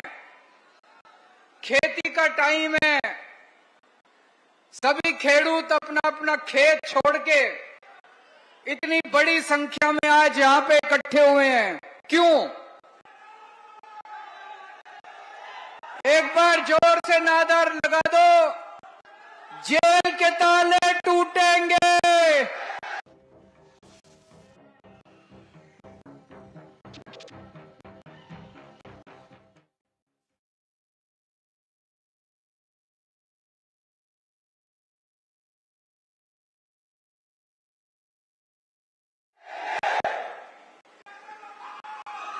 आप लोग अपना अपना खेती छोड़ के इतनी बड़ी संख्या में आज यहां पे आए हैं क्योंकि भाजपा की सरकार ने पिछले कई सालों से जिस तरह से आदिवासी समाज का शोषण किया है, दमन किया है, आपका हक छीना है, सारा आदिवासी समाज आज भाजपा से बहुत ज्यादा नाराज है। आप लोगों ने इतने सालों में भाजपा के नेताओं को भी वोट दिया, कांग्रेस के नेताओं ने भी वोट दिया, लेकिन किसी ने आप लोगों की आवाज नहीं उठाई, किसी नेता ने आपकी आवाज नहीं उठाई, किसी मंत्री ने आपकी आवाज नहीं उठाई, किसी पार्टी ने आपकी आवाज नहीं उठाई। 2022 में, आज से 3 साल पहले 2022 में चुनाव हुए, डेडियापाड़ा से एक आदिवासी समाज का युवा नेता चेतर वसावा खड़ा हुआ चुनाव में। पढ़ा लिखा लड़का है, आपका बेटा है, आदिवासी समाज का भाई है, एक पढ़ा लिखा, ईमानदार, समाज की सेवा करने वाला लड़का खड़ा हुआ। आपने भारी बहुमत देके चेतर वसावा को विधानसभा में भेज दिया, अपना एमएलए बना दिया। जब से चेतर वसावा एमएलए बना है, उसने आपके मुद्दे उठाए हैं। आपके बच्चों के लिए स्कूल नहीं बनवाते भाजपा वाले, जितने स्कूल हैं स्कूलों की हालत खराब है, चेतर वसावा ने स्कूलों का मुद्दा उठाया। जितने सरकारी अस्पताल हैं, अस्पतालों की हालत खराब है, चेतर वसावा ने आपके अस्पतालों का मुद्दा उठाया। बिजली का मुद्दा उठाया, जल, जंगल, जमीन का मुद्दा उठाया। पूरे आदिवासी क्षेत्र के अंदर सड़कों का बुरा हाल है, चेतर वसावा ने सड़कों का मुद्दा उठाया।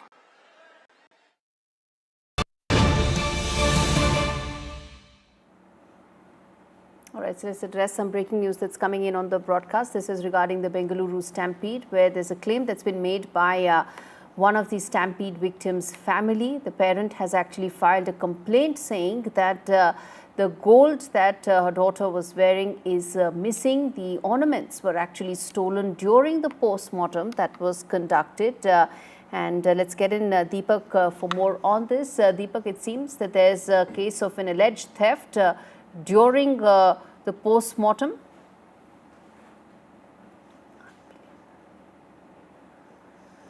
All right, viewers, with regards to the Bengaluru Stampede case, the update that's come in is that the victim's family has filed a complaint. The mother has claimed that the gold ornaments that her daughter was wearing was stolen during the post-mortem. So this is a case of potential theft, an alleged theft, after the autopsy was conducted. This is regarding the Bengaluru Stampede case where 11 people were killed, and the victim's parent has filed a complaint there. Update as far as the Bengaluru Stampede case, and very unprecedented this allegation that has been made by the parent. We'll get my colleague Deepak to tell us more in terms of what this means. 11 people, remember, had lost their lives in the Stampede near the Chinnaswamy Stadium that took place on the 4th of June. And the parent of one of the victims has now filed a complaint at the Commercial Street police station.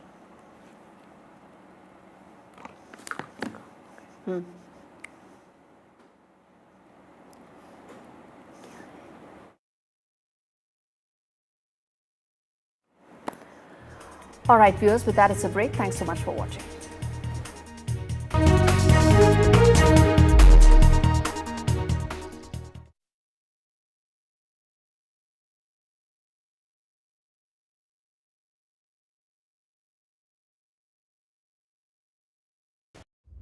Vanakkam Tamil Nadu. Well, the battle for Tamil Nadu 2026 is open now. After Chief Minister Stalin rolls up his sleeves. And Vijay steps in as a star challenger. This is a mass gathering, not for cash. Meanwhile, a former Chief Minister, Edapadi Palanisamy, begins his fight back. The big comeback campaign by EPS has well and truly begun. These are all the ultimate players, and this is going to be the ultimate test.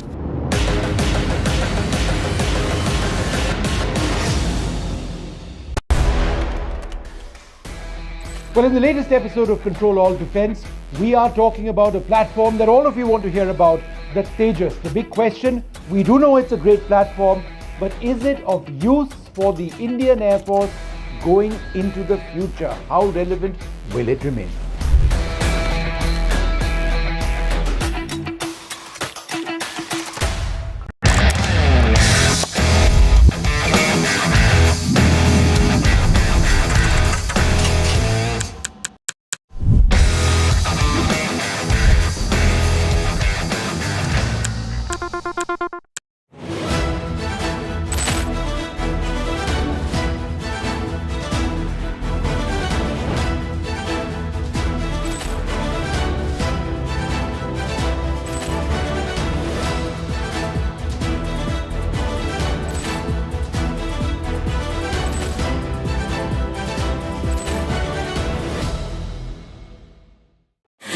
कहना इस दीवार पे इतने इश्तहार चिपके हैं कि कोई दरार नज़र नहीं आती।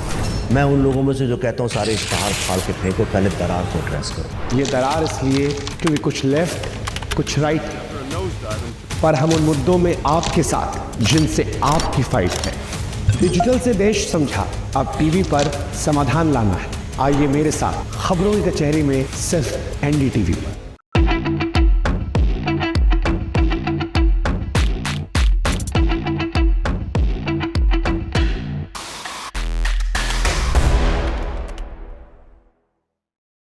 A 36-hour non-stop flight by a small pack of B-2s. A lot of other aircraft were also involved, we know that.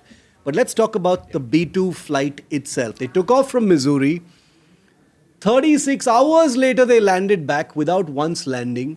They delivered their bombs 18 hours later over Iran and then came back. How was this possible? Because the Department of Defense says at no point of time on this 36-hour journey was there any reason to believe that they were either detected or reacted to?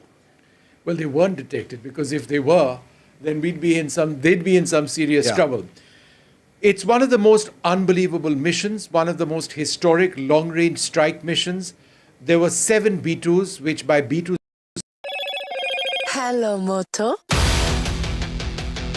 Moto G96 5G. All eyes on you.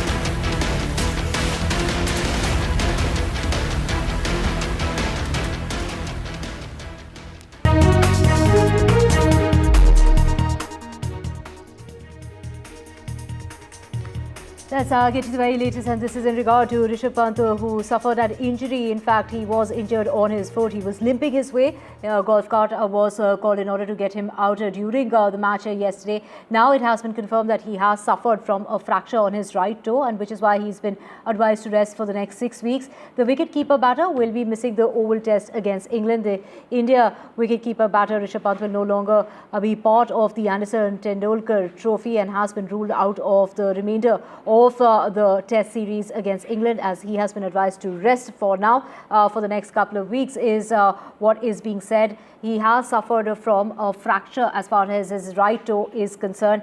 There you can see he was in a lot of pain. It was bleeding as well. He couldn't put any weight on the ground, and that is after the scans that were conducted yesterday. Well, the batter is now out of the remainder of the Manchester Test series. And what does this really mean for Team India? It is a big blow when it comes to Team India, considering that there have been other injuries as well. So Pant, who went to the hospital for scans, and the report that has revealed that toe fracture. He was unable to put any sort of weight on his foot in the end. He walked off the field with the help of that golf cart, and once he was in the hospital, that's really revealed that he is out. He has been ruled out of the Manchester Test series.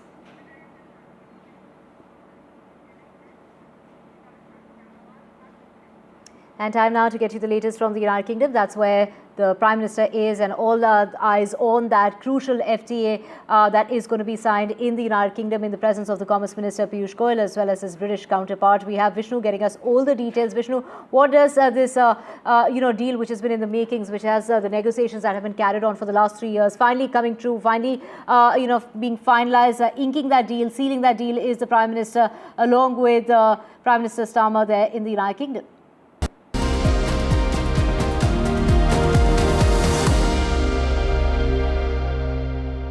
Good afternoon. A new dawn of economic promise is rising as India and the United Kingdom edge closer to sealing a transformative free trade agreement. It's going to happen just in the next little while. This historic deal, years in the making, is poised to unleash a torrent of opportunity, binding to global powerhouses in a partnership that could redefine prosperity in many ways. Imagine the potential: Indian innovators and British businesses collaborating seamlessly, slashing tariffs and igniting a trade boom projected to soar past $100 billion by 2030. Well, that's the ambition, that's the goal, but this goes a long way towards potentially realizing that dream. From tech hubs in Bengaluru to London's financial core, this agreement promises to supercharge investment, create thousands of jobs and fuel innovation. Indian spices, textiles and tech expertise will flood British markets, while British automotive giants, whiskey distillers and cutting-edge services gain unprecedented access to our vibrant 1.4 billion strong market. This isn't just a trade deal, it's a bridge between ambitions, forging a future where both nations thrive. Now, there are lots of aspects of the free trade agreement, so what we're going to try and do is run through a couple of them to give you an idea of how this is more than just talk. There's something quite substantive. If you ask me, it's the agriculture sector which gains the most. Farmers could be cultivating a global harvest. Let me explain. For starters, India's farmers are clearly the biggest winners of the free trade agreement. There will be an elimination of tariff, for example, on turmeric, on pepper, on cardamom, on mango pulp, pickles and pulses. Over 95% of agricultural and processed food tariff lines will attract zero duties on entry into force. This is huge for Indian farmers looking to get into the United Kingdom. This will include fruit, vegetables, cereals, fruit pulp, as I mentioned, and processed food as well. So what is the bottom line? Why are we talking about this? Because this massively reduced landed costs, which will now happen in the United Kingdom, will result in increased competitiveness of Indian products in the UK markets. Now, as significantly, Indian farmers, who are often vulnerable, will remain protected and will not face an onslaught of British dairy imports. Let me explain. Most of India's sensitive agricultural sectors will remain protected.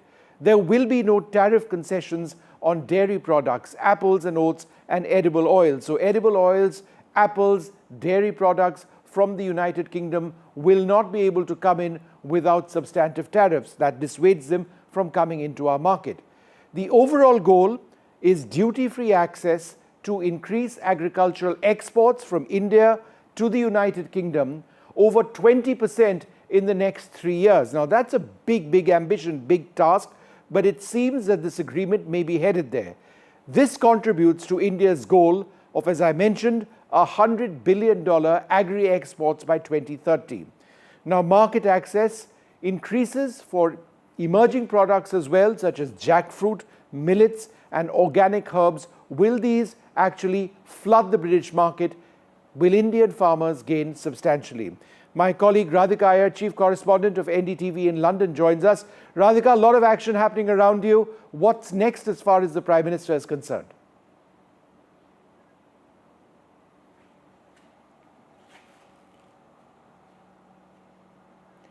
All right, apologies over there. We'll come back to Radhika in a moment. The Prime Minister, I have a rough idea of what's going to be taking place. He's going to be initialing the free trade agreement. There will be an important discussion which takes place between the two leaders and press statements as well. Radhika Iyer, let me try and get back to you. Radhika, can you hear me firstly? Yes, I can. Sorry about that. Terrible weather here as well. Not a problem. Tell me, what is immediately on the cards in the next couple of hours? A cup of tea and some signatures on the dotted line, because after almost 3.5 years of hard negotiations, both Sir Keir Starmer and Indian Prime Minister Mr. Modi are likely to be signing that deal. And there are going to be press announcements about 12 minutes from now here in the United Kingdom. This is a venue of the official workplace of Sir Keir Starmer, just outside of London, which is where this official meeting is taking place. But that is not the end of the meeting. That is a press announcement which we're expecting, following which another 120 minutes of meeting is due between the two prime ministers over a range of subjects, much of it around the free trade agreement, which many here are terming as comprehensive, cleverly crafted, and one which, of course, painstakingly has been hard fought for by both sides, particularly from UK negotiating team. I've heard from sources that India, during all rounds of negotiation, was very keen to get on with business and just talk straight business other than any soft conversation, especially during the negotiations. Some of the anecdotes are very interesting, Vishnu. One such is that when Britain's contingency was in India, in New Delhi, there were instances where they thought that this could go over the line. And at some points during the negotiation, several people on both sides did think that this is never going to happen. So this is a deal which was seen with a lot of criticism. This was a deal which was seen as if it was nearly impossible to reach. But after those hard negotiations, here is a deal which is sounding like a great win-win for both nations, with Britain likely to grow by 4.8%, 4.8 billion on its GDP in the next few years, and with India projecting that they could be supporting and creating close to 5 million jobs in the export sector. So broadly, overall, the headlines are that there's going to be great level of optimism. Industry is looking up to it, and there's going to be a lot of physical movement of not just people from both nations to the other, but also exchange of ideas, exchange of goods, exchange of all the things that you just rightly mentioned, with great levels of camaraderie and almost making a sense of public statement, a strategic statement to the world at a time when trade generally has run into such controversy. All right, Radhika, we'll come back to you in a moment. But let's continue looking at what the UK-India Free Trade Agreement means. Let's talk now about skill development. And there are new opportunities for young people, for the youth. Let's break it down. Now, the Free Trade Agreement ensures growth in the IT or IT-enabled services between India and the United Kingdom, financial services, professional services, and education services as well. Specifically, Indian service providers will find substantive investment opportunities in the UK market, particularly in management consultancy, in computer-related services, education services, distribution services, and other business services as well. Duty-free access to the UK market should give India a competitive edge in labor-intensive sectors like leather and footwear, textiles and clothing, gems and jewelry, furniture, and even sporting goods. But beyond enhanced employment and career pathways, because there will be people getting great jobs in India, perhaps in the United Kingdom as well, there will now be easier mobility, and this is important, and the possibility of a global work experience, specifically an increased ease of mobility for Indian yoga instructors, classical musicians, chefs, those working on special projects.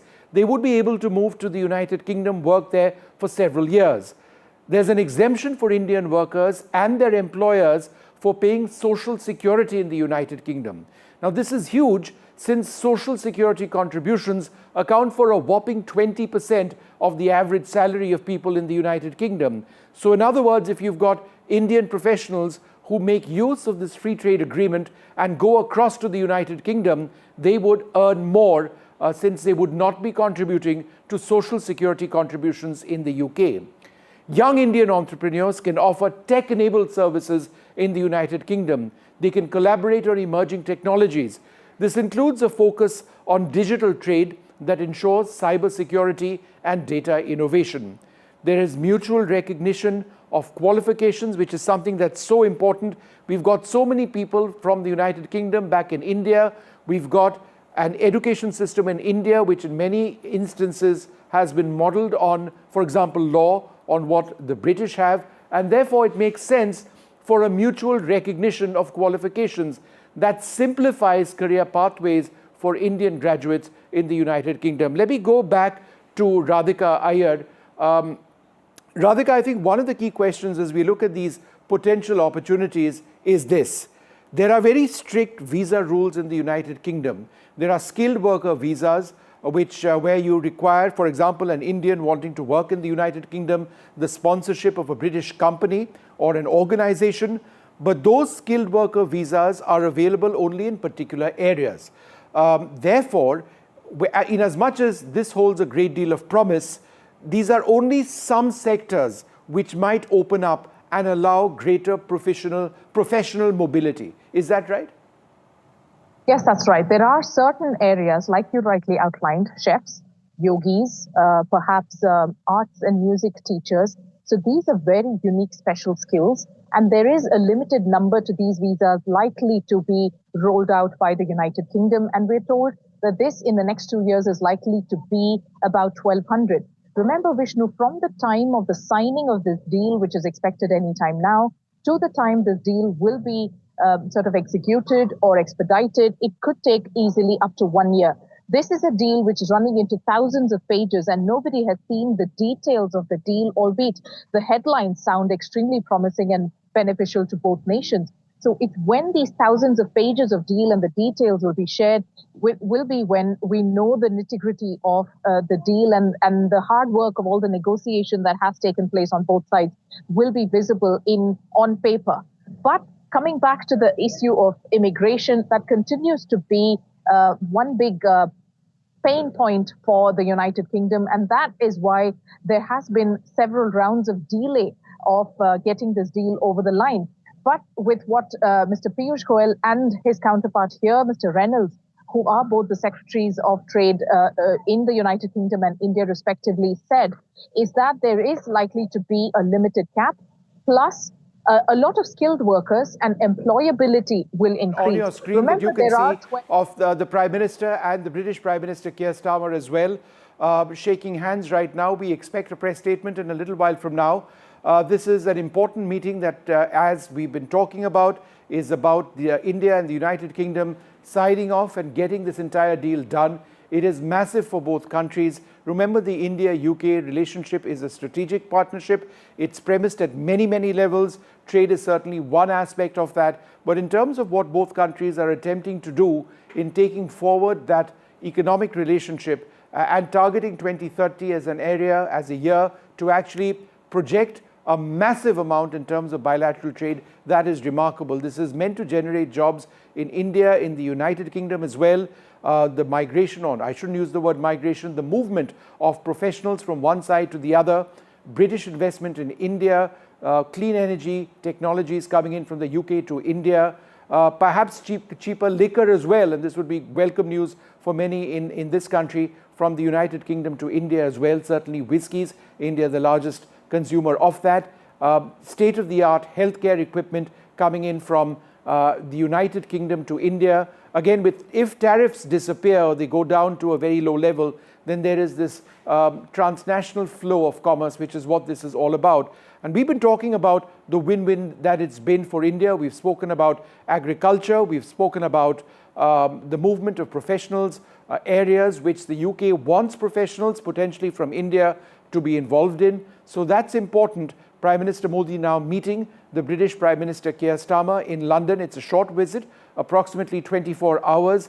And later tonight, the Prime Minister departs for the Maldives, where he's going to be present in Malé for the 60th anniversary of the Republic of the Maldives. But at the moment, the focus is this, the free trade agreement. It's been more than 3 years in signing. There will be joint statements as well, which come up in the next little while. But this is absolutely key as we see these images of Prime Minister Modi with Keir Starmer. We've also got Dr. Brahma Chelani with us.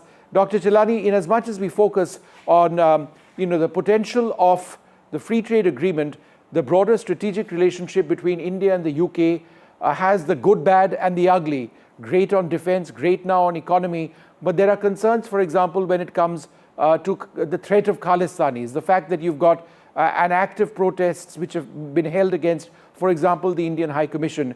Do you believe that these are aspects that the Prime Minister would also likely get into?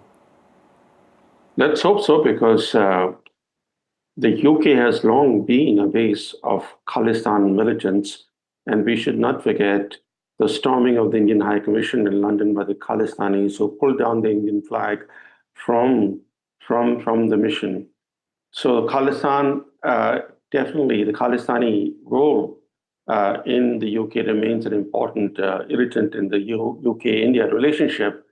But on this free trade agreement, I think it's important to remember one thing, that for the UK, a free trade agreement with India has long been a much desired outcome from the negotiations that have been going on for such a long time, because the British economy is facing strong headwinds. It contracted in April and May, and looking ahead, it faces slowdown. So the post-Brexit strategy of the UK has been to seek free trade agreements with major economies like India. But for India, the fact is that the FTAs that India has signed 13 FTAs, and this will be the 14th FTA. These 13 FTAs so far have actually only contributed to expanding India's global trade deficit. The Commerce Minister, Piyush Goyal, admitted last year that the existing FTAs, like with Japan, South Korea, and ASEAN, are quote-unquote hurting domestic industry. The reason is that India is not an export-oriented economy. India is an import-dependent economy. It relies on domestic consumption, not exports, for its growth.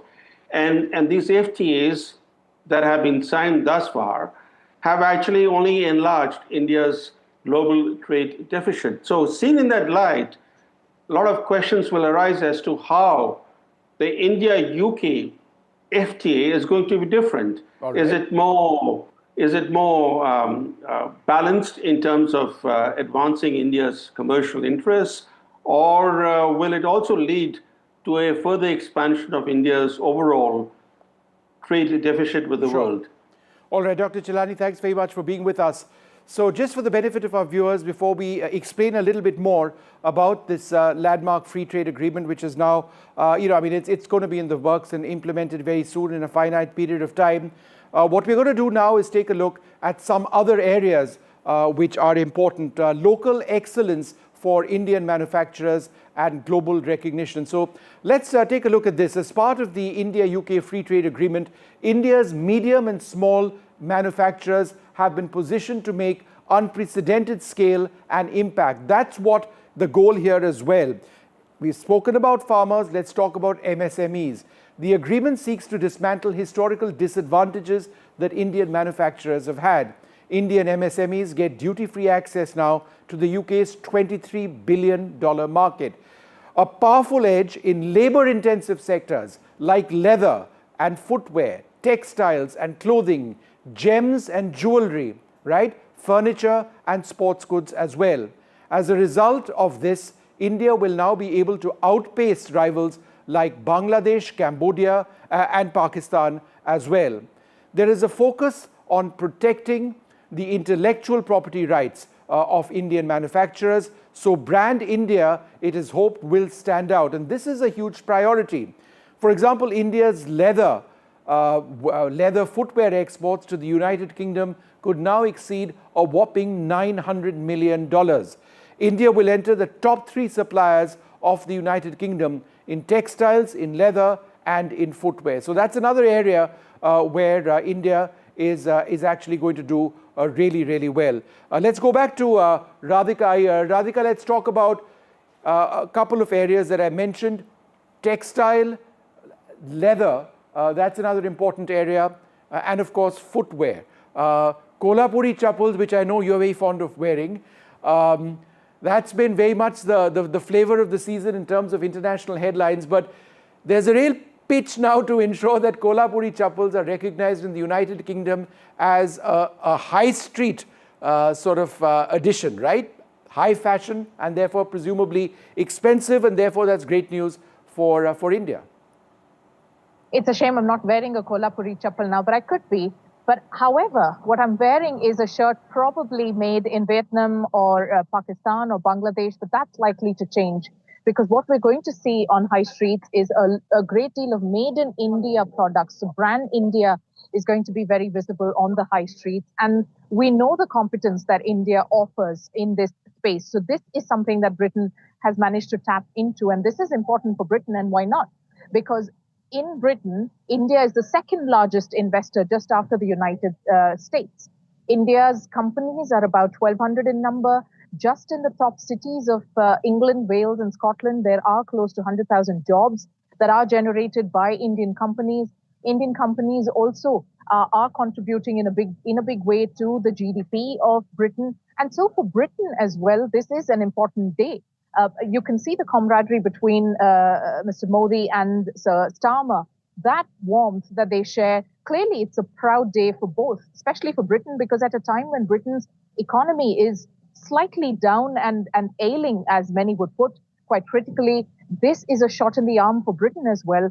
Despite several deals that it has signed after Brexit in 2016, this one is seen as a real deal, one which is comprehensive and speaks of a variety of sectors.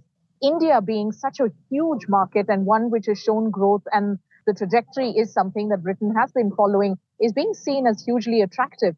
For instance, India is the highest consumer, volume-wise, of Scotch whisky. And so this deal will mean for the Scottish Whisky Association a big, big win, because Scottish whisky is going to be a lot cheaper. There's going to be a lot more access to distilleries and manufacturers of this whisky, who will then get access to mature Scotch whisky and several other products like that. But for India's side, this is not just a statement to the world to say India is open, India is willing to do business, India's ease of doing business is going to become better and better, and learn. Interrupt you now for a moment. We do need to take a short break. We are going to be continuing with this very, very closely. The Prime Minister has met his British counterpart, Keir Starmer, and in a little while from now, we expect joint statements from the two leaders. The Prime Minister will also be meeting King Charles in a little while from now. All that and a lot more coming up.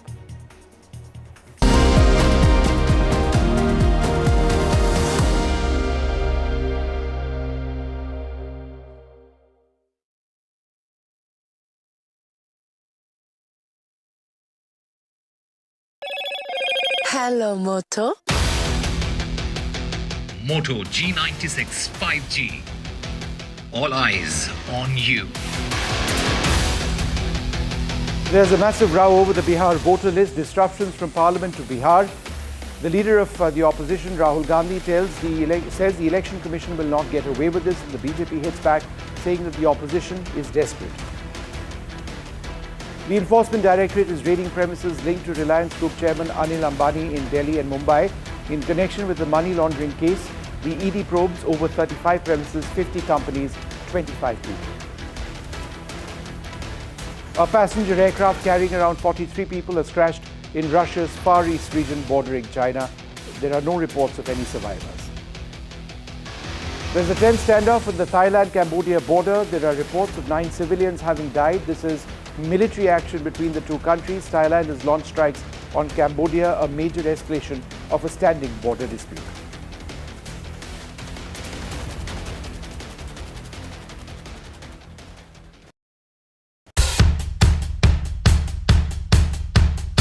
The markets move fast. And so should your portfolio.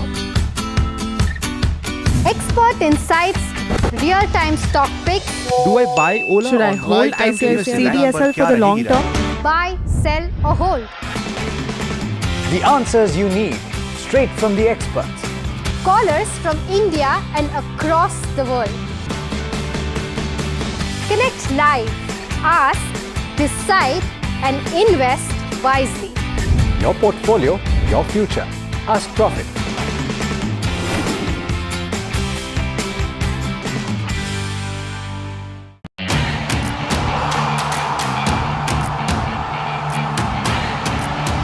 Some say sport is a matter of life and death. The truth is, it is far more serious than that. Sport is about ecstasy and agony, about pain and suffering, about joy and much more. Some say there's no one better to tell these stories. So here I am. Join me, Boria Majumdar, on India's #1 news network.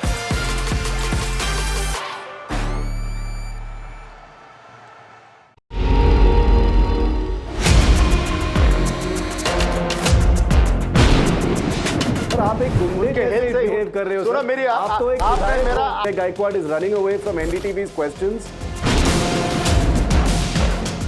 That issue is not before the High Command. It was not discussed so far. Kolhapuri couples costing $1,300. The noise we made finally got heard, and it's so nice that somebody took action on it.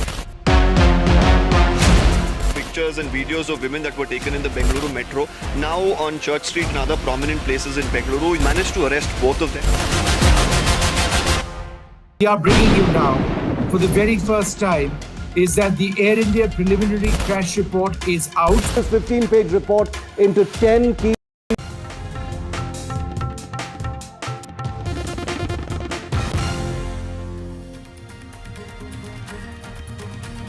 Prime Minister Narendra Modi meets UK Prime Minister Keir Starmer in London. The Modi-Starmer meeting will also be the backdrop of signing historic trade deal between the two countries.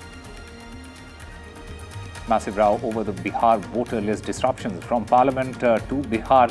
Leader of opposition Rahul Gandhi, he has said that election commission won't get away with this. The BJP in the meanwhile has hit back, saying that the opposition is quite desperate. The Enforcement Directorate is raiding premises linked to Reliance Group Chairman Anil Ambani in Delhi and Mumbai in connection with a money laundering case. ED probes over 35 premises, 50 companies and 25 people. A passenger aircraft carrying around 43 people has crashed in Russia's Far East region bordering China. 9 civilians have died in Thailand, according to reports in the Thai-Cambodia border face-off. Thailand has launched strikes on Cambodia. This is a major escalation in the border dispute. Rishabh Pant suffers a fractured toe and has been ruled out of the India versus England Test series.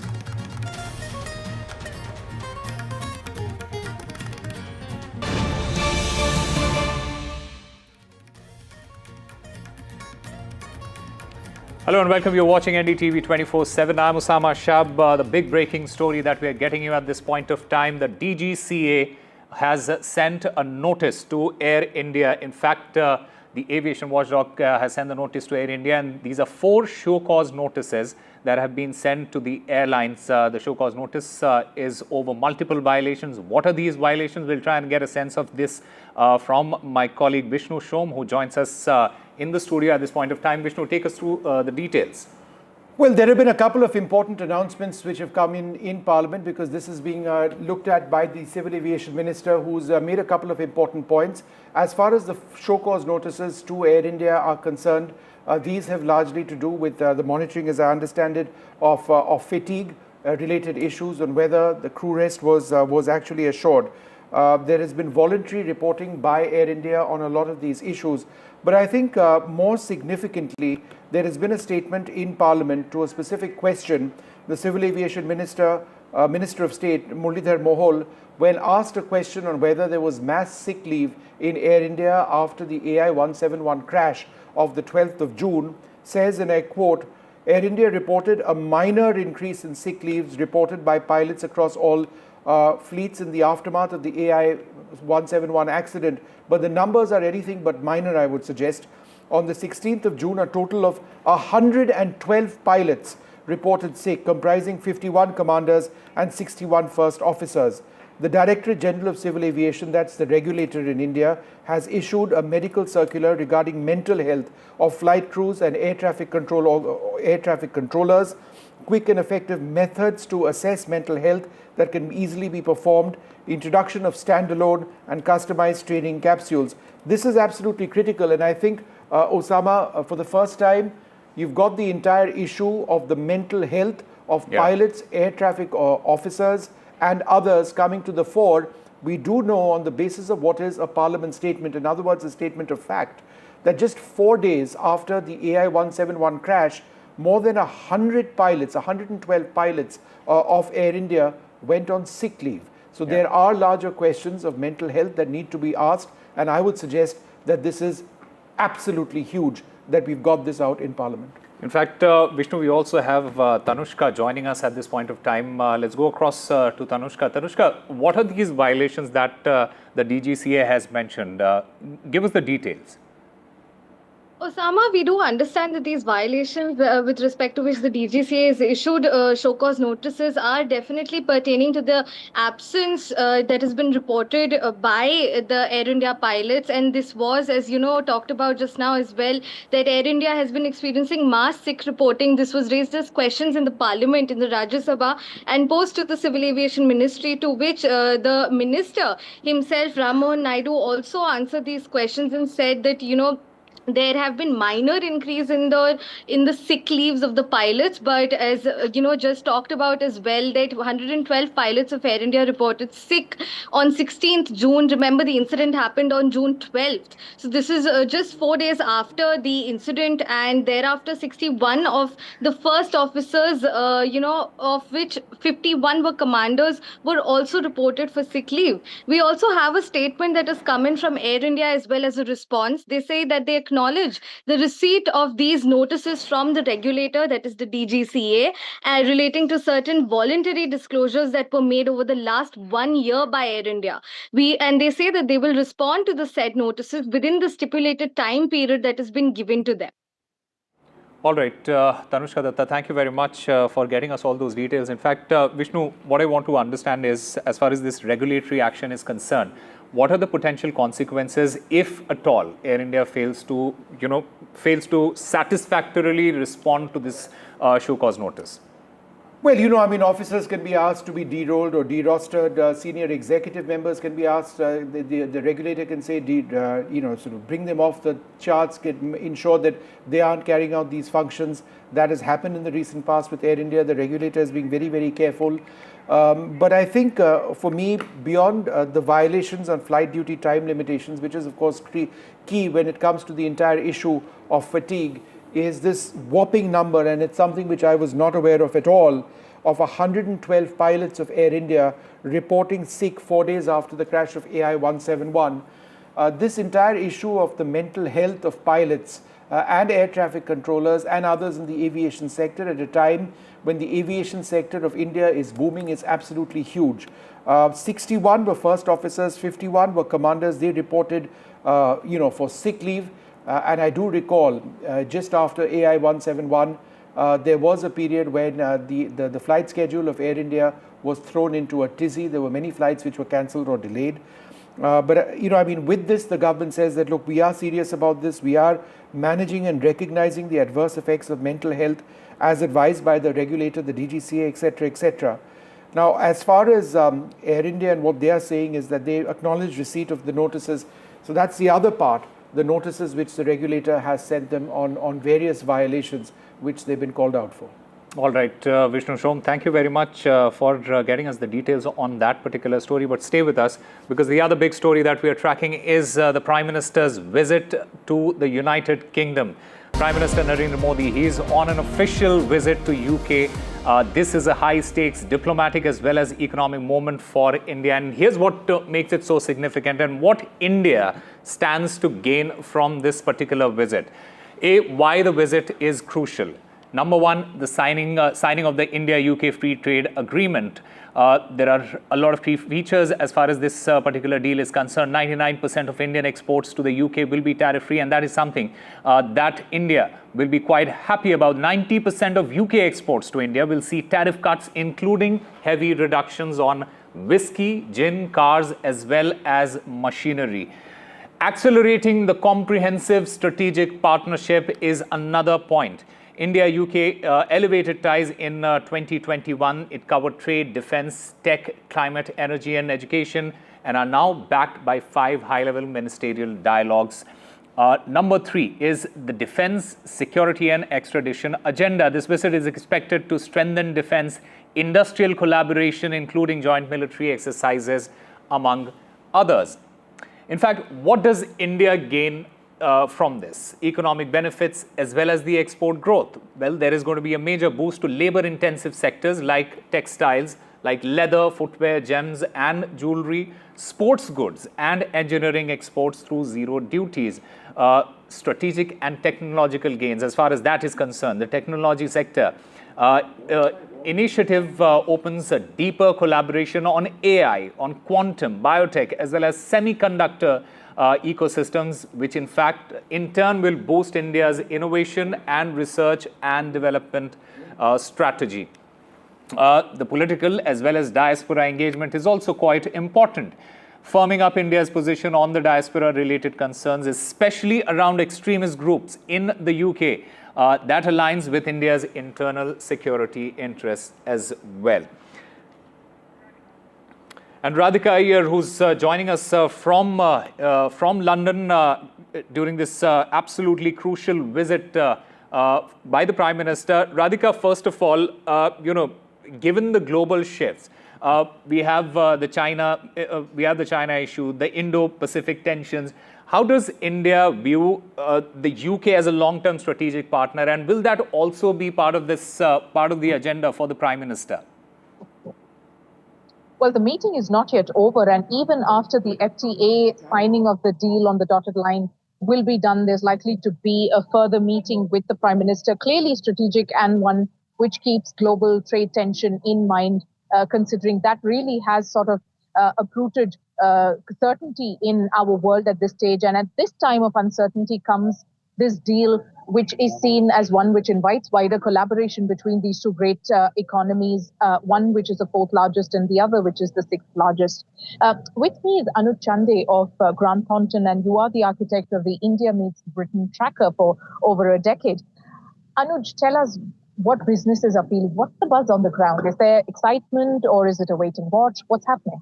I think there's great excitement on both sides, both Indian businesses that are looking to the UK and UK businesses looking to India. I think for UK businesses, it's a terrific opportunity to export and invest in what is the 4th largest economy in the world and the largest consumer market in the world. And I think for Indian companies who are already well invested here, with over 1,200 Indian companies that are present in the UK, this is an opportunity to further increase not only investment but also trade in the UK. So it represents a fantastic opportunity.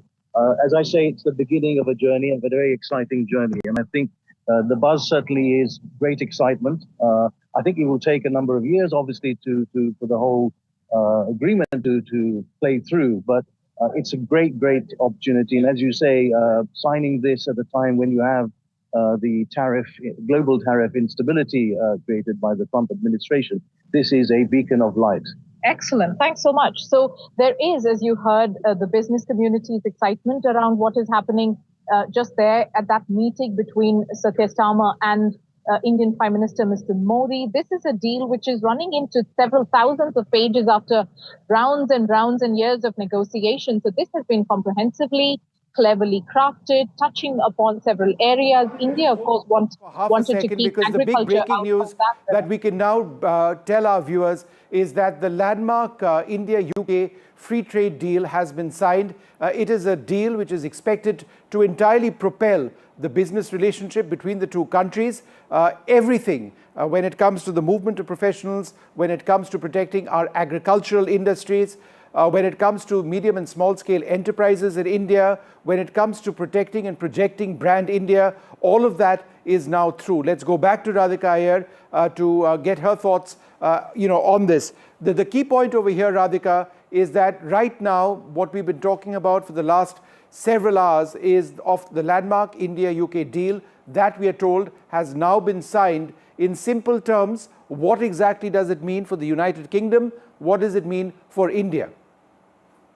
For the United Kingdom, this means access to the world's largest consumer market, India. It means access to India, which is the second largest investor in the United Kingdom, just after the United States.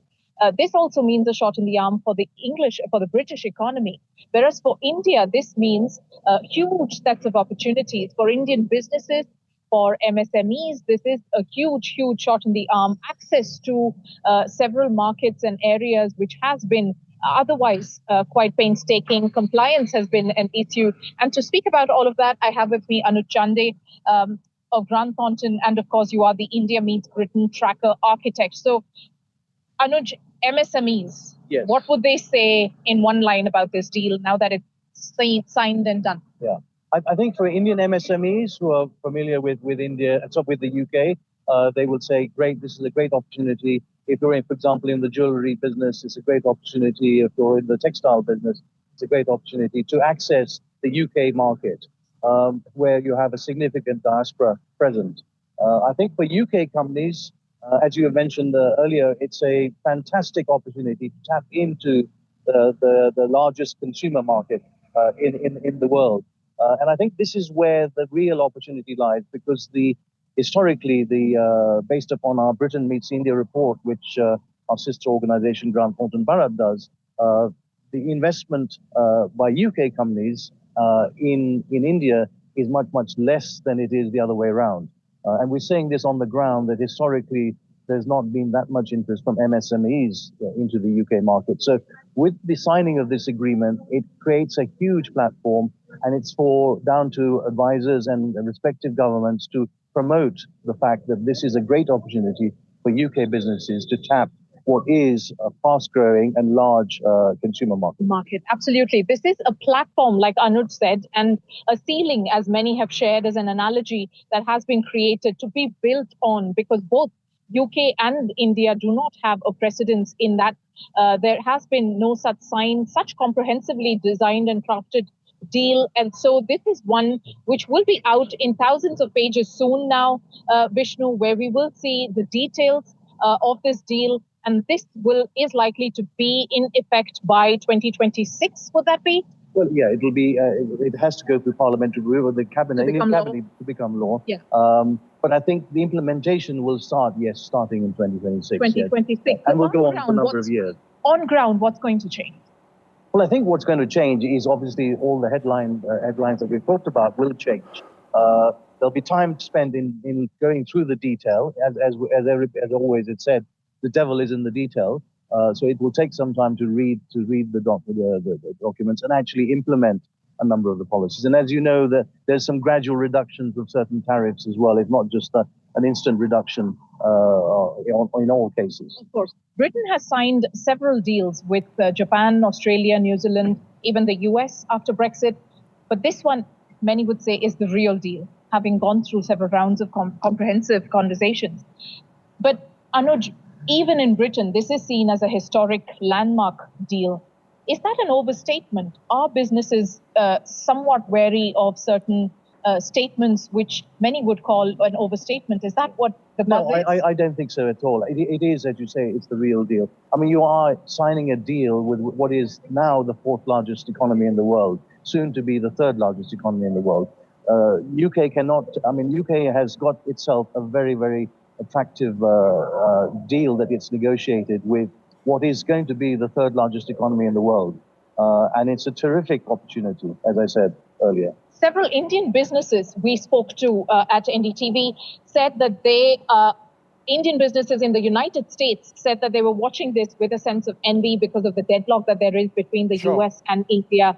And they said that perhaps this deal could also offer a route for US Indian businesses to set up shop in the United Kingdom to try and find access to that great market that there is in India, given the kind of restrictions that they are seeing. So a load of opportunity and possibilities that there are. Well, what I can do now is talk a little bit about what the implications are. It's a new dawn of economic promise that appears to be rising as India and the United Kingdom have now sealed that transformative free trade agreement.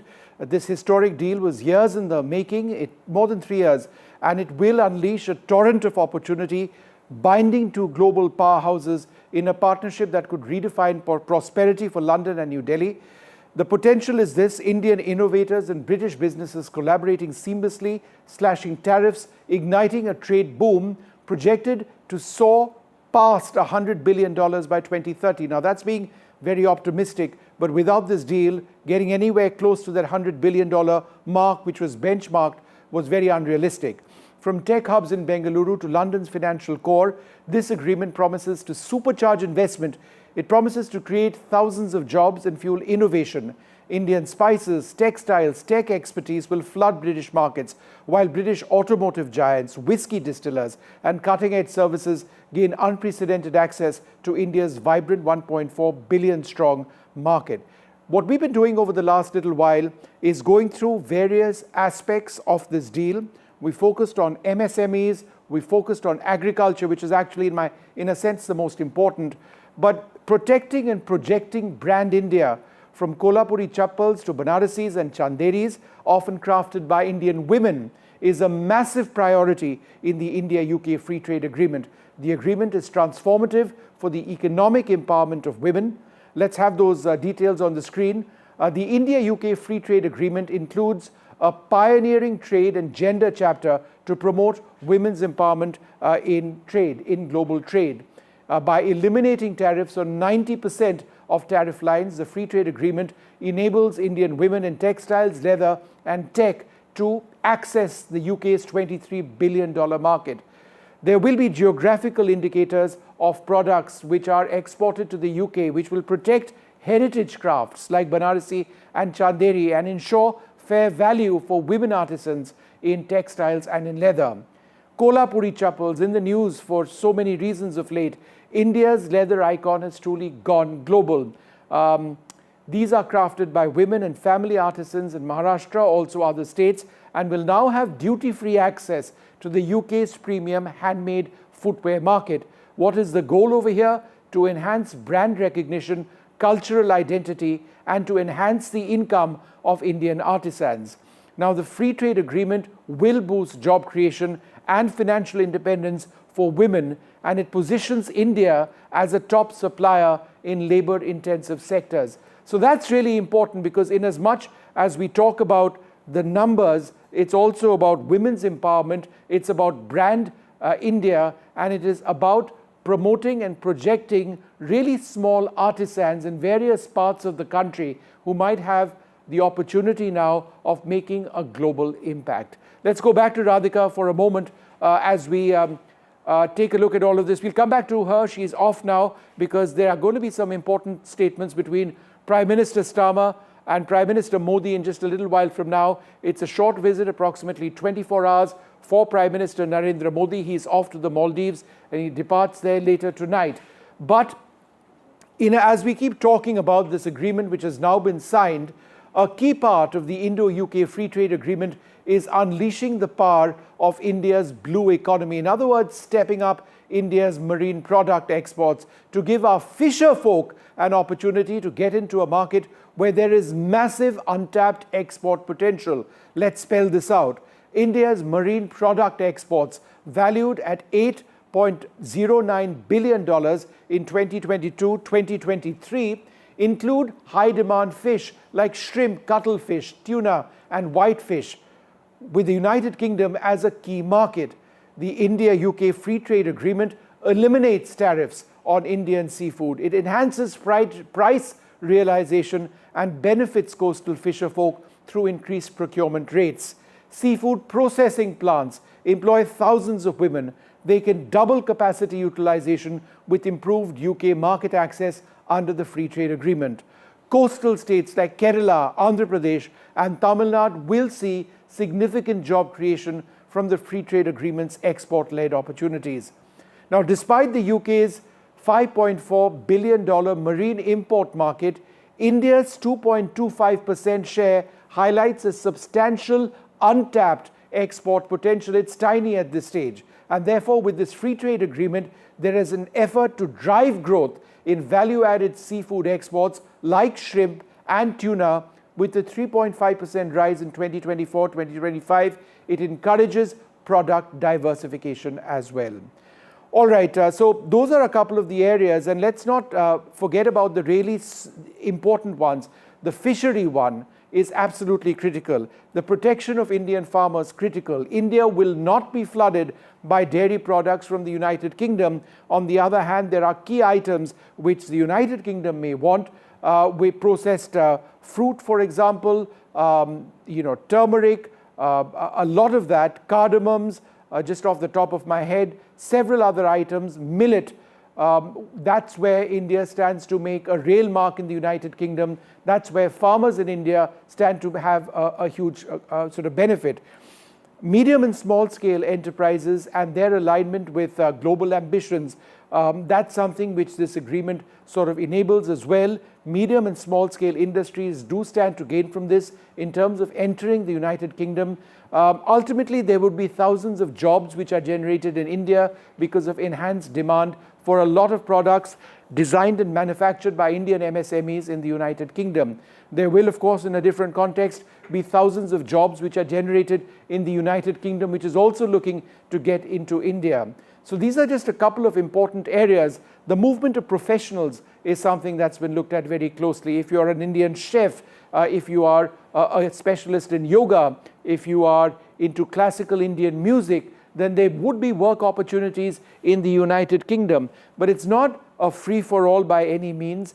Getting into the United Kingdom on a skilled worker visa remains extremely restricted. In fact, Keir Starmer, the British Prime Minister, has introduced recently new policies which make it even tougher for Indians to get in. But if you are in these areas which I have identified, then it is absolutely key.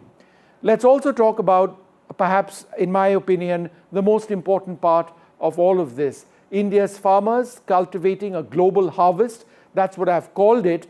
But India's farmers are perhaps the biggest winners of the free trade agreement. There will be, and let's have those graphics up on the screen as well. Why will India's farmers stand to gain a great deal? Well, there will be an elimination of tariff, for example, on turmeric, on pepper, on cardamom, mango, pickles, and also pulses. All of these will see a massive drop, a massive change with the elimination of tariffs. So if there are small farmers in India looking to get into the United Kingdom, then imagine the benefits that will be there with this tariff elimination. Remember, over 95% of agricultural and processed food tariff lines will attract zero duties on entry into force. This includes fruit, vegetables, cereals, fruit pulp, processed food from India to the United Kingdom. And so the bottom line, massively reduced landed costs in the United Kingdom, increased competitiveness of Indian products in UK markets.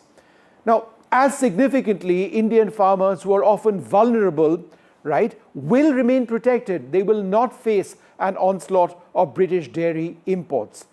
Most of India's sensitive agricultural sectors will remain protected. There'll be no tariff concessions on dairy products, apples and oats, for example. Edible oils, we'll have to get into the fine print, which is in thousands of pages, to see if there are other areas where Indian farmers will be protected. The overall goal is duty-free access, which is expected to increase agricultural exports by over 20%. That's a huge number in the next 3 years. This will contribute to India's goal of $100 billion in agri-exports by 2030. Will this be realized or not? That's a larger question. Now, market access will also increase for emerging products out of India, jackfruit, millets, organic herbs. So that's actually something that's important. I was also talking about skill development and the movement of professionals. What does the UK-India Free Trade Agreement mean for skill development? And are there new opportunities for young people, for the youth? So let's break it down. The Free Trade Agreement ensures growth in IT or IT-enabled services, financial services, professional services, education services. Specifically, Indian service providers will find substantial investment opportunities in the UK market, particularly in management consultancy, in computer-related services, in education services, distribution services, also other business services. Duty-free access to the United Kingdom's market will give India a competitive edge in labor-intensive sectors. This is critical: leather and footwear, textile clothing, gems and jewelry, and furniture, and also sports goods. Indian sports goods are in demand in the United Kingdom. Cricket bats, not least of all. It's not just English willow. There is an important press conference that's about to start right now. Let's take a look at what's happening, and I'll come back to these key points in a little while. एक दिन है कि यहाँ पर दो देशों ने एक लैंडमार्क ये जो संधि साइन और सील की है, आप अभी ये डिलीवर करने के लिए तैयार है। इसके साथ दोनों ही देशों को बहुत ही ज़्यादा आशाएं और बेनिफिट होंगी, और दो देशों के लोग आपस में काम करके एक दूसरे के सहयोग करेंगे। It is a deal that will bring दो देशों के लोग आपस में काम करके एक दूसरे के सहयोग करेंगे।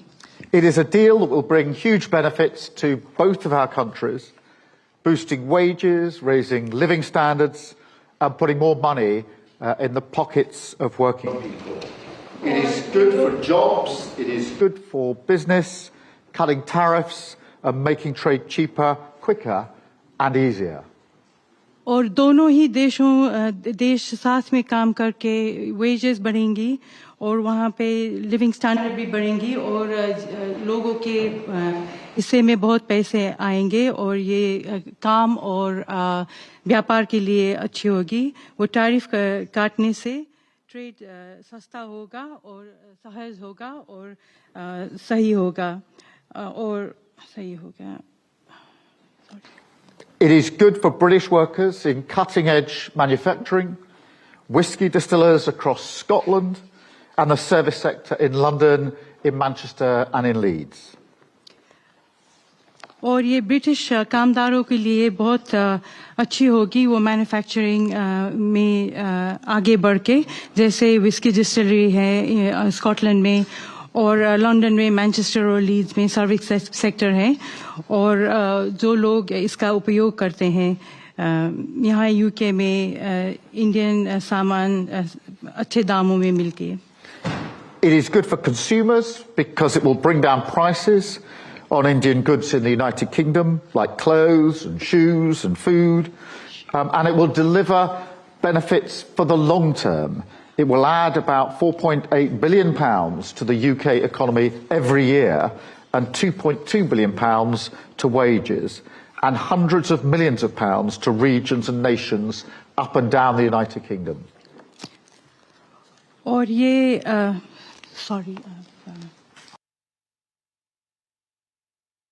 यहाँ के कंज्यूमर के लिए बहुत अच्छा रहेगा और ये दोनों देशों में जो बातचीत होगी, ट्रेड होगी, जो बढ़ेगा। Don't bother, we can use English word in between. Don't worry about it. Sorry, His Excellency, I've lost the speed. His Excellency, I've lost the speed. Yeah, no problem. Yeah. Sorry, do you want me to repeat? Yes, okay. I think we understand each other well. I mean, look, and we both know this is the biggest and most economically significant trade deal that the UK has made since leaving the EU. And I think I can say that it's one of the most comprehensive deals that India has ever done. So thank you, Prime Minister, for your leadership and for your pragmatism. And I'd like to thank everybody who's worked so hard to get this deal over the line. और आज ये जो बहुत बड़ी comprehensive deal तैयार की है और कामयाब की है, उसके लिए मैं आपको बहुत बहुत शुक्रिया कहना चाहता हूं, प्राइम मिनिस्टर साहब। और ये दोनों टीम जहां काम करके ये जो काम पूरा किया है, इसके लिए मैं बहुत खुशी हूं। And you know, as I've said before, and as we were just discussing in our tête-à-tête, we've entered a new global era, and that is one that requires us to step up, not to stand aside, to deliver for the British people by building deeper partnerships and alliances. And today is very much confirmation of that approach. और अभी वहाँ पे बात जब कर रहे थे आपके साथ बैठ के, हमने बातें की कि नई ग्लोबल एरा पैदा करनी है और इसके लिए हमको सब कुछ करना है जो हम सक्षम है, जिसके बाद ब्रिटिश लोगों को यहाँ पे बहुत ही बड़ी पार्टनरशिप मिलेगी आपके देश से, और यहाँ पे जो हम करने वाले हैं उससे दोनों देशों को फायदा होगा। And the UK has been negotiating a deal like this for many years, but it is this government that got it done. And with it, we're sending a very powerful message that Britain is open for business. And that is already generating huge confidence. Today we're announcing nearly £6 billion in investment and export wins between India and the United Kingdom, creating over 2,200 jobs for British workers. और ये जो ऐसी negotiation मैं पहले बहुत की है, पर ये जो अभी हमने किया है ये बहुत ही बड़ा होगा, क्योंकि ब्रिटिश लोगों को और संसार को ये जानेंगे कि Britain is open for business, व्यापार के लिए खुला है। और ये ब्रिटिश लोगों के लिए भी बहुत अच्छा होगा, क्योंकि ये 6 बिलियन पाउंड्स के 6 बिलियन पाउंड्स यहाँ पे नहीं पैदा होगा। और यूके और इंडिया ने जो ये साथ काम करने का निर्णय किया है, इससे 2,200 जॉब्स ही पैदा होंगे यहाँ पे। But of course, as we've discussed this morning, this is not the extent or the limit of our collaboration with India. We have unique bonds of history, of family, and of culture.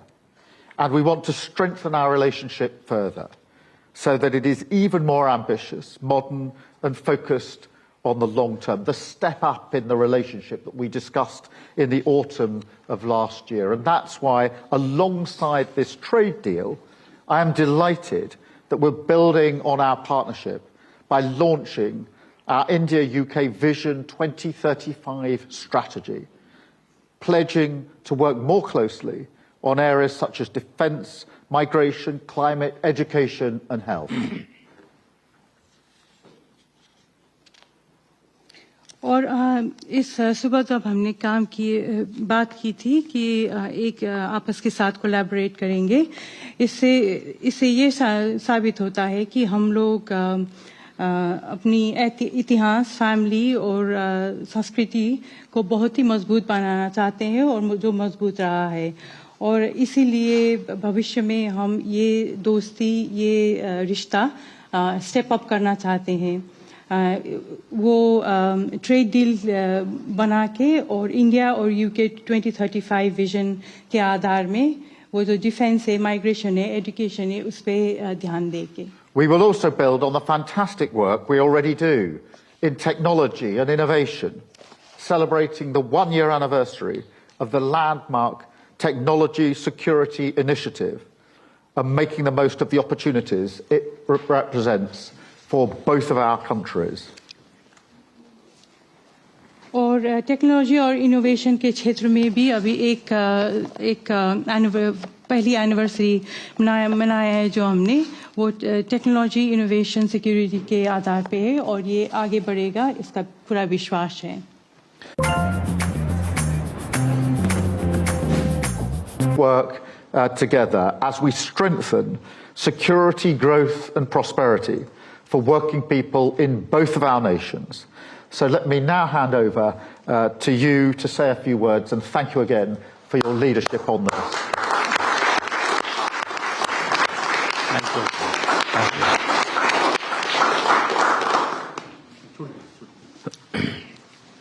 Sorry. प्रधानमंत्री Starmer, friends, नमस्कार। Prime Minister Starmer, friends, namaskar, good morning. सबसे पहले मैं प्रधानमंत्री Starmer के गर्मजोशी भरे स्वागत सत्कार के लिए हार्दिक आभार व्यक्त करता हूं। आज हमारे संबंधों में एक ऐतिहासिक दिवस है। मुझे प्रसन्नता है कि कई वर्षों की मेहनत के बाद आज दोनों देशों के बीच comprehensive economic and trade agreement संपन्न हुआ है। First of all, let me extend my heartfelt gratitude to Prime Minister Starmer for the warm welcome and gracious hospitality. Today marks a historic day in our bilateral relations. I am pleased to note that after many years of hard work, the comprehensive economic and trade agreement between our two countries has been concluded today. यह समझौता मात्र आर्थिक साझेदारी नहीं, बल्कि साझा समृद्धि की योजना है। एक और भारतीय textile, footwear, gems and jewellery, sea food और इंजीनियरिंग गुड्स को यूके में बेहतर मार्केट एक्सेस मिलेगा। भारत के एग्रीकल्चर, प्रोड्यूस और प्रोसेस्ड फूड इंडस्ट्री के लिए यूके की मार्केट में नए अवसर बनेंगे। भारत के युवाओं, किसानों, मछुआरों और एमएसएमई सेक्टर के लिए यह समझौता विशेष रूप से लाभकारी सिद्ध होगा।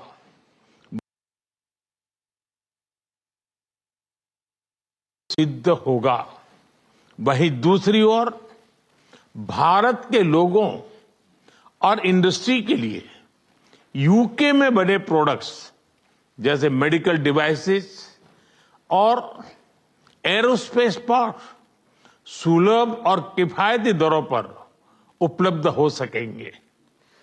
This agreement does not merely pave way for economic partnership, but is also a blueprint for our shared prosperity. On the one hand, Indian textiles, footwear, gems and jewelry, seafood, engineering goods will get better market access in the UK. Indian agricultural products, processed food industry will find new opportunities in UK's market. This agreement will prove especially beneficial for India's youth, farmers, fishermen and MSME sector. On the other hand, people and industries in India will be able to access products made in the UK, such as medical devices and aerospace parts at affordable and attractive prices. इस समझौते के साथ ही double contribution convention पर भी सहमति बनी है। इससे दोनों के सर्विस सेक्टर, विशेषकर टेक्नोलॉजी और फाइनेंस के उसको एक नई ऊर्जा मिलेगी। ईज ऑफ डूइंग बिजनेस को गति मिलेगी। कॉस्ट ऑफ डूइंग बिजनेस घटेगा और कॉन्फिडेंस ऑफ डूइंग बिजनेस बढ़ेगा। साथ ही यूके की अर्थव्यवस्था को भारतीय स्किल टैलेंट मिलेगा। इन समझौतों से दोनों देशों में निवेश बढ़ेगा और रोजगार के नए अवसर बनेंगे। इतना ही नहीं, दो लोकतांत्रिक देशों और विश्व की दो बड़ी इकोनॉमीज के बीच हुए यह समझौते वैश्विक स्थिरता और समृद्धि को भी बल देंगे। Along with this agreement, we also have reached a consensus on the Double Contribution Convention. This will inject new energy into the service sectors of both countries, especially in technology and finance. It will promote ease of doing business, reduce from India's skilled talent. These agreements will enhance investments and generate new employment opportunities in both countries. Moreover, as agreements reached between two democracies and two of the world's major economies, they will lend support to global stability and global prosperity. Friends, अगले दशक में हमारी comprehensive strategic partnership को नई गति और ऊर्जा देने के लिए विजन 2035 जारी किया जा रहा है। यह टेक्नोलॉजी, डिफेंस, क्लाइमेट, एजुकेशन और पीपल टू पीपल कनेक्ट के क्षेत्रों में एक मजबूत, भरोसेमंद और महत्वाकांक्षी साझेदारी का रोड मैप बनेगा। Friends, to give new momentum and energy to our comprehensive strategic partnership in the coming decade, today we are launching our Vision 2035. Vision 2035 is a roadmap that will form the basis of a strong, trustworthy, and ambitious partnership in the fields of technology, defense, climate, education, and people-to-people connect. Defence और security में साझेदारी के लिए defence industrial road map बनाया गया है। हमारी technology security initiative को और मजबूत करने पर काम किया जाएगा। It is our commitment that from AI to critical minerals, semiconductors to cyber security, we shall create the future together. A defense industrial roadmap has also been drawn up for partnership in defense and security. Work will continue on strengthening our technology security initiative. It is our commitment that from AI to critical minerals, from semiconductors to cyber security, we shall create the future together.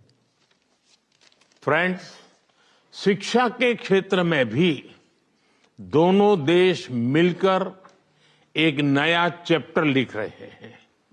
UK की 6 universities Bharat में campus खोल रही हैं।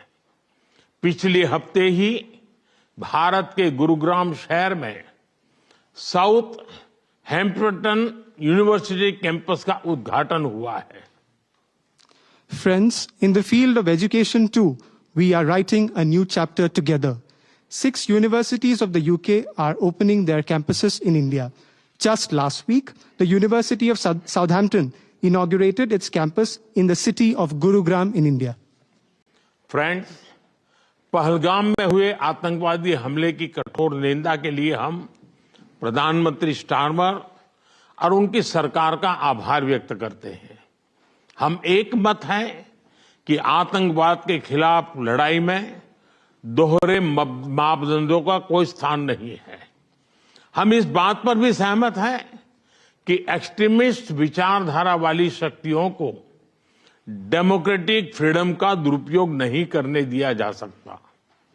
Those who misuse democratic freedoms to undermine democracy itself must be held account. Economic offenders के प्रत्यार्पण के विषय पर भी हमारी एजेंसी सहयोग और समन्वय से काम करती रहेगी। Friends, we thank the Prime Minister and his government for strong condemnation of the terrorist attack in Pahalgam. We are united in the belief that there is no place for double standards in the fight against terrorism. We also agree that the forces which espouse extremist ideologies should not be allowed to misuse democratic freedoms. Those who misuse democratic freedoms to undermine democracy itself must be held to account. Our security agencies will continue to enhance cooperation and coordination on matters such as the extradition of economic offenders. Friends, Indo Pacific में शांति और स्थिरता, Ukraine में चल रहे संघर्ष और पश्चिम Asia की स्थिति पर हम विचार साझा करते रहे हैं। हम जल्द से जल्द शांति और स्थिरता की बहाली का समर्थन करते हैं। सभी देशों की संप्रभुता और क्षेत्रीय अखंडता का सम्मान अनिवार्य है। आज के युग की मांग विस्तारवाद नहीं, विकासवाद ही है। Friends, we have continued to exchange views on peace and stability in the Indo-Pacific, the ongoing conflict in Ukraine, and the situation in West Asia. We support early restoration of peace and stability. Respect for sovereignty and territorial integrity of all countries is essential. Today's era demands development, not expansionism. Friends, पिछले महीने अहमदाबाद में हुई दुर्घटना में मारे गए लोगों में कई यूके के नागरिक भाई बहन भी थे। उनके परिवार वालों के प्रति हम संवेदनाएं प्रकट करते हैं। यूके में रहने वाले भारतीय मूल के लोग हमारे संबंधों में एक लिविंग ब्रिज का काम करते हैं। They did not just bring curry from India, but also creativity, commitment and character. इनका योगदान सिर्फ यूके की समृद्ध इकोनॉमी तक सीमित नहीं है, बल्कि यूके के कल्चर, स्पोर्ट्स और पब्लिक सर्विस में भी दिखता है। Friends, last month, in the unfortunate plane crash in Ahmedabad, our sisters and brothers of the UK were among those who lost their lives. I would like to express my deepest condolences to the families of the victims. The people of Indian origin in the UK form a living bridge that connects our two nations. They did not just bring curry from India, but also creativity, commitment, and character. Their immense contributions are not just limited to UK's prosperous economy, but are also visible in UK's culture, sports, and public service. Friends, जब भारत और UK मिले और वह भी test series के दौरान, तो cricket का उल्लेख तो करना ही पड़ता है। For both of us, cricket is not just a game, but a passion, and also a great metaphor for our partnership. There may be a swing and a miss at times, but we always play with a straight bat. We are committed to building high-scoring solid partnership. आज संपन्न हुए समझौते और vision 2035 इसी spirit को आगे बढ़ाने वाले माइलस्टोन है। Friends, I would be remiss not to mention cricket when India and the UK are coming together, especially during a test series. For both of us, cricket is not just a game, but a passion. And also a great metaphor for our partnership. There may be a swing and a miss at times, but we always play with a straight bat. We are committed to building a high-scoring, solid partnership. The agreements concluded today and Vision 2035 are milestones which advance this very spirit. प्रधानमंत्री जी, मैं एक बार फिर आपके आतिथ्य सत्कार के लिए आभार व्यक्त करता हूं। मैं आपको भारत यात्रा करने का निमंत्रण भी देता हूं और आशा करता हूं कि हमें शीघ्र ही भारत में आपका स्वागत करने का अवसर मिलेगा। बहुत बहुत धन्यवाद। Prime Minister, I thank you once again for your warm hospitality. I would also like to take this opportunity to extend an equally warm invitation to you to visit India. I am eagerly looking forward to hosting you in India very, very soon. Thank you very much. Thank you. Thank you.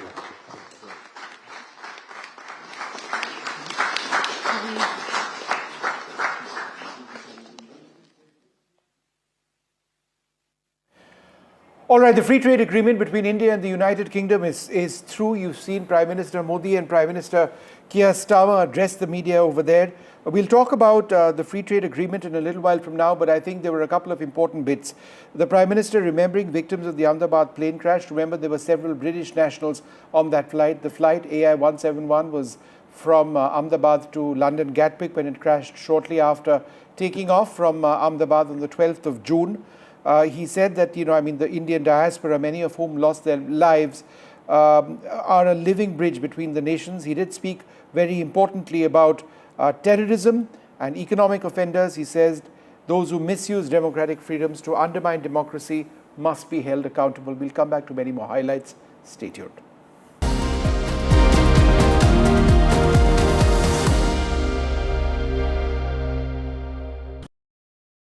जनता के पास सवाल ही सवाल है। जवाब ढूंढने को वो देखती है न्यूज़ और देखती है यहाँ तो सवालों का मायाजाल है।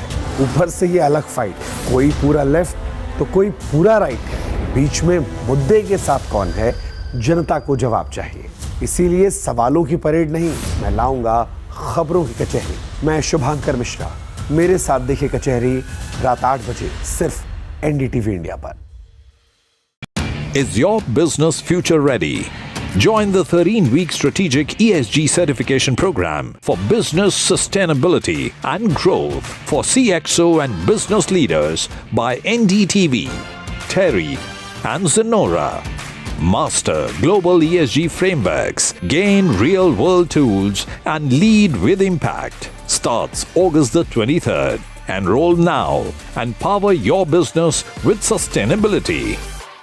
I've been reporting on all issues big and small from Andhra Pradesh, Telangana, rest of South India, bringing you all the action, all that you need to know, all that you want to know. The energy of maximum city is infectious. I'm bringing that energy in our news coverage from financial capital Mumbai. Covering from the southernmost part of India over the last 23 years, I bring in-depth and 360-degree coverage from the Dravidian heartland. The land of Mishti, also known for its bitter politics. I have seen much water flow under the Howrah Bridge, covering Bengal in all its vivid colors. India's IT capital is always bustling, a city full of startups, stories and surprises. And I keep you ahead on all the Bengaluru buzz.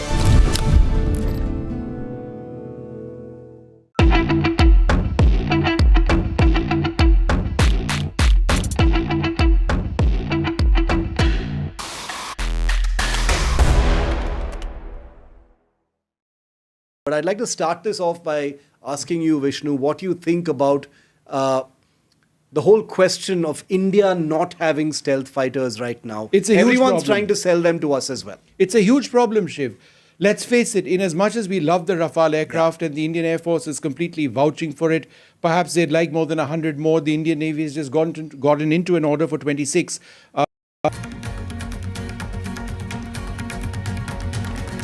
Prime Minister Modi and the UK Prime Minister Keir Starmer signed the historic trade deal. Prime Minister also has a strong message against terror, saying those who misuse democratic freedoms to undermine democracy must be held accountable. A massive row over the Bihar voter list disruptions from Parliament to Bihar. The leader of opposition in the Parliament, Rahul Gandhi, says that Election Commission won't get away with this. The BJP hits back, says the opposition is desperate. The Enforcement Directorate is raiding premises linked to Reliance Group Chairman Anil Ambani in Delhi and Mumbai in connection with a money laundering case. ED probes over 35 premises, 50 companies and 25 people. A passenger aircraft carrying around 43 people has crashed in Russia's Far East region bordering China. Presented by Canara Bank. Together we can.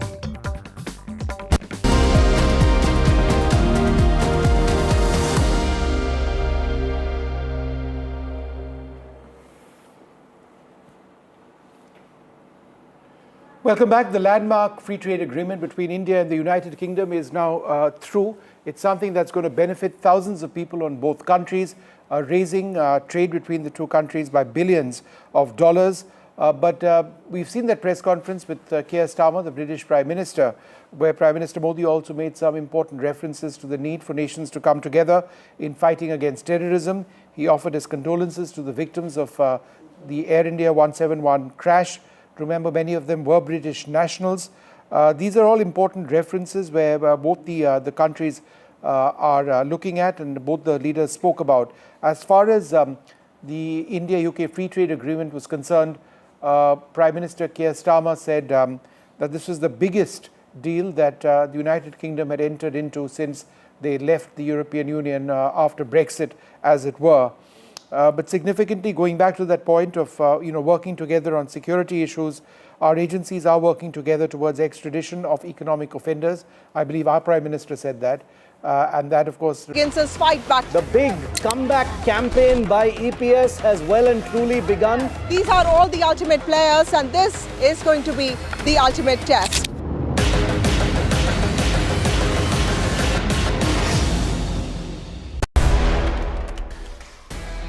Well, in the latest episode of Control All Defense, we are talking about a platform that all of you want to hear about, that's Tejas. The big question, we do know it's a great platform, but is it of use for the Indian Air Force going into the future? How relevant will it remain?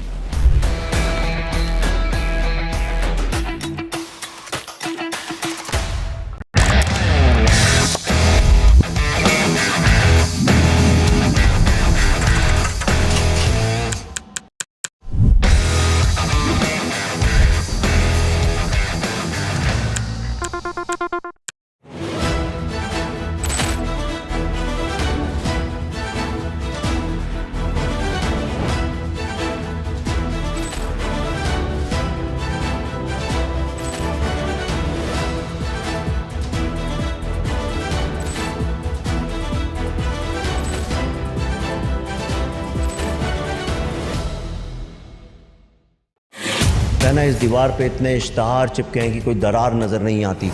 मैं उन लोगों में से जो कहता हूँ सारे इश्तहार फाड़ के फेंको, पहले दरार को एड्रेस करो। ये दरार इसलिए क्योंकि कुछ लेफ्ट कुछ राइट, पर हम उन मुद्दों में आपके साथ जिनसे आपकी फाइट है। डिजिटल से देश समझा, अब टीवी पर समाधान लाना है। आइए मेरे साथ खबरों की कचहरी में सिर्फ NDTV पर।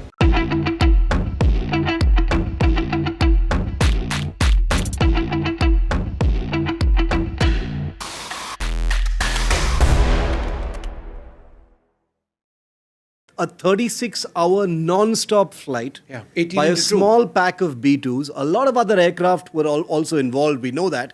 But let's talk about the B-2 flight itself. They took off from Missouri.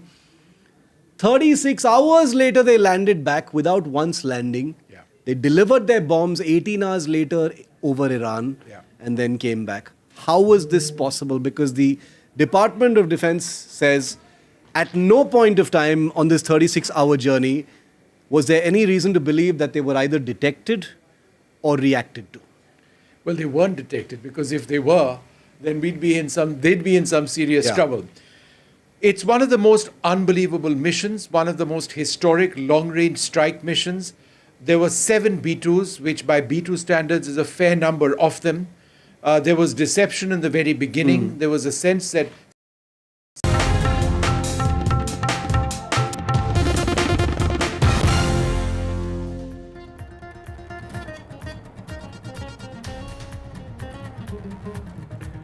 Prime Minister Narendra Modi meets UK Prime Minister Keir Starmer in London.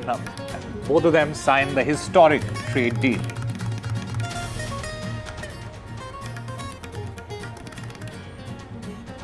A massive row over the Bihar voter list disruptions from Parliament to Bihar. The leader of opposition in the Lok Sabha, Rahul Gandhi, says that the Election Commission won't get away with this. The BJP hits back, says opposition is desperate.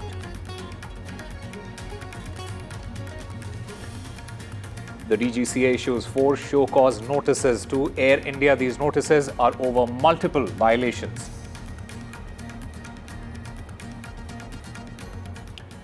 A passenger aircraft carrying around 43 people has crashed in Russia's Far East region bordering China.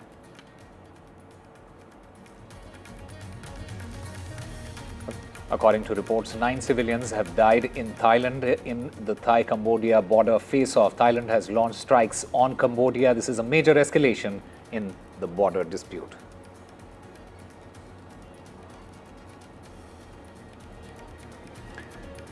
Rishabh Pant suffers a fractured toe and has been ruled out of the India versus England Test series.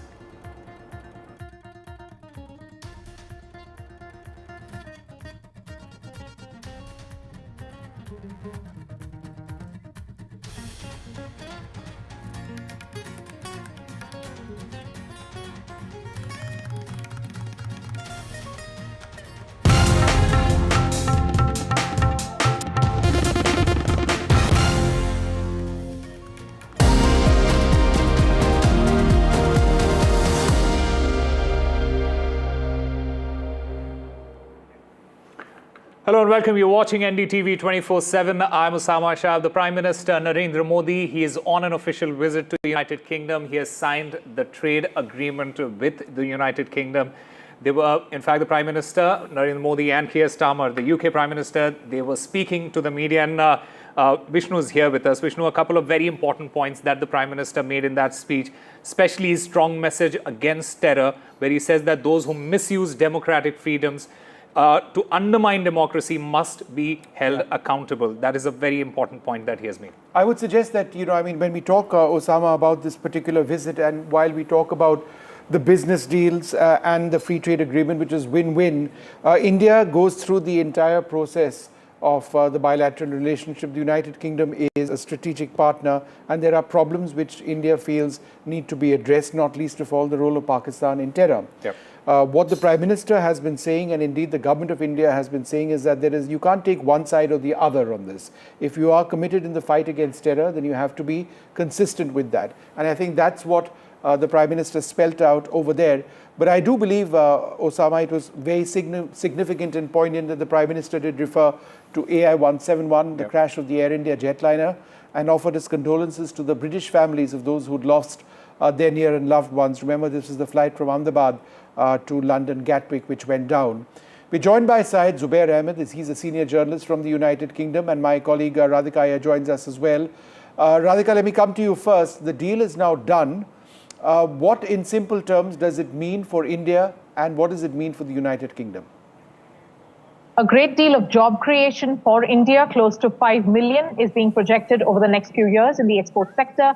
And for the United Kingdom, it means a good access to India, which is the world's largest consumer market by volume. India is the largest consumer of Scotch whisky. India has huge purchasing power. So for all the exports that Britain does to India, that is a great market that they have access to. And the UK has projected that it will add to their GDP by 4.8 billion over the next few years.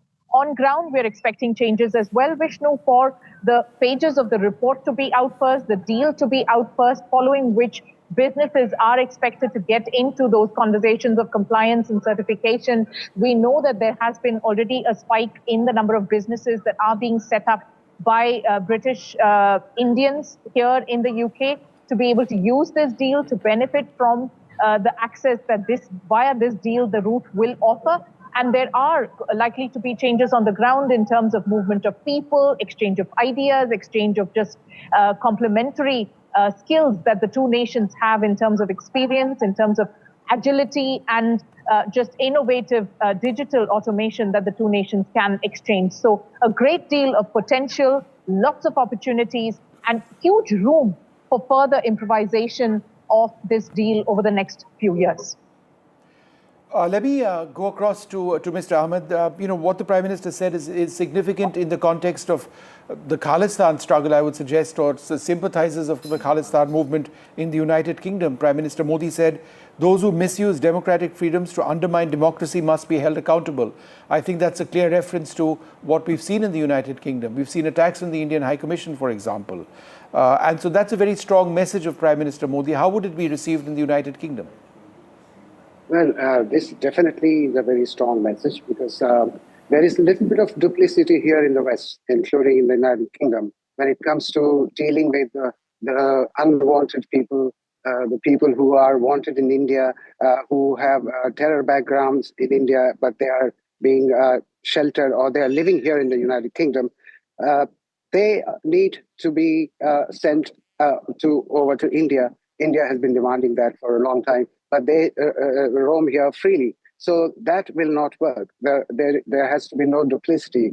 If you think that they are wanted in India and India demands their return to the country, you should comply with India's request. And that is not happening we've seen in the past few years. There have been dozens of requests, but they have not been complied with, not been met with. And that is what the Prime Minister was referring to, that there has to be both-way traffic. All right, sir. Thanks very much for joining us with that. What we're going to do at this stage is actually bring you a couple of details of that free trade agreement. And we've been doing that all afternoon, but it's important to understand what exactly it is we are trying to do. So let's focus now, and this isn't inclusive, it's just one of the parts of that deal, protecting and projecting brand India from Kolhapuri chappals to Banarasis and Chanderis, often crafted by Indian women. That's a massive priority in the India-UK Free Trade Agreement. In fact, there is detailed mention on how gender empowerment is at the heart of various parts. In fact, the entire deal. And I'll explain this. The agreement is transformative for the economic empowerment of women. The India-UK Free Trade Agreement includes a pioneering trade and gender chapter, for example, to promote women's empowerment in global trade. By eliminating tariffs on 90% of tariff lines, the Free Trade Agreement enables Indian women in textiles, leather and tech to gain access to the UK's $23 billion market. Now, geographical indicators or indications on products which are exported from India are being done to protect heritage crafts like Banarasi and Chanderi and ensuring fair value for women artisans in textiles and in leather. Kolhapuri chappals. Now, India's leather icon has gone truly global. These are crafted by women as well and family artisans in Maharashtra and other states. These will now have duty-free access to the UK's premium handmade footwear market. The goal is to enhance brand recognition, cultural identity, and the income ultimately of artisans. The Free Trade Agreement is expected to boost job creation and financial independence for women. It positions India as a top supplier in labor-intensive sectors. Here's another area which India is looking at very, very closely indeed on. A key part of the India-UK Free Trade Agreement is on unleashing the power of India's blue economy. In other words, stepping up India's marine product exports to give India's fisher folk an opportunity to get into a market where there is massive untapped export potential. Let's spell this out.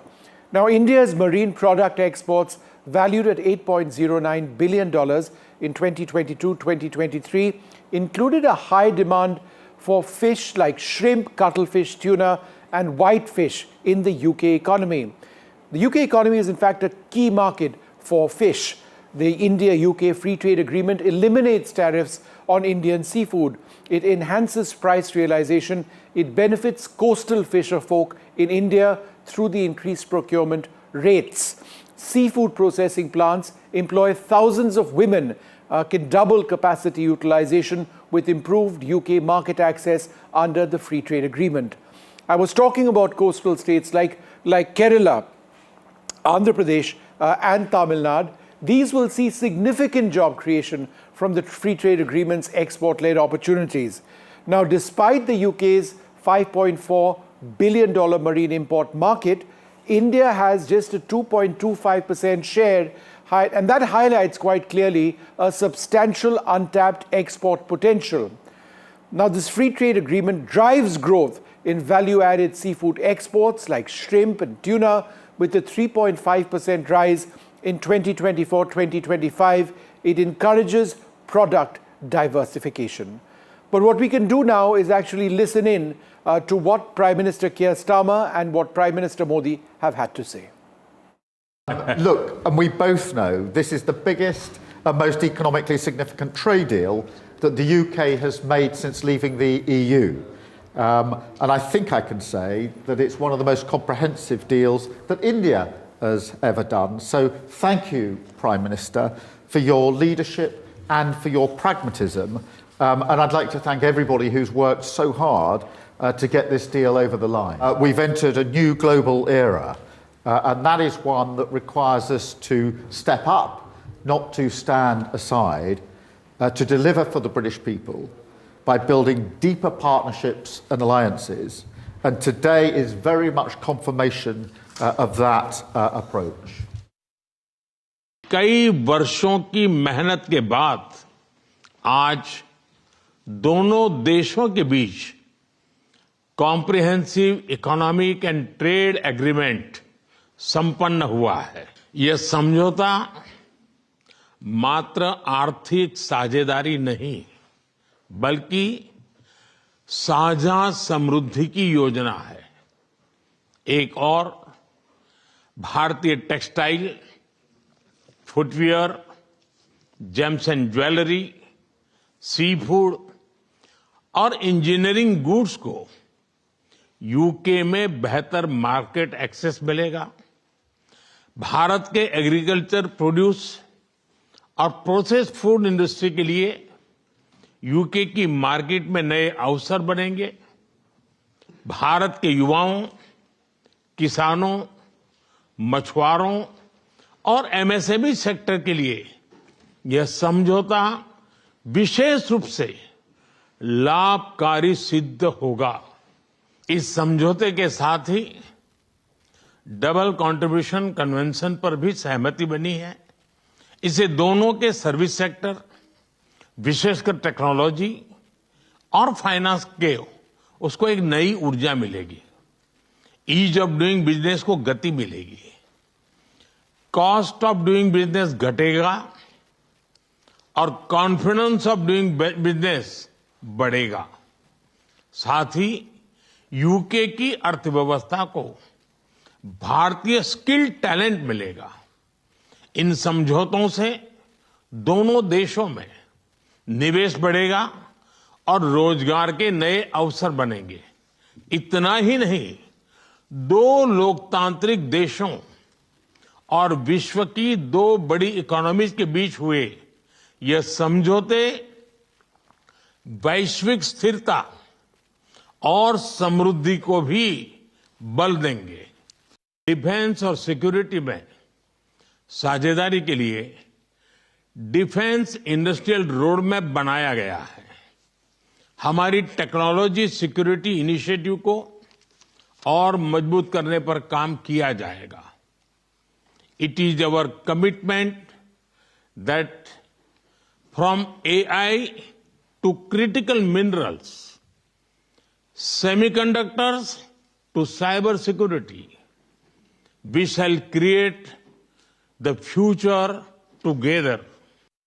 Friends, Pahalgam में हुए आतंकवादी हमले की कठोर निंदा के लिए हम प्रधानमंत्री स्टारमर और उनकी सरकार का आभार व्यक्त करते हैं। हम एक मत हैं कि आतंकवाद के खिलाफ लड़ाई में दोहरे मापदंडों का कोई स्थान नहीं है। हम इस बात पर भी सहमत हैं कि एक्सट्रीमिस्ट विचारधारा वाली शक्तियों को डेमोक्रेटिक फ्रीडम का दुरुपयोग नहीं करने दिया जा सकता। Those who misuse democratic freedoms to undermine democracy itself must be held account. Economic offenders के प्रत्यार्पण के विषय पर भी हमारी एजेंसी सहयोग और समन्वय से काम करती रहेगी। Well, we can go back to Syed Zubair Ahmed, who's been tracking all of this very closely. Mr. Ahmed, thank you very much once again for being with us. Economic offenders, that's another issue which affects India. The fact that, we've got Nirav Modi in the United Kingdom. We've got Vijay Mallya as well. There's been a lengthy legal process over there and they still aren't back in India. Again, how important is it for both countries to work together in this regard? Well, I think it is quite important for both the countries to work on this issue together. India has been demanding their return for a long time, but the British government says that there is a process that needs to be followed, and the legal process is a lengthy one. And that is what the British government position is. So now one could say that the legal process could be expedited quickly, but then legal position is that the judiciary here is independent. It works independent of the government. So therefore, the delays are always possible. And then if there is some relief here or no relief here, then the person can go to the European Union and get some stay order from there as well. So this is not going to be easy, but India has to keep hammering at it. And hopefully, India will succeed getting 3 or 4 prominent economic offenders back home. I just want to go back, Mr. Ahmed, to this one key point that the Prime Minister referred to in absolutely lucid language. Those who misuse democratic freedoms to undermine democracy itself must be held to account. India at one level feels that the UK is just not doing enough in terms of dealing with the threat of Khalistani sympathizers. And I think that the remark was, using democratic freedoms. The argument from the United Kingdom has been, they have a right to protest. But from where we come, these are terrorists, right? And terrorist sympathizers. And surely there cannot be double standards on this. Absolutely. There is no doubt about that. Not just in the United Kingdom, but I've found that in the United States, even in Canada, and in various parts of the United Kingdom, in Birmingham, in Manchester, you go to gurudwaras and you meet people who are wanted in India. They are Khalistanis. They roam freely here. They are wanted back in India. The government has shared a list of those people with the British government, but the government here feels that they are not breaking the law of the land, and as long as they don't break the law of the land, they are free to stay in this country, and there is no way they can be sent back to India. And they want very strong evidence that that could probably help the British government to start the process of sending them back. But of course, then the argument is given that Indian jails are not conducive to keeping prisoners safely in without violation of human rights, etc. So yes, you can enjoy the democratic freedom as much as you like, but if you are wanted in a democratic country by a democratic country, the democratic friends of India should also consider that they need to consider the request of the Indian government and try and help start the process of extraditing such people wanted in India. So thanks very much for being with us. So another key point mentioned by the British Prime Minister is that this is the biggest economic deal that they've done since Brexit, since they exited the European Union, the European Economic Area. And therefore it is very, very significant indeed. But I think if we are talking about the United Kingdom, there's another piece of news which actually impacts a lot of us watching on, and that's to do with cricket. Rishabh Pant, India's star batsman, wicketkeeper, injured with a fractured foot. He's out for the rest of the series, but it does appear that he might still bat in this test. Is that right, Osama? Well, from what we are understanding at this moment, Vishnu, the BCCI, they have given us this update saying that Rishabh Pant, who sustained an injury to his right foot on the first day of the Manchester Test, he will not be performing the wicket-keeper's duties, and for the remainder of the match, Dhruv Jurel, he will be assuming the role of the wicket-keeper. And despite his injury, as per this update, Rishabh Pant has joined the team on the second day and will be available to bat as per team requirement. That is something that we were absolutely not expecting at this point of time. Let's get to the bottom of that statement. Rishabh Pant probably broke down that house and said, there's no way that you're keeping me from batting, right? Now, this is a man who's gone through trauma like we cannot even imagine. Absolutely. So, I mean, dealing with this foot injury, even if it's a fracture, there is no way that you can keep this man out of the game. Absolutely. And, this is a kind of injury that not a lot of people would come back from. to have a broken foot, to have a fracture on your foot. A lot of these players would be sitting in the hospital watching the match on their telly. Not Rishabh Pant apparently, because he's back in the team. We might just be getting those visuals very shortly of him joining the team. He, as per this update, he will be available to bat as per team requirement. And from what we understand at this moment, India might just need him to cross that 350 mark or a 400 mark. But we'll have to wait and watch and see how things unfold.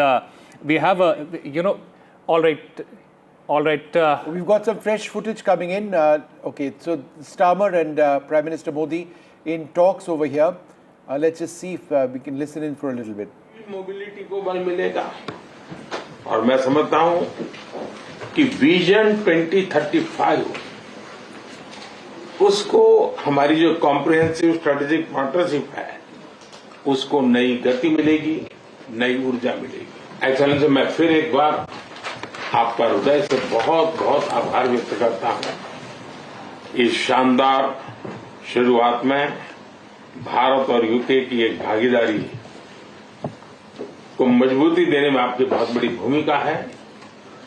मैं आपका बहुत अभिनंदन करता हूं।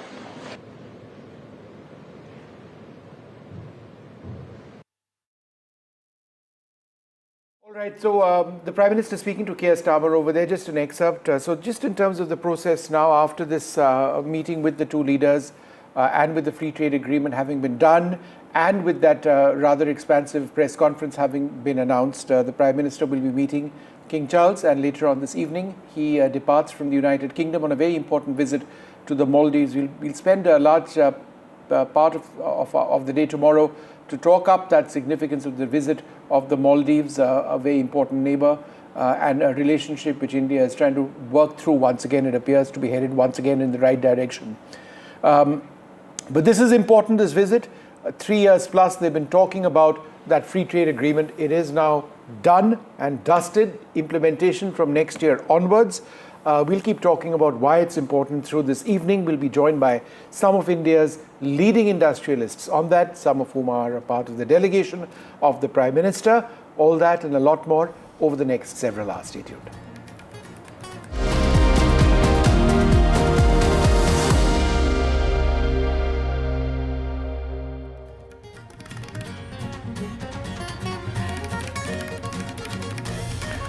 Prime Minister Modi and UK Prime Minister Keir Starmer signed the historic free trade deal. A massive row over the Bihar voter list disruptions. From Parliament to Bihar, leader of opposition in the Lok Sabha, Rahul Gandhi, says that the Election Commission will not get away with this. The BJP hits back, says the opposition is desperate.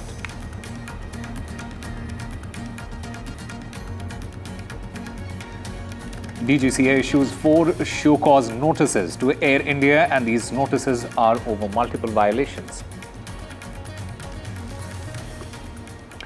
A passenger aircraft carrying around 43 people has crashed in Russia's Far East region bordering China. Presented by Canara Bank. Together we can.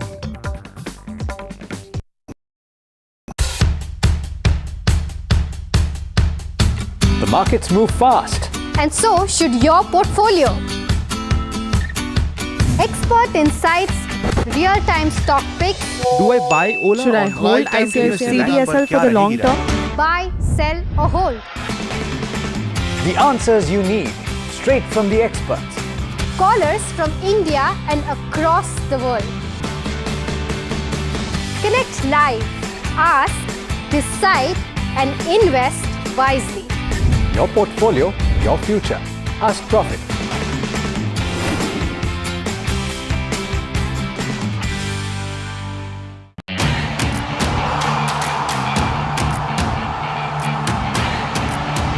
Some say sport is a matter of life and death.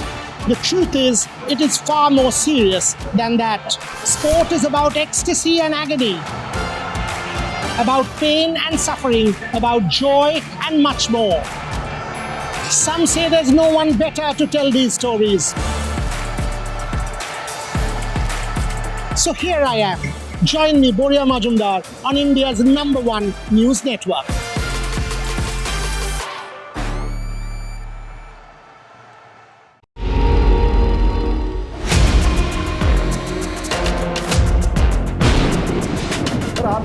कैसे हिल से behave कर रहे हो सुनो sir? मेरी आप तो एक आपने मेरा Gaikwad is running away from NDTV's questions.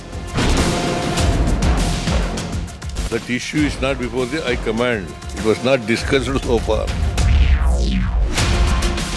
Kolhapuri chappals costing $1,300. The noise we made finally got heard, and it's so nice that somebody took action on it. Pictures and videos of women that were taken in the Bengaluru metro, now on Church Street and other prominent places in Bengaluru. We managed to arrest both of them. We are bringing you now, for the very first time, is that the Air India preliminary crash report is out. This 15-page report into 10 key findings of what really is being said in this probe report. What's reporting without impact? NDTV 24/7. जनता के पास सवाल ही सवाल है, जवाब ढूंढने को वो देखती है न्यूज़ और देखती है यहाँ तो सवालों का मायाजाल है। ऊपर से ये अलग फाइट है, कोई पूरा लेफ्ट तो कोई पूरा राइट है, बीच में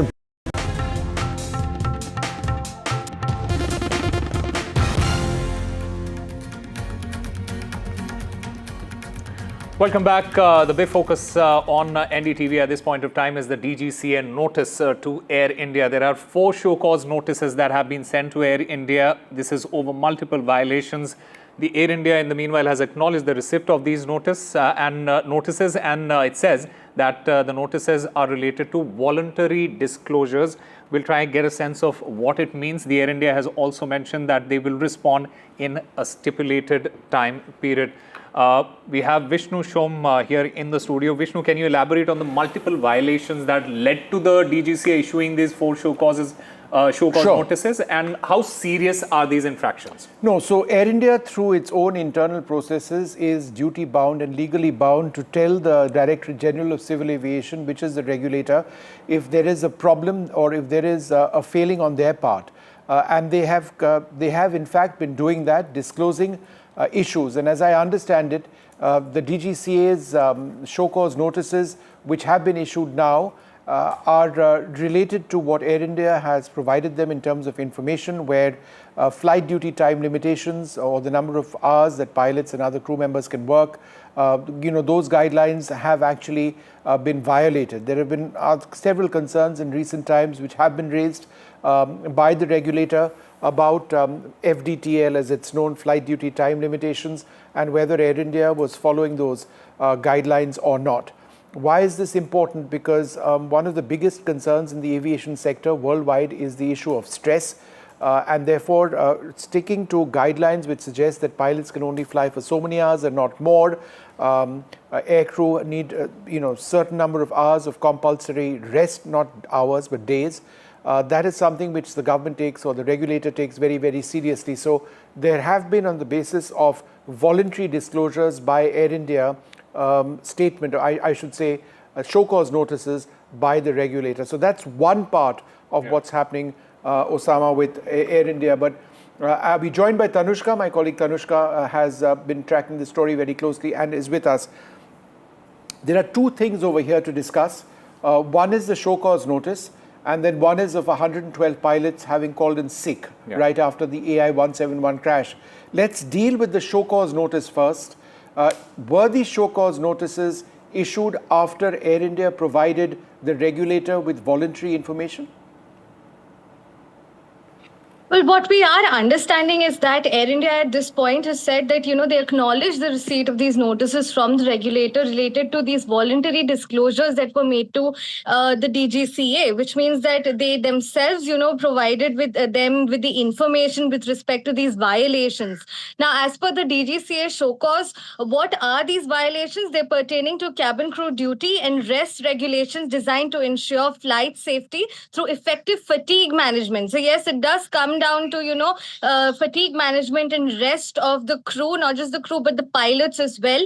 And as per the show cause notice, we understand that cabin safety of Air India has repeatedly failed to adhere to provisions provided under the specified paragraphs of CAR sections regarding augmented cabin crew for ultra long range flights.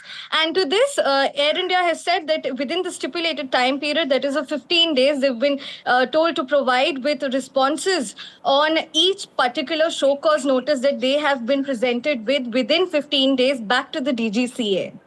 Right. Tanushka, stay with us because another important point that we are here discussing is the fallout of the Air India crash. There have been a mass sick leave by the Air India crew post the crash. In fact, 112 pilots, they have taken sick leaves since that crash. And this is what the Aviation Minister, in fact, informed the Parliament today, that there is a spike in pilot sick leaves after the crash. Vishnu, what could be the reason behind the significant increase in the pilot sick leaves since the crash, and how is Air India in a way addressing especially the mental health concerns that have been raised by the pilots? You know, this is the cause of huge concern. Just 4 days after AI 171 went down on the 12th of June, there were 112 pilots, including several senior commanders and co-pilots as well, first officers, who went on sickness leave. They said that they weren't well and they went on leave. I do recall at that stage the entire there were problems with the airline in terms of flight delays and cancellations, maintaining their overall flight schedules. But I think there are larger questions which emerge on the mental state of the pilot community, not just on Air India but across airlines in the country. It's a hugely growing sector, but the stresses and trauma which pilots have faced, particularly after an incident like this, is certainly a matter of huge concern. Tanushka, what exactly did the government say in its response on the issue of 112 pilots falling sick or calling? We do understand. Yeah. We do understand that as per the response that has been provided by the Minister of Civil Aviation for State, Muralidhar Mohal, in Parliament today, he says that, and this was in response to a question posed by MP Jayaprakash in the Parliament today. The questions were pertaining to the mass sick leave reported just 4 days after the crash, and the answer that the Minister of State gave was that of this 112 Air India pilots have reported 6 of these are 61 of them are first officers, whereas 51 are commanders who reported for sick leave. So indeed, these are people in important positions at this point, and the introduction of a separate standalone customized training capsule for the flight crew is needed at this point, is what the minister also said, to recognize and manage the adverse effects of mental health and condition. These are also advisories that have already been given out by the DGCA pertaining to the mental health and the mental state and condition of the pilots at this point. Additionally, on mental health monitoring, the organizations have also been advised to provide peer support programs in place for its employees, which means that from now on, not just Air India, but all airlines, as per the DGCA advisory, are required to provide such peer support programs as part of their larger mental health programs. All right, Tanushka Datta and Vishnu Shom, thank you very much for getting us all those details as far as this really big story is concerned. Meanwhile, another breaking story that we are getting at this hour. The Maharashtra Deputy Chief Minister, Ajit Pawar, he has made a significant statement regarding the train blast's verdict, expressing concerns that some innocent individuals, they may have been wrongly accused. In fact, the Maharashtra government has challenged the High Court's acquittal of 12 accused in the case, moving to the Supreme Court to seek justice. In fact, his comments, they have also sparked further debate on the entire matter. It also highlights the complexities and the controversies that surround this particular case. In fact, we have Abhishek Avasthi joining us to get us more on this. Abhishek, elaborate on what the Deputy Chief Minister had said. See, definitely, after this stay by the Supreme Court, we were asking him the question that, how do you react? Because finally what was expected from the Maharashtra government, that they should file and challenge an appeal to this verdict of the Bombay High Court, and it was accepted. So he also importantly pointed out that, what the intention behind is, none of the innocents should be punished. At the same time, those are responsible should be, punished. So, importantly, but he also mentioned a point that there were several innocents who were wrongly, taken into custody, or you can say at the same time, during the course of investigation, there were several who also lost their life.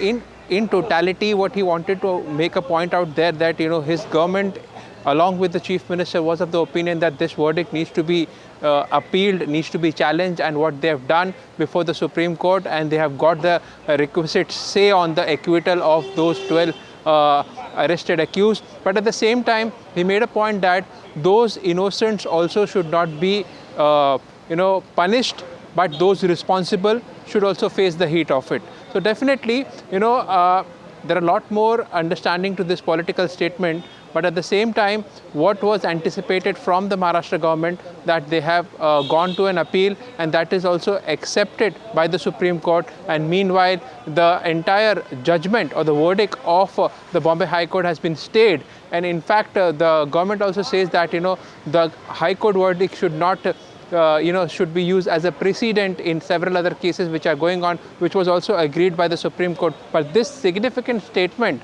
a political reaction coming straight from Deputy Chief Minister Ajit Pawar, means a lot about this entire verdict that has come and after the stay from the Supreme Court. Back to you.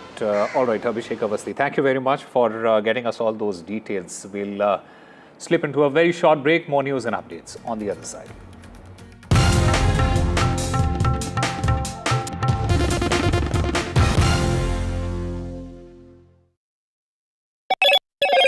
Hello, Moto. Moto G96 5G. All eyes on you.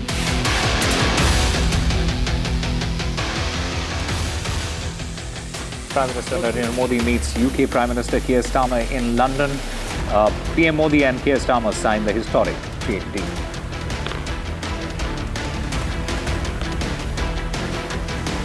A massive row erupts over the Bihar voter list disruptions from Parliament to Bihar. Leader of opposition in the Lok Sabha, Rahul Gandhi, says that the Election Commission will not get away with this. The BJP hits back, says that the opposition is desperate. The DGCA issues 4 show-cause notices to Air India over multiple violations. A passenger aircraft carrying around 43 people has crashed in Russia's Far East region bordering China. Is your business future ready?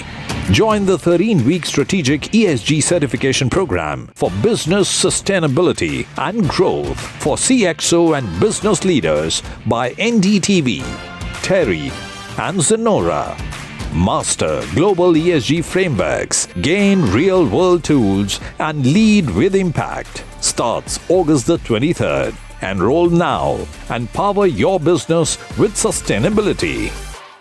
I've been reporting on all issues big and small from Andhra Pradesh, Telangana, rest of South India, bringing you all the action, all that you need to know, all that you want to know. The energy of maximum city is infectious. I'm bringing that energy in our news coverage from financial capital Mumbai. Covering from the southernmost part of India over the last 23 years, I bring in-depth and 360-degree coverage from the Dravidian heartland. The land of Mishti, also known for its bitter politics. I have seen much water flow under the Howrah Bridge, covering Bengal in all its vivid colors. India's IT capital is always bustling, a city full of startups, stories and surprises. And I keep you ahead on all the Bengaluru buzz.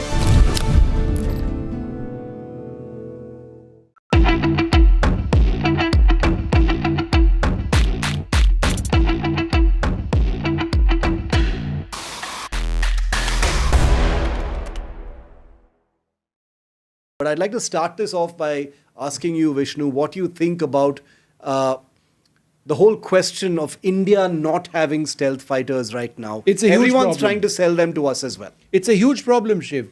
Let's face it, in as much as we love the Rafale aircraft and the Indian Air Force is completely vouching for it, perhaps they'd like more than 100 more. The Indian Navy has just gotten into an order for 26 Rafale M aircraft. There is a generation gap between the Rafale and the stealth. There is a good reason why a stealth platform is called a 5th generation aircraft and a Rafale is a 4th or 4.5 generation aircraft, and that is low observability. So in as much as the Rafale has brilliant sensors, both in terms of its radar, its defensive suite, its electronic warfare suite, its towed array decoy system, it is not typically a low observability platform in quite the same manner in which a stealth aircraft is. Its design form is different. And therefore, if Pakistan does have low observable aircraft, which would be the J-35, in fact, the first ones might even start entering service or coming into the PAF ahead of entering service at some time this year, then India is in trouble. So why? this year? Wow. Yeah. Okay. The first could actually start coming in this year. They're really pushing for it.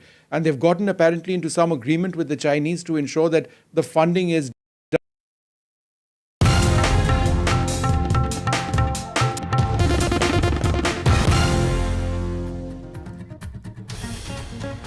Welcome back. A tragic news now coming from Russia. An Angara Airlines flight carrying 43 people, including 5 children, and has crashed in the Amur region. The aircraft, which has gone off radar while en route to Tinda, was found by emergency teams hours later. The Russian ministry has now confirmed this crash. In the last 1 hour or so on social media, these are unverified visuals, but they do paint a grim picture, and some reports suggest that almost all the people on board were killed in this crash. So far, the authorities are mum on the number of people who have been killed or number of people who have been injured. We've been reporting that there were at least 5 children on board and 6 crew were also there. Many reports also suggest, state media particularly has mentioned that the local authorities are investigating the angle of crew error. So that will be explored, and also there could have been some malfunction in the aircraft. It was an aircraft that was built in the Soviet era back in 1976 or so is what the reports claim. So whether or not the aircraft had been regularly maintained, that question has also been asked. But some reports suggest that the aircraft had gone into maintenance in this month itself. So that will also have to be investigated. It was a small plane, only about 50 people could be on board that, and it crashed on the hillside of the Tinda region. It was approaching the Tinda region. That was the destination. It borders near the China-Russia region. So that is where it crashed on the hillside. The authorities are still investigating the matter. The visuals need to be verified, but the crash itself has been confirmed.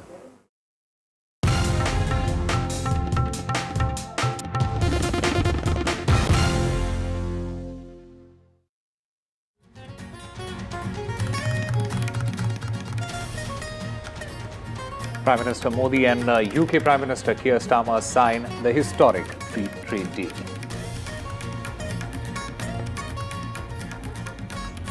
A massive row erupts over the Bihar voter list disruptions. From Parliament to Bihar, the leader of opposition, Rahul Gandhi, says that the Election Commission will not get away with this. The BJP has hit back, saying the opposition is desperate. DGCA issues 4 show-cause notices to Air India over multiple violations.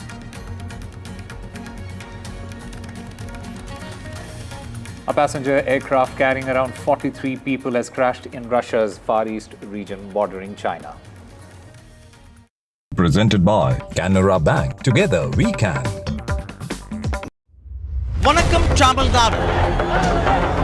Well, the battle for Tamil Nadu 2026 is open now. After Chief Minister Stalin rolls up his sleeves. And Vijay steps in as a star challenger. This is a mass gathering, not for cash. Meanwhile, a former Chief Minister, Edappadi Palanisamy, begins his fight back. The big comeback campaign by EPS has well and truly begun. These are all the ultimate players, and this is going to be the ultimate test.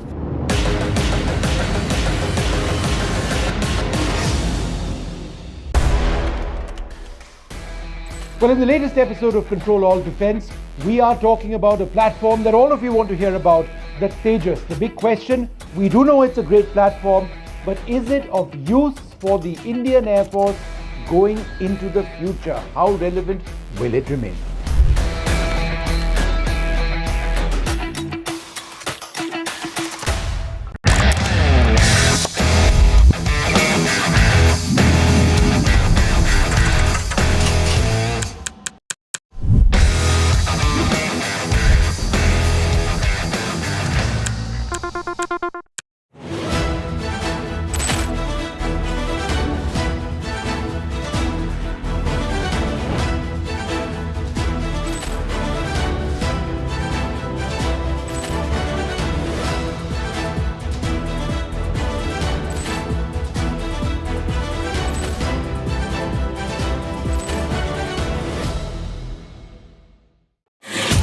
ना इस दीवार पे इतने इश्तहार चिपके हैं कि कोई दरार नज़र नहीं आती।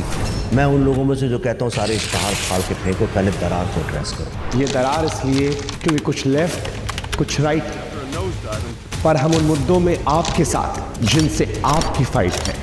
डिजिटल से देश समझा, अब टीवी पर समाधान लाना है। आइए मेरे साथ खबरों की कचहरी में, सिर्फ एनडीटीवी पर।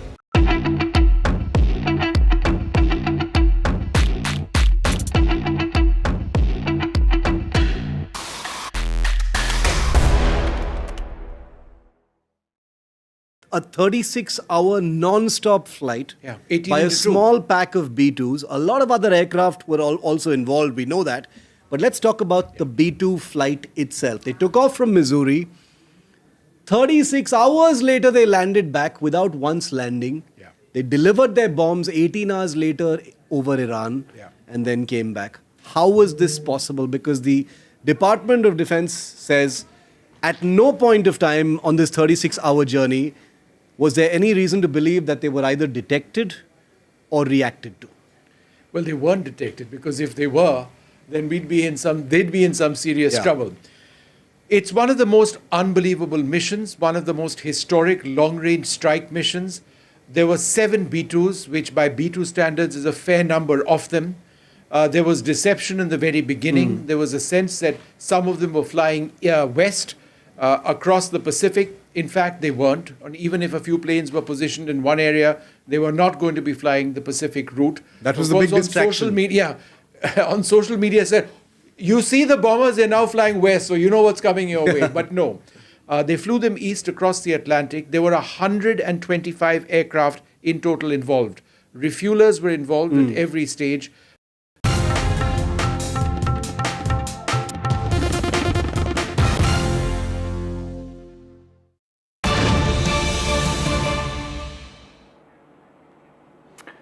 Welcome back. Yet another act of vandalism by the MNS workers that has been caught on camera. The MNS workers, they have vandalized Gujarati billboards in Mumbai. They are demanding Marathi signboards instead.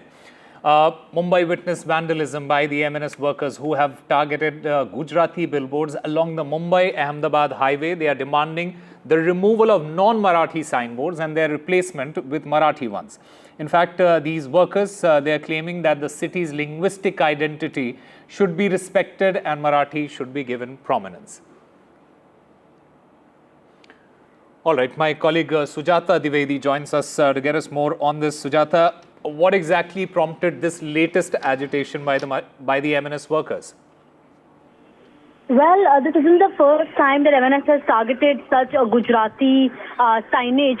We know that earlier the MNS had issued an ultimatum demanding the removal of the Gujarati language nameplate and its replacement with the Marathi one. And now that it hadn't happened, we saw that the MNS workers, along with some local political groups, they reached the spot and they removed the boards and the nameplates that were in Gujarati language, and they also forced that this is supposed to be in Marathi language. Otherwise, this would lead to even more stringent actions to be taken. Now, a protest march, as we know, was carried out in Navi Mumbai city, and along with members of Shiv Sena, Congress and NCP, lodging their grievance and demanding police actions. And under police supervision, the Gujarati plaque was removed from MLA Jadeja's office, and this staff publicly apologized and pledged to install a Marathi version within hours, and that was done. And now it is again in Palghar that we see that there were hoardings that were in Gujarati language, and they were later removed because we know that it has been made mandatory by the court as well that all of the boards outside shops will be in Gujarati, in Marathi language, and because of which this entire issue was seen happening. And like we know that MNS has been voicing for the language of Marathi and its implementation in the state, and if not done so, we can see that they are resorting to violent tactics. And this time too, it was that there was a Gujarati signage and it was removed forcefully by the MNS workers protesting against it, and then later ensuring that the Marathi hoarding was also placed as a replacement. All right, Sujata Dwivedi, thank you very much for getting us all those details. Meanwhile, there has been a major escalation in the border dispute between Thailand and Cambodia. Reports suggest that 9 civilians have died in Thailand as Thailand has launched strikes on Cambodia. A Thai F-16 fighter jet bombed targets in Cambodia on Thursday, and both sides said as weeks of tension over a border dispute escalated into clashes that have killed, as I mentioned, 9 civilians. There are 2 Thai soldiers who have been injured in heavy clashes with Cambodian troops at a disputed area of their shared border.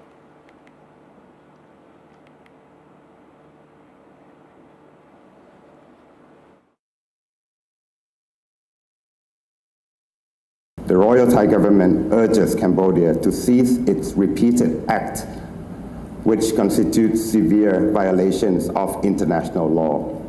Such actions fundamentally contradict the principles of good neighborly relations and good faith, and will further undermine Cambodia's reputation and credibility on the global stage. The Royal Thai government is prepared to intensify our self-defense measures if Cambodia persists in its armed aggression and violations upon Thailand's sovereignty in accordance with international law and principles.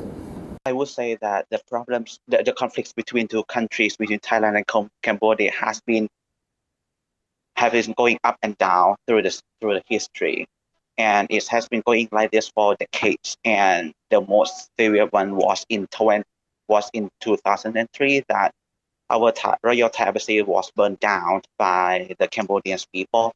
But I would say that since then, we have never had a strong confrontation, the severe confrontations up until right now.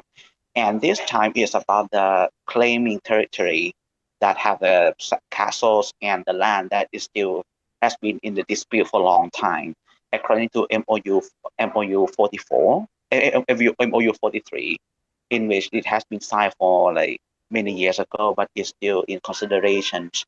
In discussion whether which part of the land, which part of the castle is belong to whom. At the same time, it has been the JBC, which is Joint Border Committee, a committee meeting for 5 times already, but the conflict and the disputes and the quarrels, the confrontations still happen. And this time, I would say the escalations of the conflict has been escalated so really fast compared to in 2003, because I think that it is right after yesterday Thailand decided to downgrade the relationships of between Thailand and Cambodia by recalling the ambassadors back, while requesting the Cambodian ambassador back to their own country. And since I think that is quite maybe coincident that the situations has escalated so fast that the certain that the Cambodian side use heavy weapons to attack Thai people, and this time it was as unexpected that the attack was against civilians, including the hospitals, and which is strongly against the Geneva Conventions that both countries has ratified. There's the conceptions of these Geneva Conventions, and right now the confrontations and the fight between both of them is still going on, and it seems like it is not going to be settled soon, I would say. And right now, approximately there have been around 11 deaths happened along the border, and one of them was children. Relations between Thailand and Cambodia are spiraling downwards as tension increases over disputed border areas.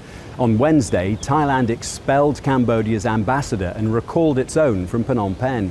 In response, Cambodia is recalling all its diplomatic staff, leaving behind only a second chargé d'affaires and requiring the Thais to do the same. Well, this follows an incident Wednesday in which a patrolling Thai soldier lost a leg and 4 other soldiers were hurt in a landmine blast in a border area claimed by both sides. Thailand has also now closed several frontier crossings and said it will consider further measures. Last week there was a similar incident in a different part of the border in which 3 Thai soldiers were injured. The Thais say the mines were newly laid and of a type they don't use. The armies called on Cambodia to take responsibility and called the incident a serious threat to peace and stability in the border region. But Cambodia has called the claims baseless. It denies planting the devices and says these locations are still littered with old mines from previous conflicts. It also said the Thai soldiers were inside Cambodia, not Thailand, and that they were violating an agreement on patrolling paths. The two neighbours have long disputed the ownership of several small parcels of land. This current, increasingly bitter face-off turned deadly in May when a Cambodian soldier died in an armed clash. Efforts to defuse the situation have so far failed. Meanwhile, nationalist passions are rising on both sides of the border. All right, we'll slip into a very, very short break, but on the other side, we have Vishnu Shom. Vishnu, what are we discussing on the other side? Well, there's been an important statement in Parliament today. It now appears that 112 Air India pilots had called in sick after the AI-171 crash. Why did they do that? Serious questions on mental health also coming up in Parliament statements. All that and a lot more.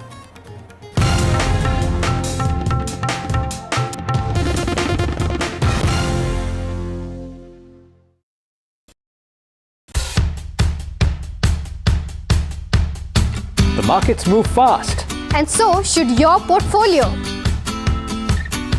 Expert insights, real-time stock picks. Do I buy Ola? Should I hold CDSL for the long term? Buy, sell or hold. The answers you need, straight from the experts. Callers from India and across the world. Connect live, ask, decide and invest wisely.